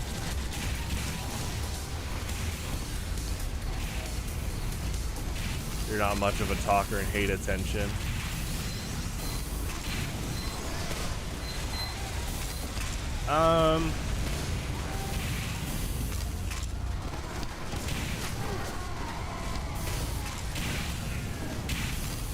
I'm definitely anti don't suffer in silence. I'm not saying that's you at all. But I definitely call out people that constantly try to snag the spotlight. And like I said, they try to throw around really pretty serious words like PTSD and trauma just to get attention over and over.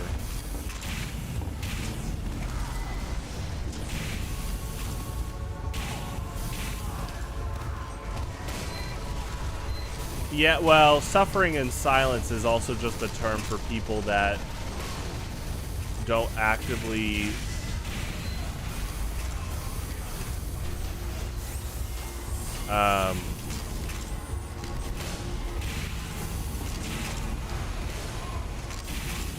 people that the term suffer in silence doesn't have to relate just to like trauma and stuff. It's honestly like a therapy thing where there are people that it's almost like they have pride that they don't want to seek help. I'm not saying that's you, but you know, that is why so many of those like anti-depression campaigns talk about like make sure you understand that, you know, there are friends and family around you that care about you kind of stuff.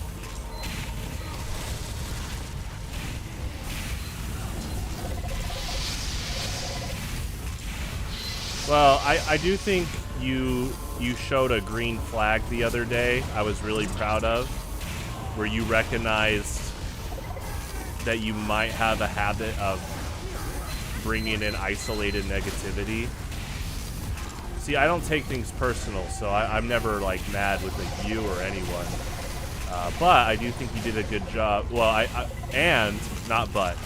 think you did a good job at understanding that there are different perspectives on like opinions with games and stuff like that. What's fun is when you try to look at, you know, again, Zelda Breath of the Wild and Tears of the Kingdom, really question like, why do I not like this game but so many other people do? I think that's a really good thing to really look at. Like, I'll tell you, I haven't played either of those games, but I know they're good. It's just I'm not big into that style much for Zelda. I think the most open world that I actively seek out to play is like Zelda 1 for that series. But I'm not against playing those in the future. I'd love to stream both. That sounds fun. It's just, it's not as much of a priority to me as if something like a new 64 Zelda came out. Or if they continued like the Twilight Princess Wind Waker storylines, which are all linked to the Hero of Time. Directly linked. You dislike them at a fundamental level. I mean, I love Elder Scrolls games.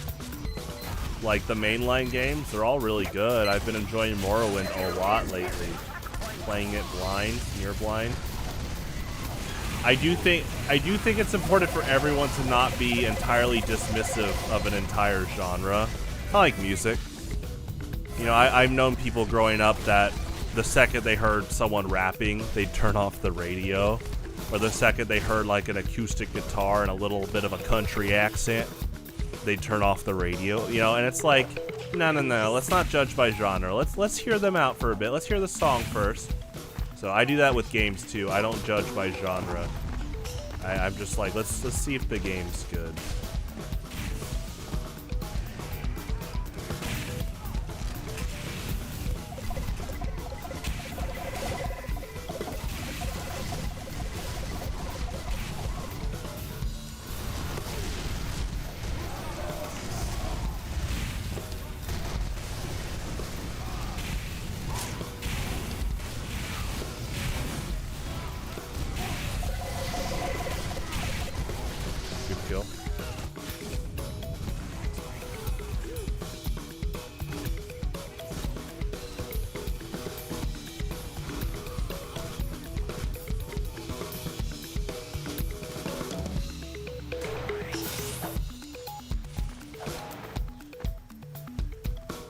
I mean, that's its own debate in music.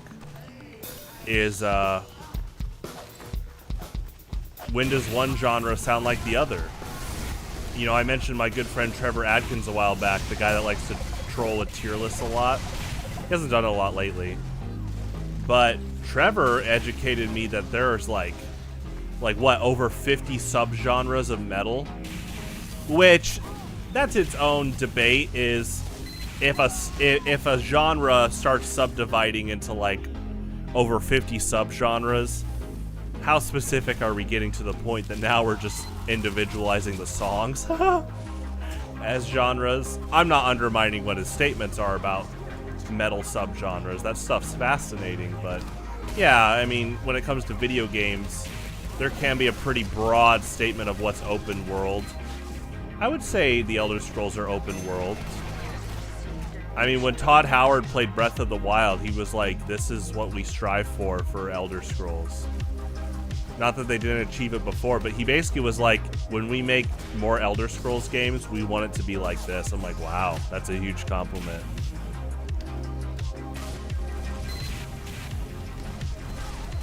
An argument today about black and progressive metal.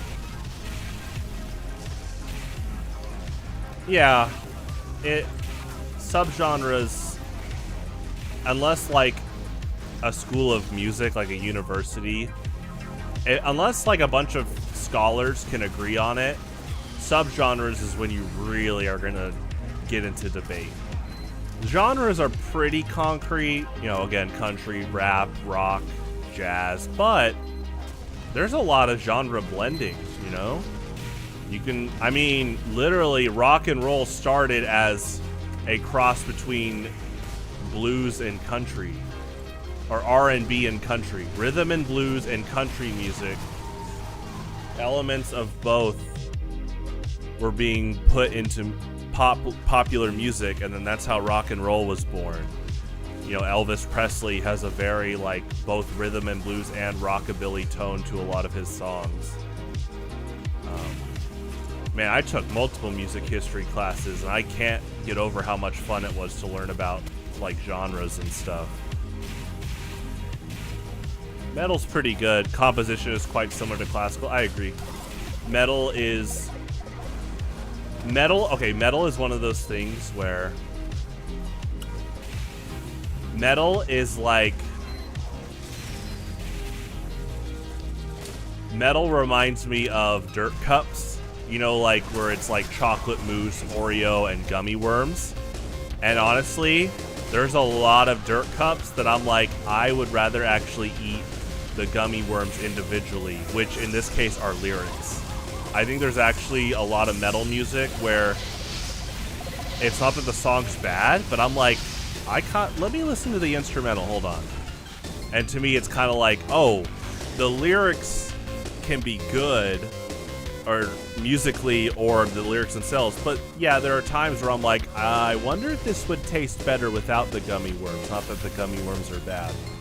And I will tell you, I actually love chocolate mousse a lot, and I often, ever since I found out what that food was, as a little kid, I didn't know what it was for a while. I just knew it was in dirt cups and like chocolate Costco cake.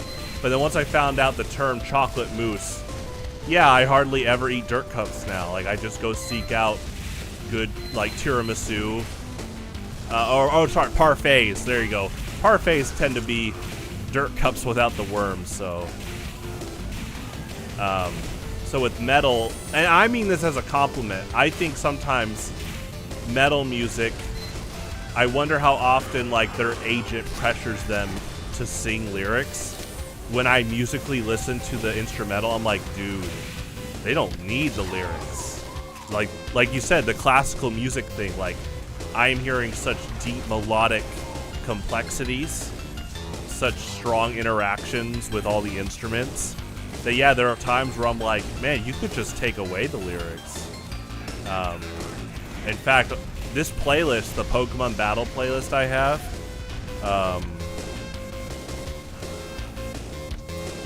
it has a lot of instrumental metal. That's its own thing too. That goes back to music history, where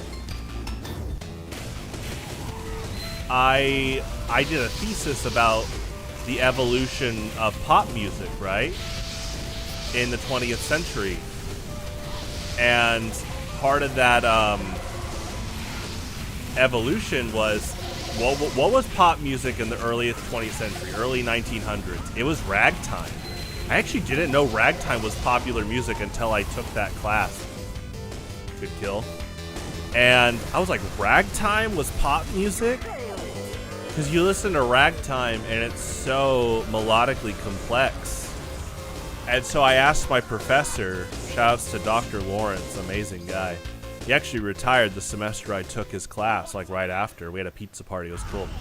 And we actually had 2 pizza parties because we had another teacher that just wanted to celebrate. Anyway, I remember asking Dr. Lawrence, I was like, okay, if ragtime is pop music in the early 1900s, what happened? Because pop music now, especially when you think about now, since the 1990s, a lot of pop music turned into, baby, do you love me? Baby, are you thinking of me? You know, and a lot of like simple chord progressions. And hey, I love me some good like NSYNC, Backstreet Boys. There's a lot of good stuff there, right? But a lot of music lyrically started turning into like, baby, are you thinking of me? Love, love, love, and or shallow forms of quote love. And I was like, what happened? And he's like, well, as time went on, music agents in the industry, they recognized that they could sell a lot of music if the lyrics thought for its listeners. And I was like, oh my gosh, yeah. So like at first, ragtime didn't have that. It didn't have lyrics, right? And then pop music later on, the agents and the industries get more involved and they're like, ooh, we could make more money if the lyrics really sing to the insecure teenagers that just broke up with their significant other, quote unquote. And so then you started seeing more and more lyrical use of trying to think for their audience, while things like ragtime or like complex metal, good kill, they didn't have lyrics. They, it was what did the listener often get from it. Michael Jackson went hard. Michael Jackson is a musical genius. I think you know this, but I know you know this. Michael Jackson helped compose for Sonic the Hedgehog 3 and Sonic and Knuckles.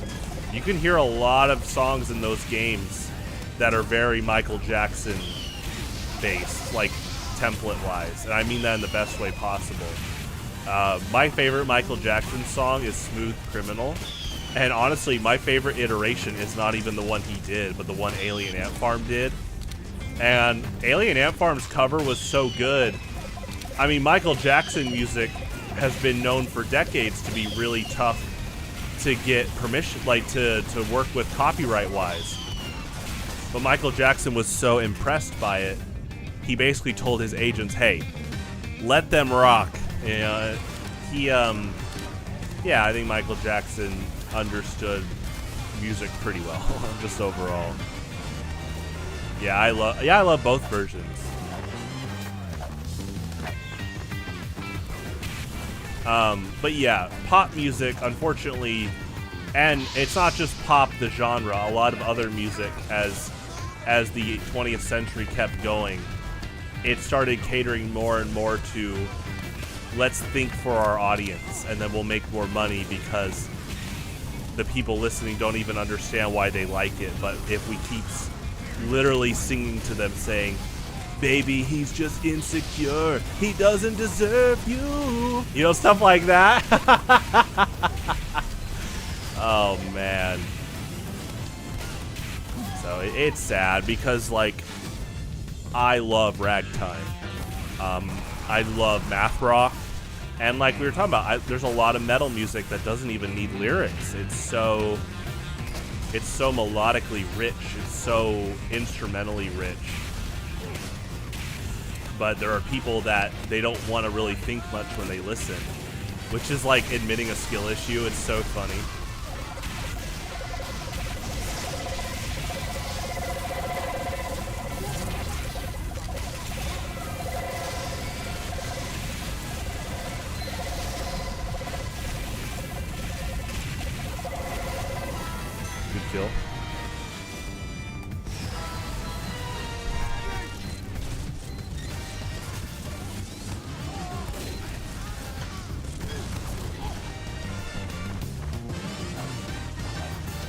Yeah, short-term catchiness. I mean, hey, like I said, there's pop music that does have really good hooks. I don't judge by genre, but it's just historically there is a lot of corporate cynicism in the latter half of 20th century pop and pop music into this century.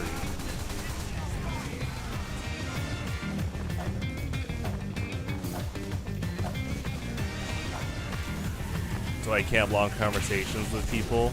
Wait, what's a feeling of pride?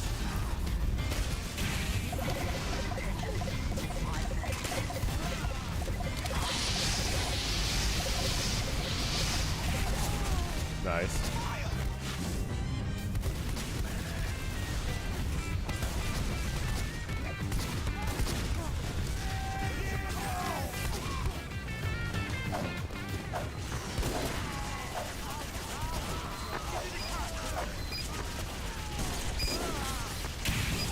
Having your brain thinking and turning it off. I honestly can't relate when people say I just want to turn my brain off. It's just something I don't ever want to do. Good kill.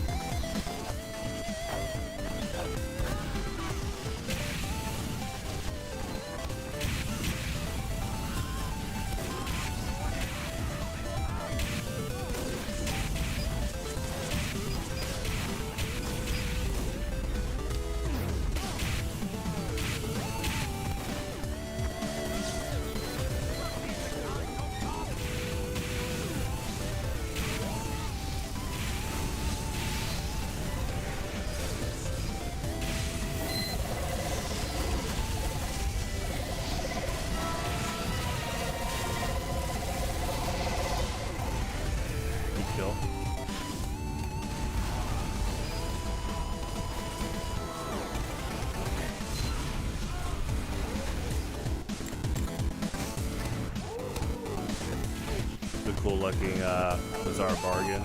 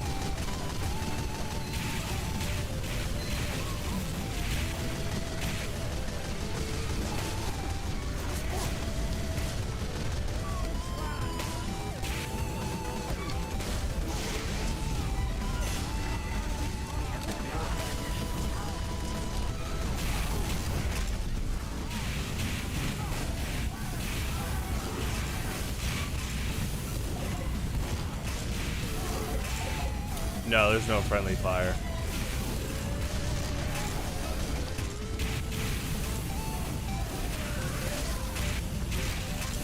The closest thing you can do to, there's two things you can do close to friendly fire.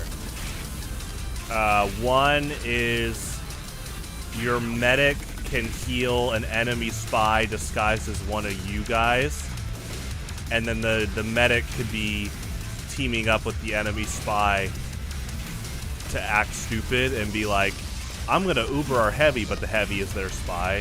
We've actually seen that on this server a few times, but that player ended up getting banned. I don't know if it was for that, but I think they're banned for a long time at least. And then the only other form is, good kill, the engineer can place a teleporter off a cliff, so if you teleport and start running, you could just run off the cliff. I mean, obviously after the first time you probably will not run forward, but that's like the closest basically.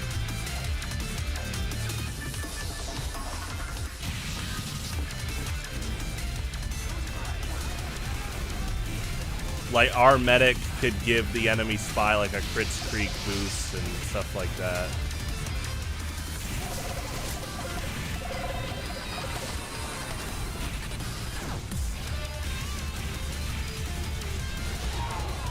Good shot.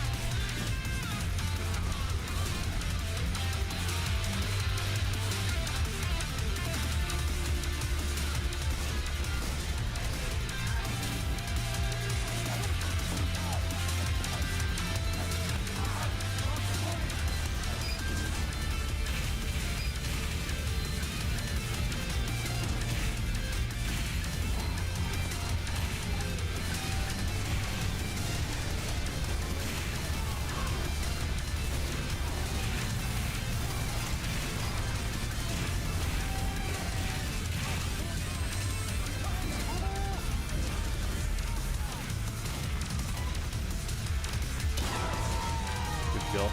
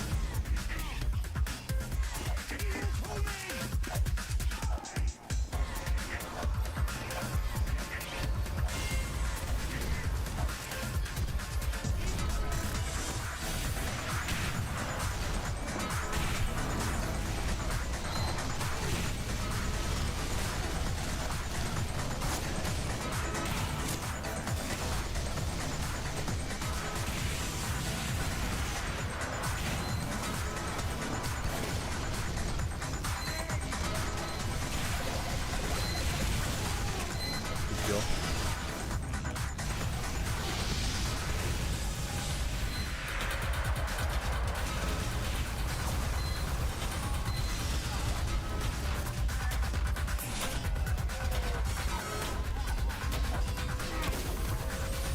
The game's looking closer. Well, Dust Bowl is known for it to have really long timers compared to the average amount of time it takes to cap the points. Dust Bowl is a Team Fortress Classic map that they brought over to TF2. Some of its rounds have like really long timers for attack and defend. It's really funny. I like it. But TF2 is already like, on average, attack wins a bit more than defense for payload and attack defense. Just because defense has a naturally higher skill ceiling for understanding like holding choke points and being a bit more patient overall to push your strengths. That's another reason why in competitive, when you play competitive like on this map, it's stopwatch based. It's not all or nothing on who wins. It's who basically can cap the fastest. But if you can't cap all the points, obviously that plays a factor too. Dust Bowl? No, Dust Bowl. Yeah, that sounds similar, yeah.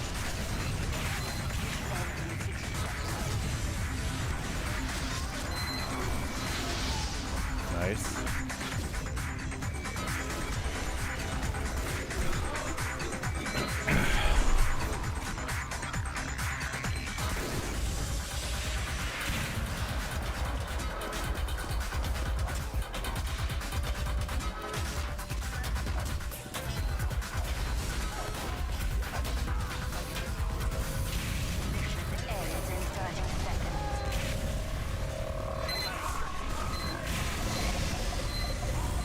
I didn't know you could go up there. Funny.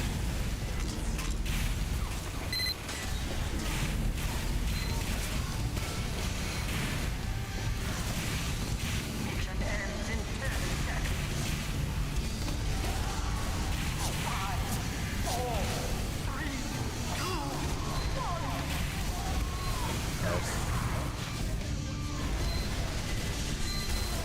I'll do one more.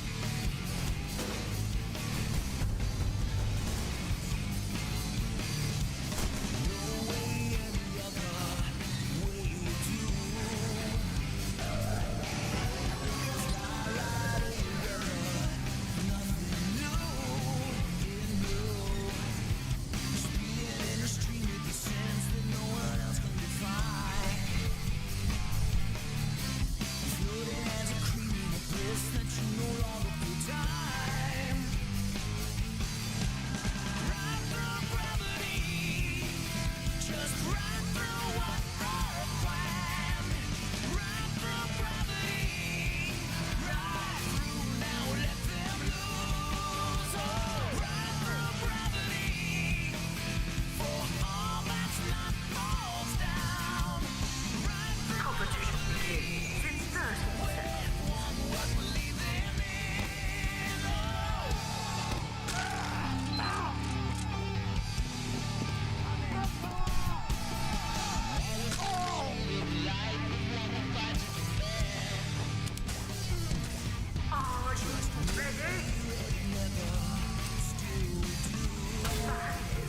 4, 3, 2, 1. Ba-ba-da-ba.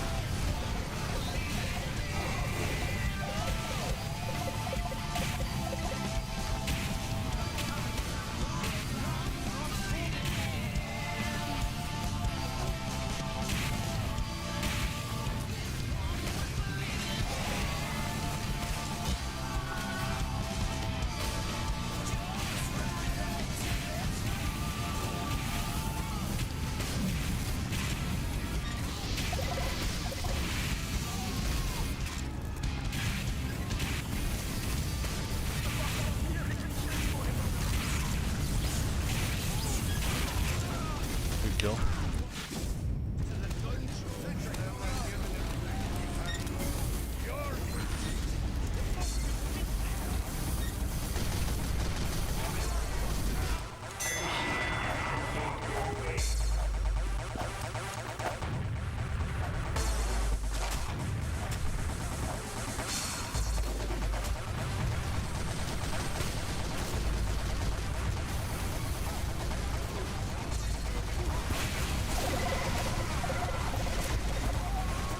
Nice.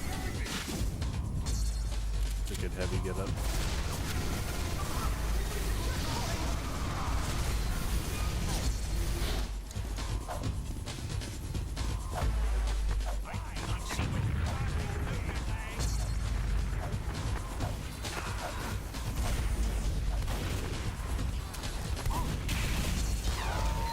Good kill.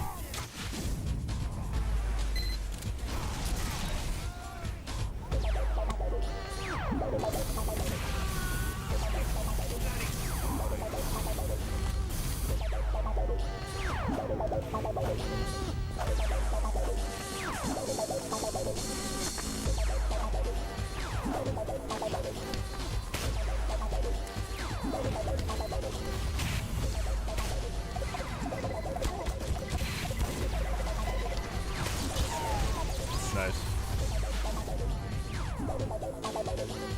It's a good sniper get up.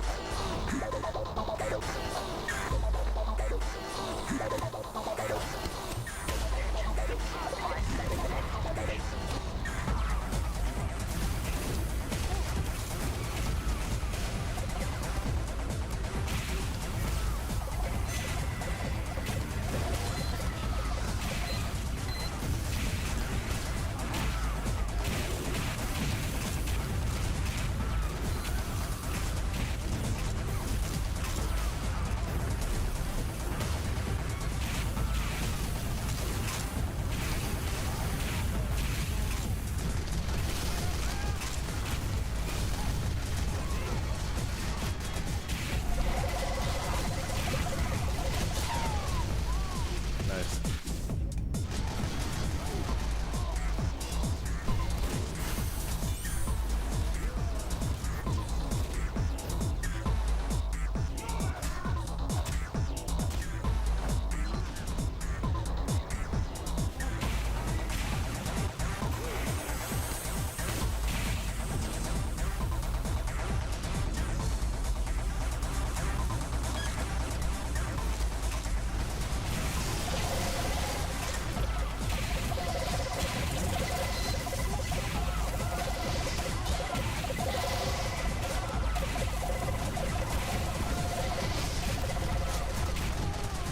Good kill.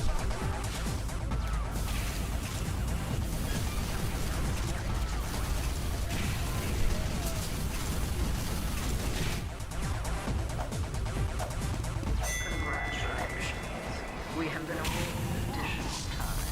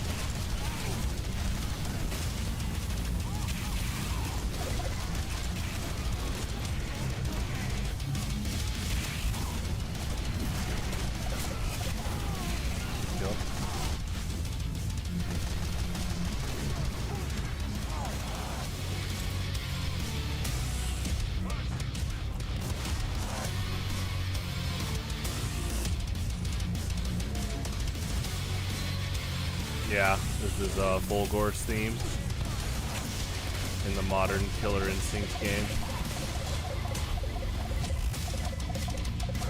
which is a remix of his Killer Instinct 1 and 2 themes. Good kill.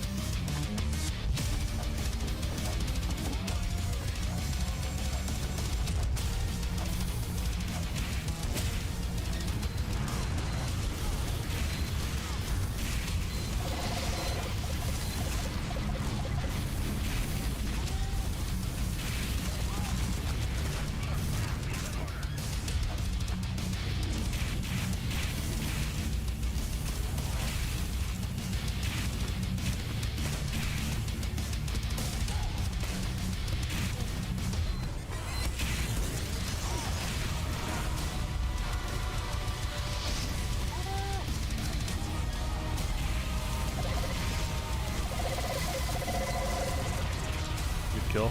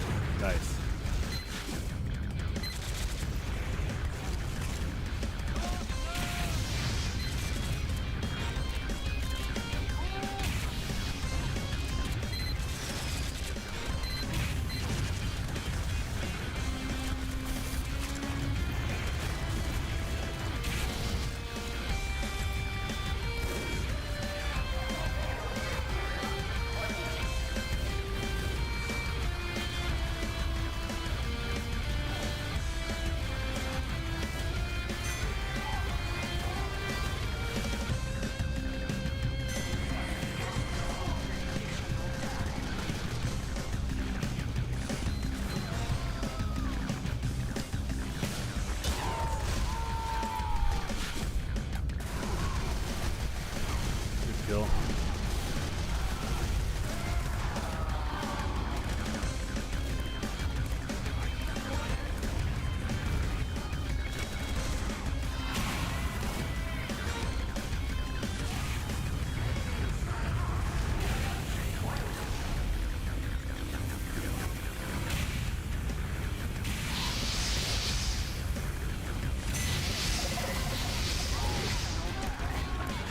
Nice. This is a good cover of Miracle Matters theme. I don't know the guy's name. I don't know how to, like, it's all in Japanese, but here, I'll put it in the Active Games channel.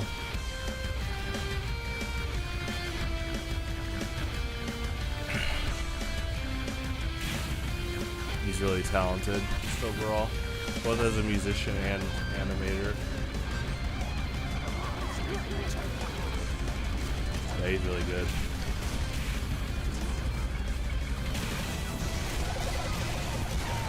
Good kill.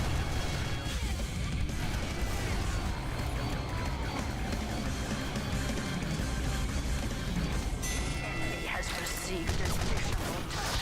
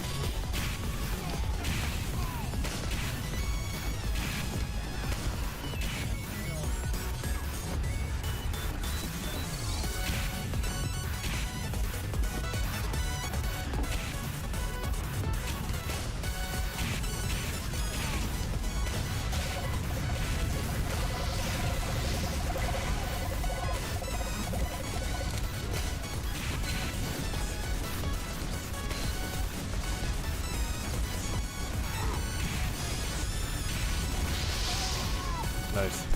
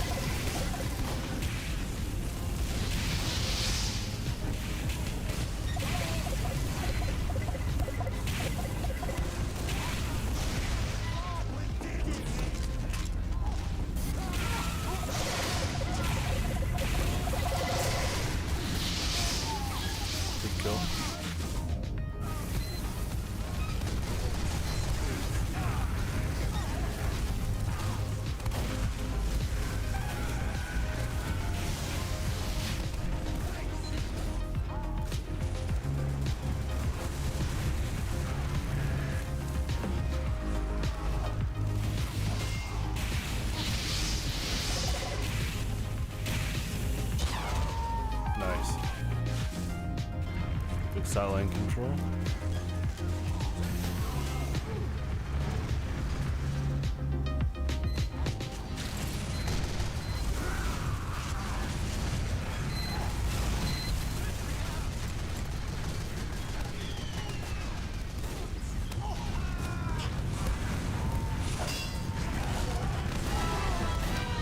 Kill.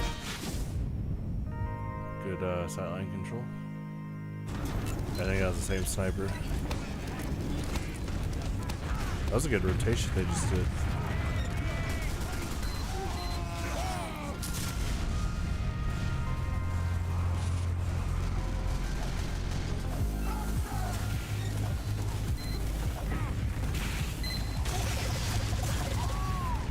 Nice.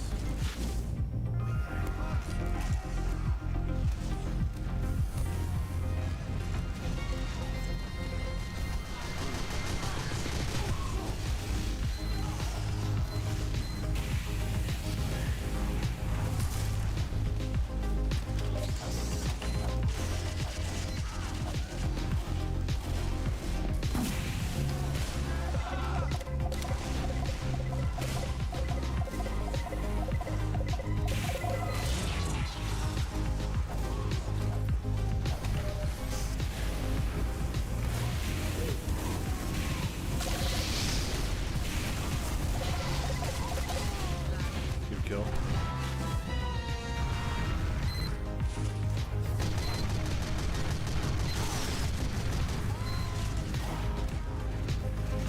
The bomb has almost reached the final tower.